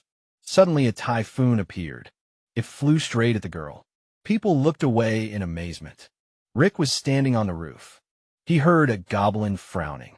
Felix said that he, a pathetic bastard, dared to attack from behind, holding the weapon in his hands. He added that she needed to heal her wounds. They would deal with him themselves. The hero smiled broadly and asked what he called him. Suddenly, the man rushed forward and shouted that he was vile and shameless. The protagonist fired a crossbow at him. Looking straight at him, he said that it was not this, but the previous one. Asked that he knew that he was a goblin and still wanted to lecture him. The knights rushed towards him. It was heard that they would kill him. Avenge the count, Rick swung his dagger. He began to deliver sharp blows to the guards. Frowning, the man shouted that they should not retreat. They would buy time for the saint. Looking straight ahead, he added that they should give up their hearts. Suddenly, he was pierced through. The hero struck him. The man's eyes widened, frowning. The protagonist said that yes, let them give up their hearts. He would take them. Blue beams rushed forward and a mad blade was heard. The protagonist covered himself with the knight's body. The girl clenched her teeth furiously. Suddenly, she struck the ground. Rick rushed towards her. Haley swung her leg. The hero blocked her blow. He slid along the ground, frowning. The protagonist thought that it was very difficult to cope. Even though the strength had dropped to 2,500, it was still very difficult to deal with. Suddenly, he used supreme sorcery. The attack rushed forward. The beams flew at the knights. The girl opened her eyes in amazement. Haley frowned in amazement. Suddenly, she used the divine, sacred sword technique. The hero dodged the blow, looking away. He thought that. It seemed like using demon skills against her had little effect. Standing in front of the girl, the protagonist added that if this continued, they would probably both get injured or even lose. The saint could suppress him, and that was a fact. Swinging her sword, Haley shouted that they had to make a decision today. Rick smirked and asked that she liked the taste of defeat. The girl raised her sword up and told him to shut his mouth, and the hero added that he should taste it. Haley slashed the ground. She clenched her teeth in anger. The knight rushed forward and shouted that they would kill him together. The hero grabbed the guard by the neck. He threw him to the side. The girl rushed forward. The knight fell to the ground. Suddenly, blows flew at the guards. The protagonist ran forward, and the girl shouted for him to stop running. Enough already. Let him come to her. Rick plunged a dagger into the knight. Running forward, he thought about using the fighter's head to dodge attacks. He definitely surpassed the saint in speed. Raising his hand up, Haley shouted for him not to run, to which the hero thought that as long as he broke the saint's faith, reducing her defense, he still had a chance to win. Gray smoke appeared lying on the ground. The knight shouted that he should be killed. He could no longer bear the torture. Grinning, the hero said that it was not worth it. Everything had to end here and now. In any case, she would lose this battle too. Frowning, the girl shouted at him not to run away. She swung her sword sharply. The man fell to the ground. Looking straight ahead, the protagonist thought that it was ready. She would soon go crazy. Blows flew at the knights. It was heard that she would kill him. Rick bowed to the ground. He smiled broadly and said that it was not bad. The methods of killing a saint were much more terrible than demons. The girl opened her eyes in amazement. Haley froze in fear. The sword fell to the ground. Looking at her hands, the swordswoman said that she had killed so many, killed everyone she was supposed to protect. The girl grabbed her head. A thought appeared. Here was chance. The hero held the blade in his hands. Suddenly, he threw it at the girl. Haley fell to her knees. Drops fell to the floor. The girl sat surrounded by fire. She looked up and said, "Oh God."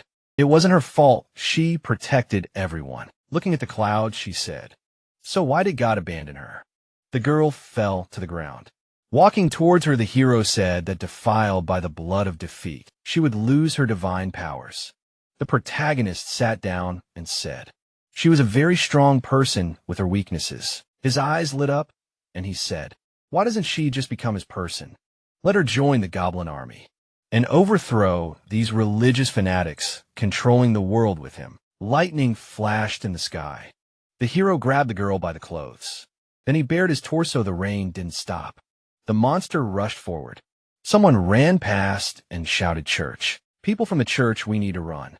Rick frowned and asked again about the church. Someone was approaching the protagonist. A bunch of soldiers filled the square.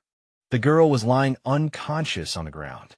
The hero jumped aside. The soldier stopped near the girl. The bishop looked down and thought that he did not expect that misfortune would befall her. He frowned and said that it turned out to be a goblin. Looking at the hero, he added that the weak and harmless appearance hides a terrifying strength and face. A real demon. The man held the sword tightly and said that, "Let the sacred guard obey in the name of God," and said, to contribute to the fact that this world strives for prosperity. The soldiers opened their mouths and exclaimed in chorus that they will drive out the demons. Hallelujah! Rick grinned furiously. The soldiers rushed into battle. Their swords hit the protagonist's barrier. He frowned and thought that he was wearing such heavy armor. And still fast, the people fought fiercely. And a notification about the combat power appeared. The soldier's sword sparked. The hero leaned on the ground. Then he looked up with a furious look. The sword was near his face, and he thought that these guys were much stronger than he thought. But what did it matter? He swung and cast the spell of blood. Of decay, blood flew into the enemy's faces. The soldier fell to the ground. He raised his hands to the sky and screamed that his holy power. Someone shouted that this is forbidden magic. Flashes of light appeared in the distance, and someone said that this is a real demon. Not a goblin. Rick ran across the square and thought, damn. What is this? This is the power of the church. Even ordinary soldiers have a strength of 3,000. It looks like the plan will have to be changed. The magical trail remained behind the hero. The girl was lying on the ground, and it was heard that they need to prepare for the return. This child needs purification and guidance of the priest. Otherwise, she may fall into debauchery. The man looked at the bishop and asked if he would deal with the goblins. And also Eva. He answered that it was too late. He picked up Eva and said, as for her, the archbishop said that the deity had already chosen a new priestess. There was no need to look for her anymore. The guy adjusted his cloak. Then he put his hands in his pockets. Looking at the cemetery, he thought that all the bodies were buried. Fortunately, the body of the Minotaur was still here. He grinned and continued to thought that now he could have a good feast. A notification appeared about reaching level 80. Clouds were hovering over the mountains. The guys looked at the hero.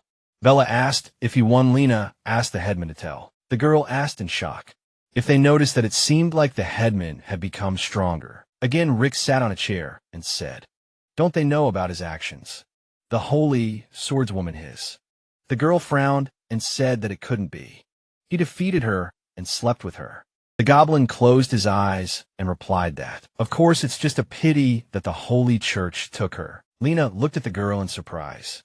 She jumped on the hero, saying that she knew he was the coolest and that she wanted him. The protagonist said to take him and that he had things to discuss. He stood up and said that this time they had won a major victory and gained time for the tribe to develop. They needed to move to a new location, so as not to be afraid of the places of the human race. Rick smiled. Someone asked where, and he answered that to a place where even people from the holy church did not dare to go. Without permission, he heard that it was a holy grave. The huge street was filled with tents. The girls were standing surrounded by goblins. Rick twisted his arms across his chest. There was a bundle in front of his eyes, and he thought that, since the holy grave had made an agreement with the holy church about non-aggression against each other, they had all the conditions for successful development there, and that all that was left was to prepare for reproduction. The hero mounted the dragon and shouted to remember that their main goal was to catch people, not kill them, and as for those who resisted, let them do with them as they saw fit. They answered that it was fine. They understood. A map appeared before his eyes, and he heard that in just a few days, having passed through more than 10 villages, they had captured 230 women, which was far from the desired number. Rick looked down and said that there were 700 kilometers along the road, 19 villages, 2 small towns. Capturing more than 1,000 people should not be a problem. He turned around and said that there was a small town ahead. The dragon rushed forward, and he heard that they should prepare. The bags do everything quickly and continue on their way. The city of Chrysella was illuminated by the sun. A man stood on the stage. Someone was telling the mayor that there was no need to be so nervous. He had heard the news. It was just a group of goblins robbing villages. The goblins he had killed were enough to build a mountain. A man from the crowd asked if the guys from their cohort of Chrysel would be afraid of a pack of goblins. They answered that they would stand at the gates of the city, and as soon as they appeared, they would kill each of them. The guy with the plaster said not to be careless. These goblins are very scary. They are bigger than normal goblins. The man grinned and said that there is no need to worry about the size. Edgar said with a smile that he would even smash a hero to pieces. Someone shouted to be ready. Frank extended his hand forward and shouted that these guys should be here soon. Standing on the tower, a soldier shouted that they are coming. They're coming, goblins. People were walking across the square. Edgar held his sword tightly. He grinned and told the boys that when the time came, they would see who could kill the most goblins. The loser would buy everyone drinks for a month. They told him to forget it. They couldn't compete with him and that he was taking on too much. The man smiled and told them not to worry. He could handle everyone himself. Then he turned around and continued to say that they should just watch. And when the time came, they trembled sharply. Edgar turned around in fear. A huge explosion thundered in the distance. Standing on the dragon, the protagonist was flying towards them. The man fell to the ground and trembled. He asked in fear why the dragon was with goblins. The people quickly ran away, shouting that they needed to run. Damned liars, what kind of monsters are these? And Edgar shouted to wait for him. Rick asked in bewilderment that so many people had really prepared. I wonder, and shouted that they should go. The square was empty. The goblins were fighting the people. The man screamed furiously. Didn't he say he could handle the goblins and to hurry up? Edgar was lying under the table and saying why. Why were these goblins so scary? Were they even goblins suddenly? A monster's paw appeared in front of him. It bared its teeth angrily at Edgar. The man screamed in fear. He was lying on the floor and screaming. It seemed he thought it would be more fun. The beetles and animals began to run away quickly. A little smoke was coming from the gate. The eagle folded his hands and said that the smell of people would quickly attract monsters from all around. Was it really the first time? He had landed on the ground in the great tomb. Rick, looking ahead, replied that people who gave birth to new goblins naturally secreted a huge amount of sweat and other bodily fluids, so their smell interrupted even the smell of goblins. Now he understood why people were afraid to enter the territory of the great tomb. There was an objective reason for this.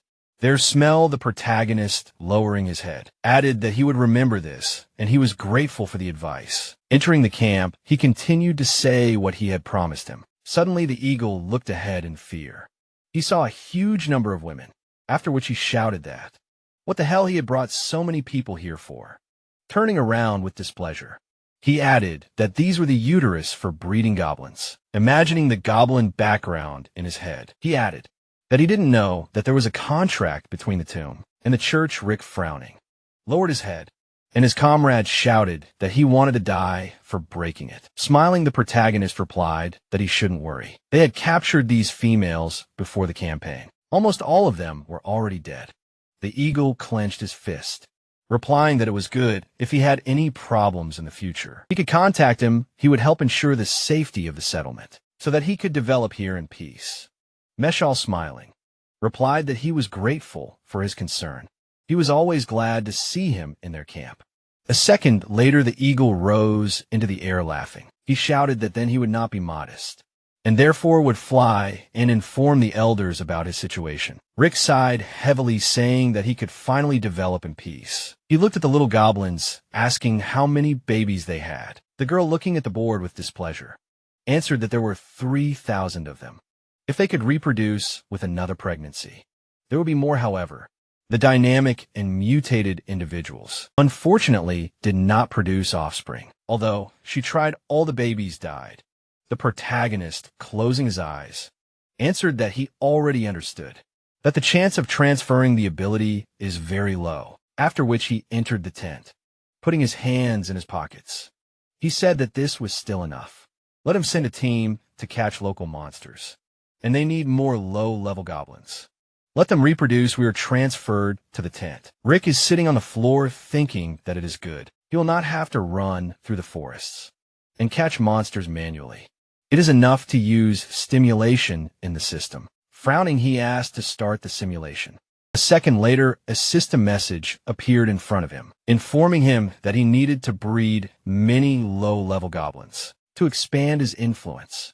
He imagined goblins chasing monsters in his mind, reading the message that in a few days he would be able to catch more than 500 first-rank monsters. A second later, an image of a huge bear being carried by goblins appeared in front of him, and he read that on the way back, his hunters managed to catch a female thunder bear. He saw his tribesmen trap giant monsters in a cage, and was informed that a month later, his tribe managed to capture another 3,000 individuals for reproduction. A moment later, an image of soldiers slaughtering his comrades appeared in front of him, and he was informed that his tribe had been hunting and developing peacefully.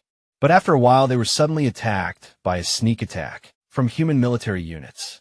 Rick, looking menacingly ahead, thought that they were on the lands of the tomb. How dare they attack them? He pointed his finger at the system message. A second later, a text appeared in front of him, which said that the enemy did not talk to him. When he realized what was going on, the Knights of Light dived from the cliff one after another. During the fierce battle, he barely escaped, with only a few warriors suffering an inglorious defeat. The protagonist looked ahead in surprise, saying that this means they are already very angry. and they need to find another way to deal with them. He took a few steps forward, stopping near the monster. He asked if he knew where the owner of these lands lived. The monster pointed towards the forest, answering that he lived in the highest place of this forest. The protagonist, smiling, replied that it was time to pull the thorns in the form of the Empire and the Holy Church out of their asses. We are transported to a month later. The eagle, looking ahead, asked how he knows about this. Knights cannot come here surprised. Looking to the side, he added that the Great Tomb signed a treaty with the church. Frowning, Rick replied that retreating from their territory, he saw an army gathered for his soul. He assumes that they will come here for him. The eagle, smiling, replied that now he understands. Flapping his wings, he added that he should not worry. He will not allow people to massacre in the Great Tomb. Only those who stand behind the Great Tomb too. Flying up a couple of meters, he said that he will return to him after he reports to the elders. Rick replied that he is very grateful to him. A large army of people appeared in front of us. The knight raised his hand and shouted that today they were going to a mortal fight. They would not return until they had slaughtered all the goblins. Would they have the courage to enter the land of the Great Tomb? With him, the knight raised his head, seeing a huge dragon looking ahead in fear. He thought that the goblin was riding a dragon, seeing how it was approaching them. He thought that everything was exactly as their scouts reported. Opening his mouth wide, he shouted that it was his tribe that had destroyed the villages and cities. Rick, folding his arms, replied that they had forgotten the treaty between the church and the Great Tomb and dared to challenge them on their land. The knight, grabbing his sword, shouted that he was just a pathetic rat who had fled to the shadow of the Great Tomb. He would not have to worry about the treaty if he could kill it. Frowning, he continued to shout that if he saw tens of thousands of lions behind him, he would enter their land and crush his tribe and avenge his grandfather and his beautiful lady. The protagonist, opening his mouth, replied that he understood. Let him tell one little secret. There's Saint Taste, closing his eyes and imagining the girl. He added that she was sweeter than honey.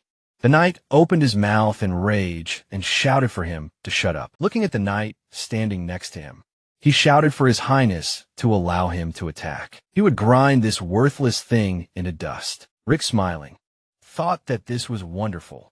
He wanted to find out a little more information. But among them was a hysterical guy who foamed at the mouth after a couple of his words. The knight, looking ahead, said that he did not advise him to go forward. They needed to wait for the scouts to return. It was dangerous for them to enter the tomb territory without information. Rick, narrowing his eyes, asked that they had scouts. Then he lifted one guy off the ground, asking what they were saying about them.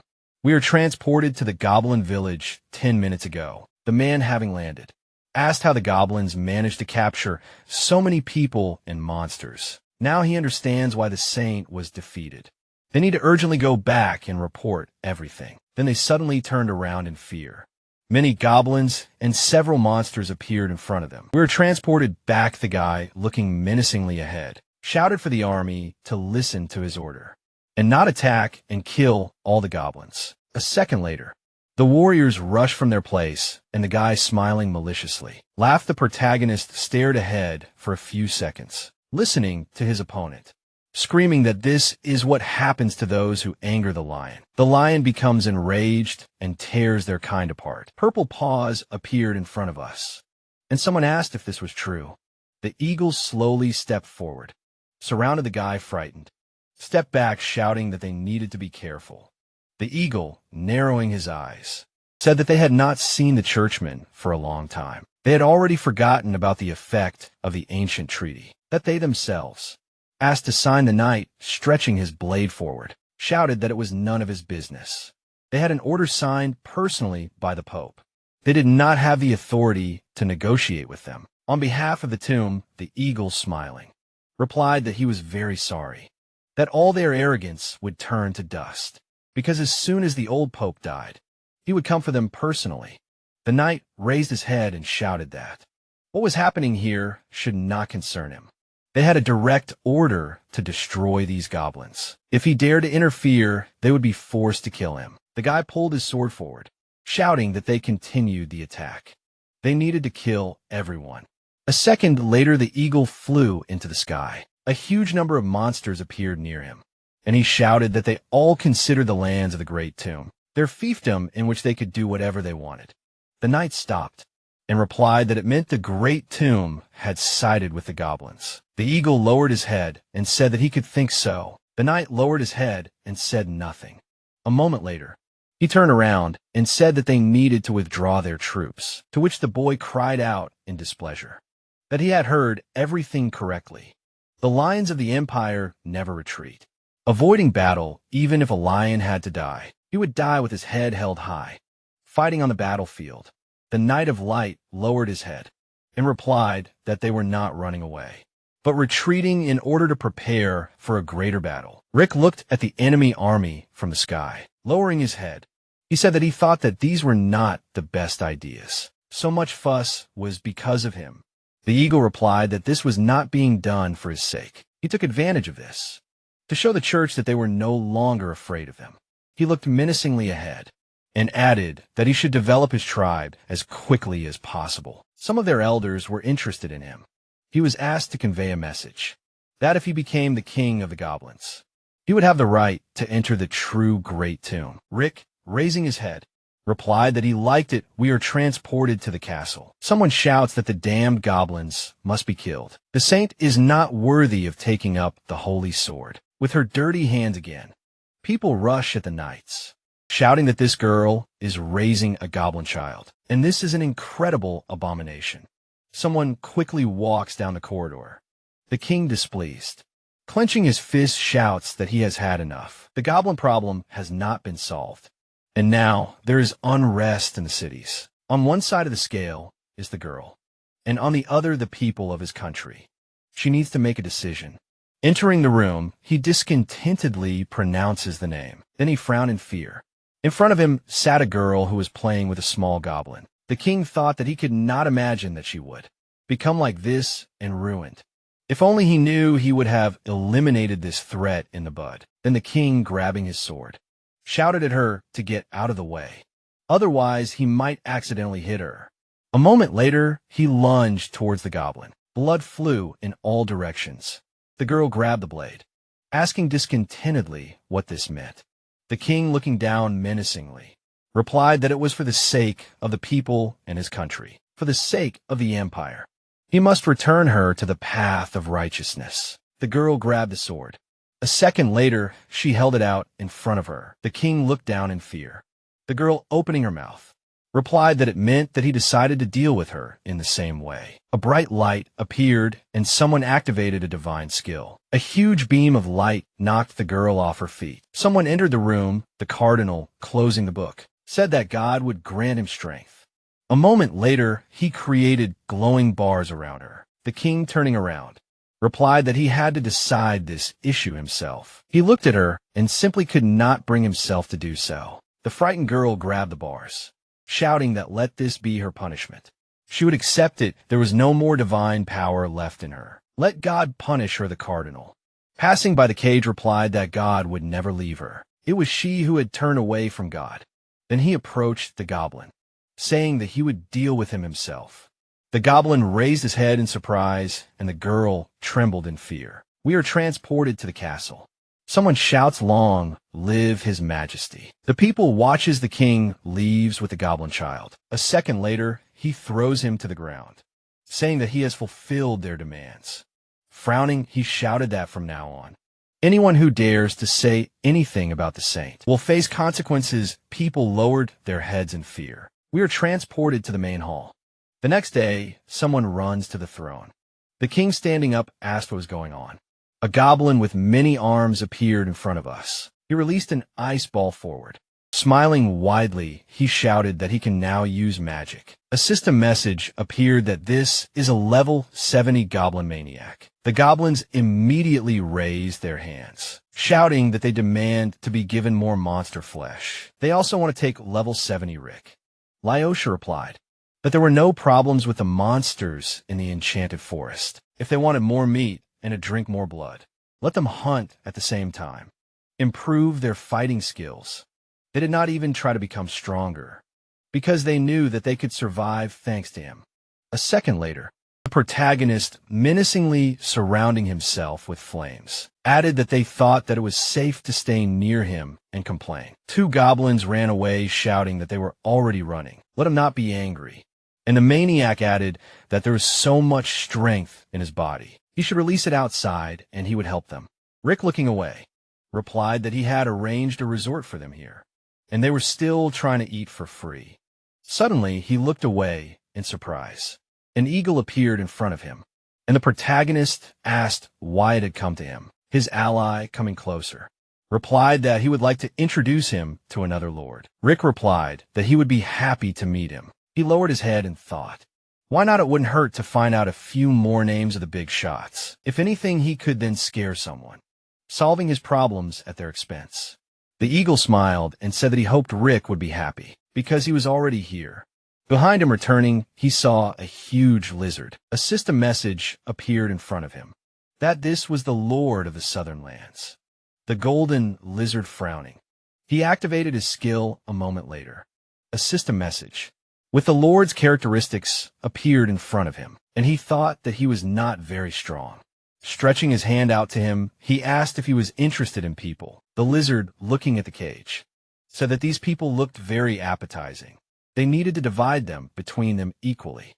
He replied that he wanted to take half, because when he asked him for permission to come here, he said that one individual would be enough. Turning around, the lizard replied that all the land around the deadly swamps belonged to them. After all, what are goblins worth? They are at the very bottom of the food chain. The lowest of the low, the eagle, looking at him, replied that one word. Sharing on these lands was still his. Let him return to his place in the south. Hearing this, the lizard opened his mouth in displeasure, shouting for him to stop playing a comedy.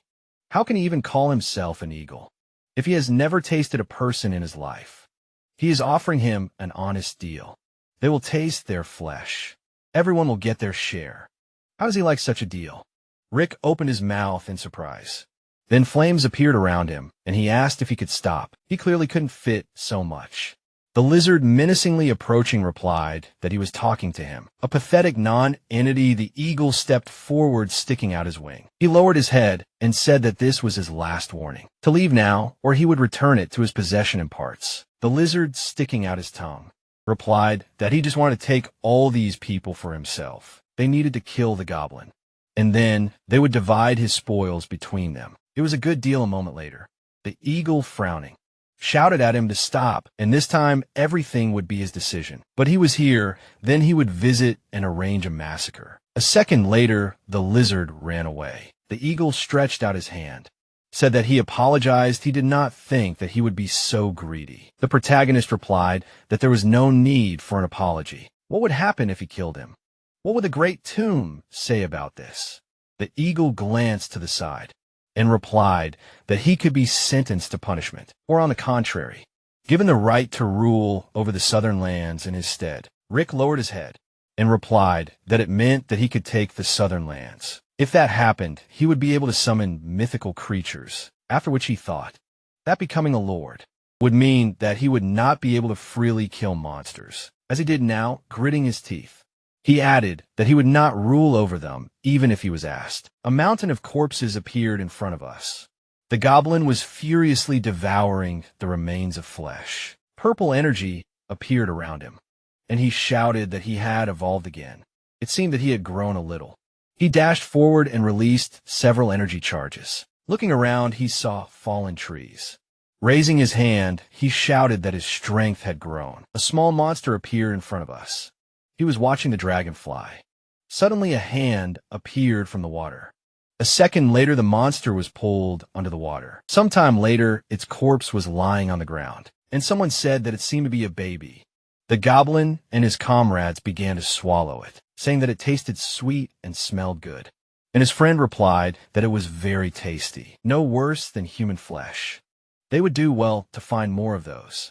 Suddenly, they stared at each other, after which the echidna, smiling, turned around. A village of lizards appeared in front of us. The guy went outside, saying that her damn baby was constantly wandering around the area. Sooner or later, it would lead to trouble.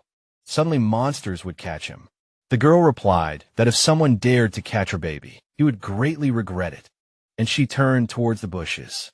Hearing someone ask if this was what they were looking for, by chance, she covered her mouth in fear. Seeing how the bones of her baby appeared in front of her, the goblin came forward and she screamed who they were, because this land belonged to them. How dare they come here, smiling?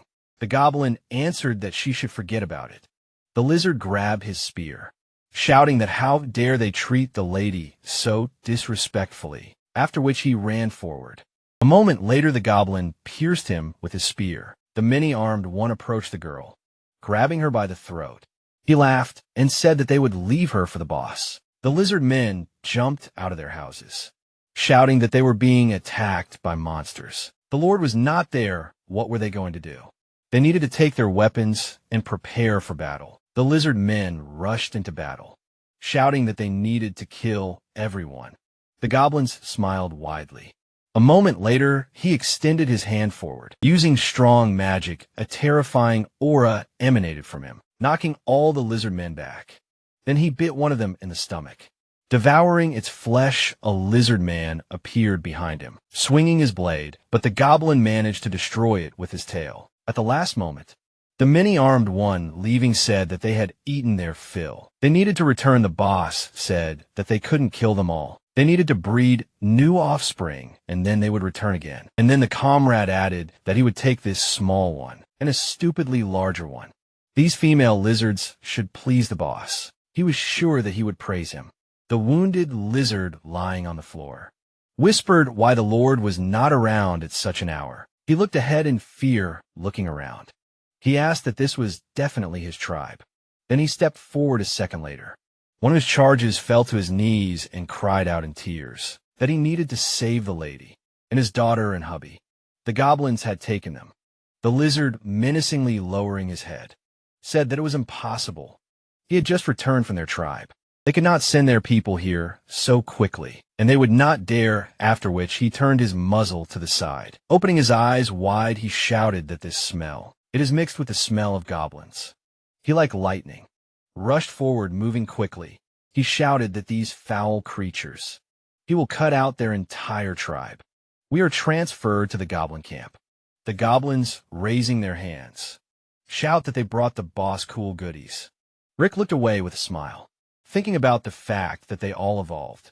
Looking at his comrades, he saw that they had already reached level 70. Then lowering his head, he thought that he did not expect that they would become the same level. The characteristics of one of them will be worse, but in overall strength and not at the same level. Most likely this is because he is on the path of an assassin. If he is experimented with better, he will definitely become stronger. The protagonist looked ahead in surprise, hearing someone shouting to let her go. The lizard girl, looking ahead with displeasure, added that she was the wife of the tribe's chief. How dare they capture her? She would make the Lord kill them all to the last one. No one would escape. The goblin squeezed her head, shouting for her to shut up. Then approaching the protagonist, he added that they had caught these two especially for him. One young, the other older, for every taste. Rick, frowning with displeasure, replied that it was the same for the chief where they found them. Just let them not tell him that. These were members of the clan of the lizard, who had been with them during the day. The girl smiled maliciously, answering that everything was correct. Her husband was the lord of the southern lands. Was he really scared? But it was too late. The protagonist, looking ahead, replied that the same chieftain who had threatened him by saying that he would destroy his tribe and kill him. The girl opened her mouth in fear, screaming what he was going to do.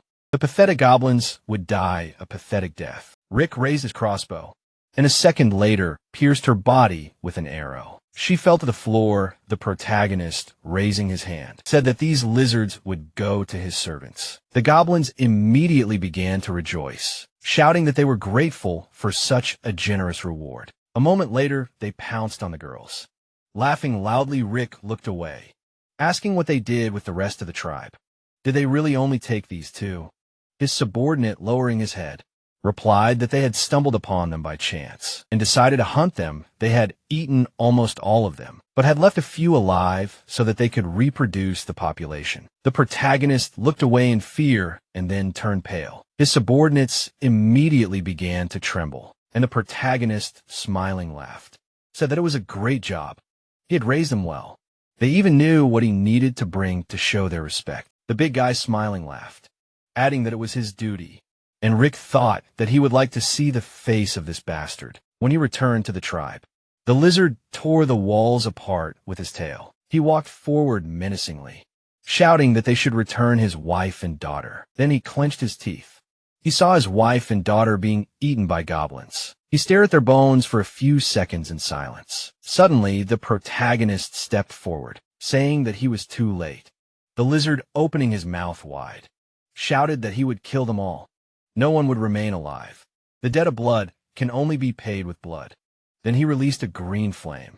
Suddenly, one of the goblins released a blue flame. Throwing the lizard back, he made a quick dash towards the enemy, and a second later, he plunged a knife into his body. The lizard gritted his teeth menacingly. The protagonist thrust his blade forward. The lizard, lowering his head, shouted that he even lost consciousness for a moment. And what was that? Rick answered that he came here to die, so he would help him. He was in the Eastern Lands, which meant he would not be able to summon monsters. An evil aura began to emanate from the lizard, and he shouted that he would kill him anyway. Then he increased in size using the growth hormone. His wounds began to heal a second later. He looked ahead menacingly, shouting that this was the real power and what they could put at stake. The goblin, looking at his opponent, said that this guy seemed pretty strong, and that he would not be dealt with so easily. Rick, frowning, thought that first he would use the earth element to stop him. Then he would need to find a way to deliver the cursed blood into his body. Someone pierced him with a dagger. The protagonist looked ahead in surprise. The lizard opened its mouth wide. Moments later, its body began to glow. A girl with a long sword stood in front of him. Looking ahead, she added that she had finally found him. The big guy, stretching out his hands to her, shouted that a saint had arrived at the camp. Let Rick go and not try to buy him time. The girl lowered her head. A second later, she fell to the floor. The protagonist approached her, saying that she had come a long way and, being completely exhausted, had killed a lizard lord with a rusty sword in one blow. They were lucky that she had passed out due to fatigue. The big guy, approaching her, shouted that they should take advantage of this opportunity and kill her, grabbing the sword. He added that he was ready to do it for him. Suddenly, he noticed how his comrades had stepped aside. They began to examine the stool, saying that it had an incredible design. Looking at the big guy, he said that she had simply lost consciousness, and he was so afraid of her that he was ready to kill her. And anyway, who said that she needed to be killed sitting down. He added that she would be much more valuable alive than dead. He looked at her face for a few seconds, adding that they first needed to tie her up. We are carried to the tents. The goblins looked out in surprise and watched the saint. The girl, having lowered herself to her, grabbed her face, saying that she was incredibly soft and elastic. Suddenly, the saint began to open her eyes. The protagonist, looking at her, said that they had not seen each other for a long time. The girl, smiling broadly, screamed that she had finally found him. The protagonist, having recoiled in fear, replied that she should not act hastily. She would not be able to defeat them. She tried to jump up, constantly screaming that it was a goblin. Rick, frowning, thought that something was wrong with her. Menacingly looking ahead, he shouted that while his comrades stood aside, he spared nothing for them, raised them as his own children. Let them hold her. The big guy grabbed the rope. After a while, the girl broke free from the bonds, after which she jumped up to the protagonist. The goblin looked at her and said that she would now kill their boss because of them. The girl fell to her knees. The protagonist lowered his attentive gaze. The blonde was kneeling in front of the protagonist when she told him that she had not come there to fight him. Haley smiled, madly looking up, as she explained that she only hoped that he would give her another child. Bella looked displeased when she said that she really knelt down in front of Rick and asked him for it like that. The goblin leader looked down confused, assuming that she was joking, and asking about how he looked like the goddess of childbirth. Guan-in, the holy swordswoman, was shown in profile as she replied that she was serious. and that this would help them get rid of the hatred between them. But he had to give her another child, or she would not forgive him. The protagonist's mouth dropped open, looking down as he clarified that she really did want to have another child with him. The blonde looked scared when he asked what happened to the first one. Haley clutched her head as she turned to the almighty creator and asked for forgiveness for not being able to bear this punishment, exclaiming that those damned villagers prevented her from doing so. And then she began to beg for another chance, promising that she would give birth to another goblin and raise it. The protagonist looked down appraisingly when he realized what was going on, and that because of the cursed blood, she lost her powers.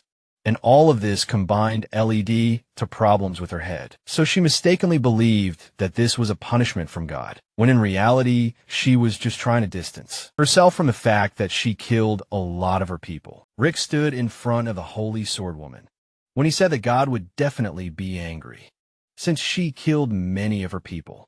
However, if she wanted to atone for her sins and have a child with him, she must fulfill certain conditions.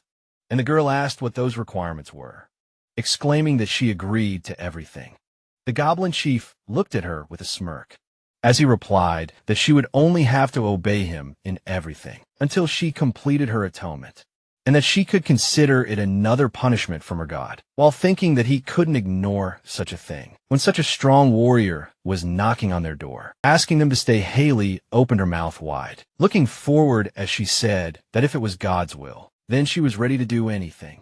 The protagonist smiled, replying that it was very good. The goblin stood behind them as the protagonist announced that it was time for them to leave. The Holy Sword Woman lowered the strap of her dress. She was lying on the hay as she asked Rick to grant her wish. The goblin chief looked pleased, as he replied that he would do it if that was what she wanted. The protagonist hovered over the female body, warning that he would not hold back. Haley held her hands above her head. Breathing heavily, the girls were standing in front of the tent when one of them exclaimed that she was lying, because they were talking about the strongest Holy Swords woman of all time, and that she did not believe a single word she said. Amanda looked ahead in surprise when she cursed. The blonde was lying in front of her when the vampire said that this was indeed a Holy Swords woman, and then asked how so. Bella watched the upset brunette when she asked if she believed her, now adding that if this news reached the Empire, then something terrible would happen there. A dense forest stretched out in front of the goblins. Rick looked at Lena standing next to her, who asked the boss about his plans for Haley, to which he replied that she should be near him, but they needed to take care of her, dress her, wash her, and so on. The girl walked away from the leader, answering that everything would be done. The protagonist looked at Lena and asked to wait, and then asked about how many people had died from diseases in the last few days, asking her to cook them since he had found a worthy use for them, to which she agreed. The protagonist sat on a chair, looking up when he thought that the death of this lizard could attract the attention of the Lord of the Tomb, deciding that it was time to visit their eagle friend. On the branches of the tree were buildings in the settlement of the tribe of carnivorous eagles. The winged creature was in front of Rick when he asked that he really killed the Lord of the Southern Lands. They stood opposite each other when Thorn said that he did not need to explain anything to him, and that it was bad but fixable, and also that if he took the place of the ruler of the Southern Lands, then the tomb would hardly have questions for him. The goblin chief looked ahead boredly when he asked him again, saying that he was not interested, and that he would have one of his subordinates do it. Black Eagle stood up straight when he said that it was not, that it was impossible, but it was very risky. The protagonist, looking ahead intently, asked what the risk was. Thorn walked past the protagonist when he told him that the Dream Demon had been dreaming of this title for a long time, and that since the lizard was dead, he would definitely try to take advantage of it, concluding that if it came to a fight, he knew Rick could handle it himself, but his subordinates might lose. The goblin chief looked away intently when he asked about the Dream Demon. He introduced a dark entity when it was explained that it was a level 8 monster that could control dreams and influence the consciousness of creatures when they were asleep. The Black Eagle spread his wings, standing next to the protagonist, when he said that he was not strong in battle, which is why he had never been able to defeat the previous rulers of the South. Then the protagonist asked about whether he controlled dreams, answering that it sounded interesting. Rick touched his chin, looking forward when he thought about how cool it would be if, through this demon, it was possible to instill in the saint the need to obey him. The head of the goblins crossed his arms over his chest when he asked Thorn if he would show where the evil spirits lived, explaining that he wanted to work with him. Several silhouettes landed near the black trees. The eagle and the protagonist looked ahead when the former told him that he lived there. They were in front of a dark entity who said that he would now see who had arrived there. The demon in black rags watched the guests when he asked who of them came to him in search of new sweet dreams. Then the system window with his characteristics appeared. The one-eyed monster bared his sharp teeth, smiling when he asked what the carnivorous eagle was doing in the goblin's company. The protagonist took a step forward when he said that he wanted to offer him cooperation, and that the point was that he would help him become the ruler of the southern lands. And in exchange for this, he would send certain dreams to people. The dream demon extended his hand to Rick, asking how the little goblin dared to ask him to become the ruler of the South. Then Thorn said that the lizard, which he could not cope with for several years, lost to this guy. The red eye of the evil spirit flashed. The demon opened his mouth wide and laughed loudly, agreeing, and then asked to tell him whose sweet dreams needed to be corrected. The protagonist stood right in front of him.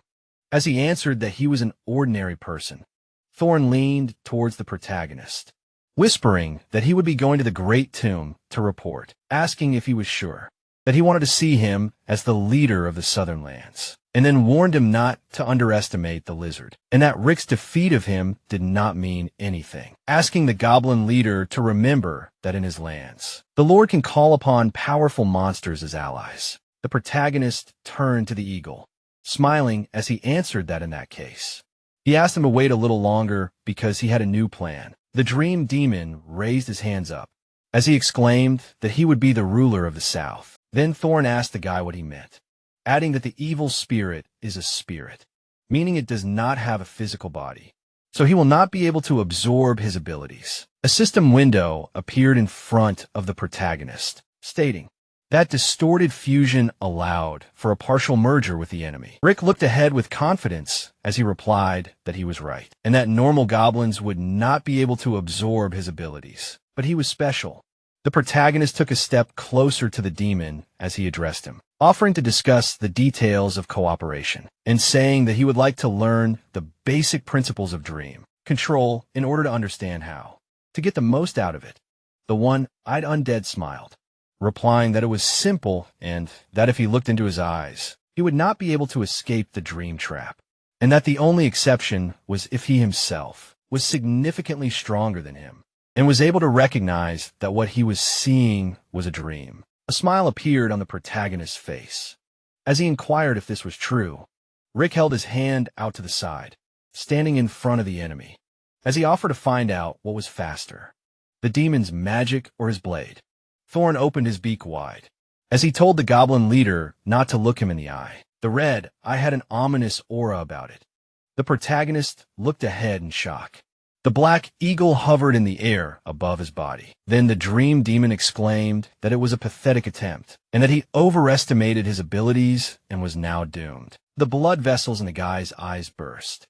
The protagonist was sitting on a rocky surface. In front of him was an erupting volcano. Rick gritted his teeth, looking down. Lava was seeping through cracks in the ground below him. The lower part of his body was stuck in boiling magma. The evil in black rags opened its mouth when it laughed, saying that he would not escape, and that he would wander in his dreams for eternity and die dissolving. And at the one-eyed demon smiled creepily when he asked the head of the goblins if he still wanted to kill him. A beam of light pierced the body of the evil. The demon put his hand on the wound, wondering how. So the protagonist stood in the lava when he said that he had figured out his trap, and that if the creature believed in the reality of its death, in a dream it would die in reality, and then asked about how this is, how his ability to control dreams works. His palm was enveloped in blue energy, when the protagonist added that it was an excellent technique that could deceive most living beings. But not him. Rick rushed forward, exclaiming that he was rejoicing. Too soon the black entity was enveloped in blindingly bright energy. The demon's face was covered in cracks. When he asked how this was possible, shards flew down the head's pupils narrowed greatly. The evil spirit in black rags was above the goblin when it cursed him and exclaimed that she would never forgive him. The protagonist's hand reached for the weapon. The protagonist shot a stream of flame. The demon fell, raising his hands up. Rick ran, barely touching the ground. The one-eyed monster gritted his teeth. The dream demon turned around. Looking back, the goblin leader's teeth were filled with black, undead flesh, and a system notification appeared, stating that he had acquired a new skill. Dream Control. The demon looked at Rick in front of him. The goblin's green flesh swelled. The undead had gotten stuck in the protagonist's overgrown body. When the skill Distorted Fusion was realized, Thorn opened his beak in surprise. The man rested his head on the ground. The protagonist stood up straight. When his comrade told him that this one looked pretty strong, and then asked what they would do with him, Rick lowered his menacing gaze. The man's body lay on the ground. When the leader thought about how this guy was about level 50, but despite this his total combat power was about 700 units, and that by the tribe standards. This was slightly above average. The spiky monster was behind the protagonist, who allowed them to eat it, and then rest and be ready to move at any time. Then they thanked him 10 days later. Clouds were floating above the trees. The goblins were moving forward. Surrounding the people, the girls were standing near the protagonist. We said that. It seemed like the workload would be heavier in the future. Rick turned to the ladies when he asked them if they could handle it. Then Lena asked him to leave it to them, exclaiming that they could handle it. Sarah looked away coquettishly when she turned to the boss, saying that if he satisfied her at least once a day, then she would not get tired of such a load. Sweat was pouring down the goblin leader's face. He told her that she could not imagine how tired he was today, and he thought that. He seemed to have begun to understand the meaning of the proverb, that even hail is good in a drought. There were some lopsided tents in a wasteland when someone told the boss that his tribe lived there.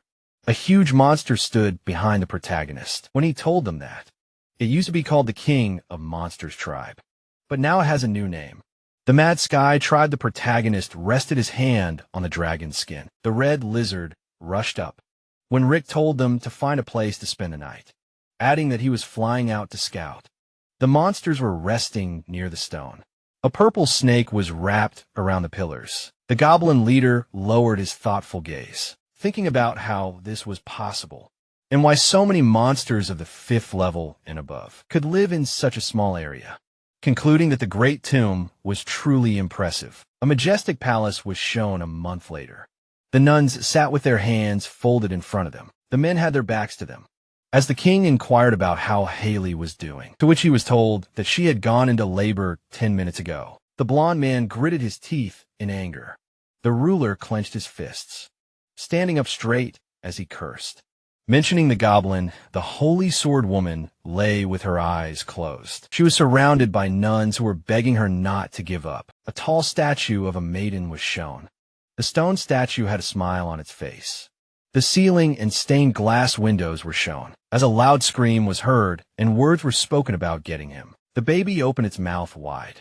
The nuns looked horrified as they recognized the goblin. The elderly novice looked forward in disgust. Someone grabbed her arm. The blonde glared to the side, ordering her not to touch him. In front of them on the bed was a child. Haley looked at her child in confusion as she asked what it was doing. The nun replied that it was probably hungry, adding that it was just born and could already talk, and that it was terrible. The girl wrapped her arms around the child. The holy sword woman held the baby to her chest, asking her to just look at it, saying that it was hungry. The doors opened as the king walked in and asked the woman in labor how she was feeling. There were novices on either side of the bed, as the girl replied that she was fine. The blonde sat with her back to the ruler. The man in the crown looked forward worriedly, wondering what she was doing. Haley looked at her child as she told him that she was breastfeeding it. The king looked angry as he realized that the holy swords woman was treating the goblin brat like her own child. The ruler was shown in profile. as he ordered her to give him the goblin, exclaiming that it was the order of her king. The baby was sleeping in the blonde's arms, who told the ruler that she could not disobey his order, but that it was her lord's will and the punishment she had accepted. The king looked at her in confusion as he asked her what she was talking about. Haley held the baby to her chest, as Arnold exclaimed that she had given her all to fight evil for the future of the kingdom, and that God would not punish her for such a thing. The blonde looked ahead with a wild look, as she said that she had done something that angered God by killing many soldiers, and that was why he had taken her power and punished her for it. The nun hugged the girl as she protested, saying that it was not a punishment, and that it was only a mistake that anyone could make, so she should not worry about it. Haley pushed the novice away, shouting that she didn't understand, and that none of them understood anything. The blonde looked down in despair, as she said that she was no longer a holy swordswoman, and that she was now nothing but a despicable woman who gave birth to a goblin. Haley stood by the bed as she ordered everyone to leave. The king gritted his teeth, looking forward as he called her name, promising that he would help her get her revenge. The man bowed before the throne. Arnold opened his mouth, looking down and asking Klein if he knew why he had summoned him. The young man bowed his head forward, as he told the Lord that he could assure him that he would crush the Goblin Rebellion and avenge Lady Haley, his grandfather Austin, and all the dead inhabitants of the kingdom. The blond man in the crown looked ahead intently as he replied that it was fine, and then asked to be allowed to ask something. Arnold frowned deeply when he asked if he was afraid of the Great Tomb. Klein pressed his fist to his chest when he replied that he was not afraid of the monsters that live there. The Lord placed his hand on the armrest when he said that it was good. The king, standing up straight, extended his hand to the side when he said that he would provide him with 10,000 elite soldiers and 12 holy guards, and that even if he had to enter the lands of the tomb, he should do so, since he was tasked with destroying this tribe at any cost. The red-haired youth opened his mouth in surprise when he realized what the ruler said. Klein closed his eyes, placing his hand on his heart, when he exclaimed that he would not let him down. The silhouettes of dragons were visible in the sky. Monsters were watching the settlement. Members of the tribe were walking between the tents. The protagonist stood in front of Sarah, where he told her to call the elves, since they needed help with the bandages. To which she agreed. A huge paw appeared next to the protagonist as someone addressed the boss. The green monster stood in front of Rick, who asked how things were going, to which Rick replied that there were more monsters ahead and that they were having a hard time holding them off, and then suggested that he go there himself. The goblin leader raised a menacing glare as he cursed, realizing that they were attracted by the noise of the camp. The undead tiger and the black-scaled horned python advanced. The ghost spider and the bloodthirster walked side by side. The protagonist was sitting on the back of a dragon when he cursed, exclaiming that he had checked the entire area for 10 kilometers ahead, and then wondered where all these monsters had come from. The monsters were walking one after another, when the protagonist thought about how he had counted on the fact that, if he came to the Great Tomb, they would have time to increase the number of the tribe and build a normal base the elf was giving birth.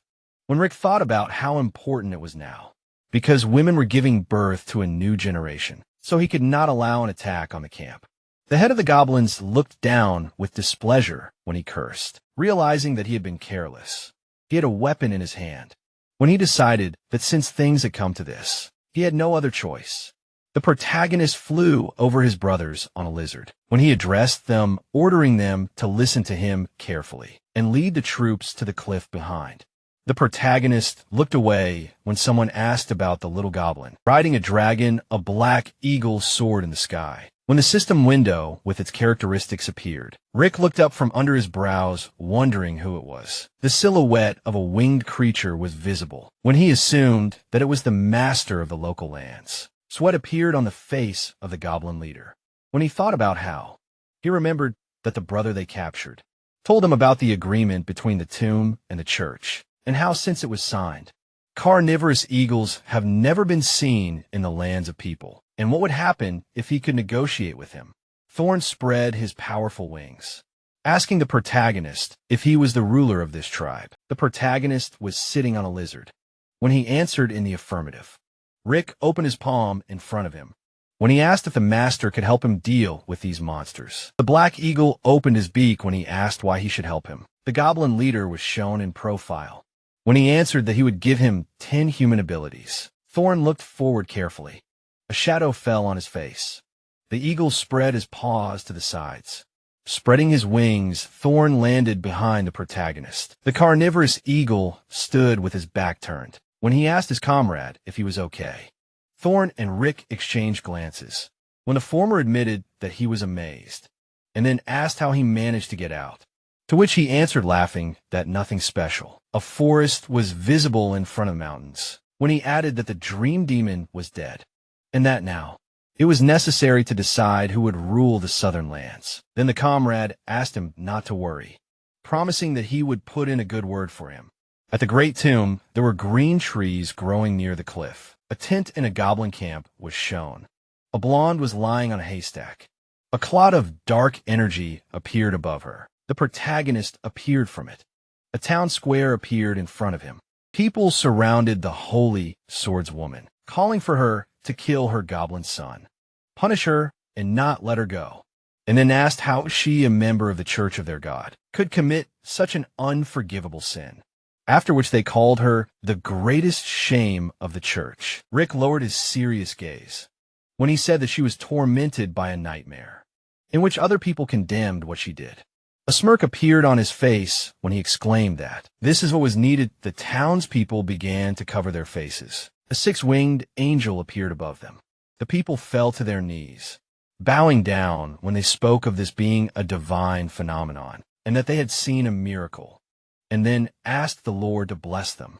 Haley stood before the townspeople, who asked God to punish her, calling her a demoness, and explaining that she had sinned against his holy church. People began pointing their fingers at her, calling for the execution of the heretic, who had committed the unforgivable sin. The ground beneath her feet began to crumble. The holy swordwoman stood on the edge of the abyss, as those around her screamed that this was unforgivable, and asked for her to be executed. The girl fell to her knees. Tears flowed from the blonde's eyes, as she asked God to forgive her and her sins. Her palm was enveloped in light energy. The people froze, raising their hands.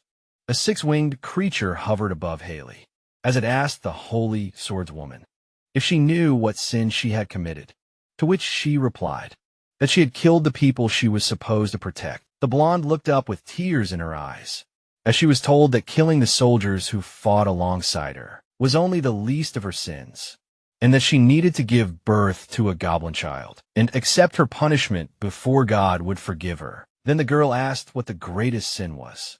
The faceless creature was shown up close, as it answered that it covered and protected demons and selfish villains. The six-winged creature was above the humans, as it told them that they were overcome by greed and lust for power, and that they were drowning in wine, wicked love and avarice, and taking power and all resources into their own hands. Tears flowed from the eyes of the saint, as she was told that this was a sin that could not be forgiven. Haley sat on the ground as she said that. It turned out that she protected evil and demons. The red monsters surrounded the girl, muttering and growling. Then they explained to her that if it weren't for these demons, she wouldn't have to kill her comrades. Horrible faces appeared in front of the blonde, whose owners began to ask about how she was a saint, saying that she was just a parasite in armor, who was in cahoots with that green-skinned spawn, and then began to call for the witch to be burned at the stake. And fed to the goblins, the terrible monsters ran forward, screaming that they would kill her and tear her worthless body apart, and then beg for redemption from God by sacrificing this creature. Haley looked ahead with anger. The blonde opened her mouth wide as she told them to be quiet. Streams of energy appeared near her hand. The holy swordwoman swung, holding the sacred weapon, as she called them demons. The girl cut the red flesh. Looking forward, Haley slashed at the monsters in front of her. Swinging her blade, blood dripped from the blade. Bodies lay around the blonde as she said that she had killed someone. Again, the winged creature was in front of the girl. When it asked if she now saw what it had told her, adding that they only wanted her to protect them.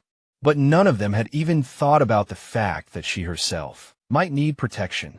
The messenger of God opened his palm in front of him, saying that once she was excommunicated from the church, these demons would be the first to throw stones at her. Haley looked ahead with empty eyes. Her eyes sparkled. As she answered the Lord that she now understood everything, the girl placed her hand in his. The Holy Sword Woman sat in front of the winged creature, who ordered her to exterminate these demons from now on. Then she asked about how she could get her power back. God was in the air in front of her, as he advised her to wait until there was no demon left in the world, summing up that by his will, a messenger would come to her who would help her punish the demons, and who would need to be supported. Haley stood with her hand outstretched, as God called her a holy swordswoman, and asked her not to forget his words.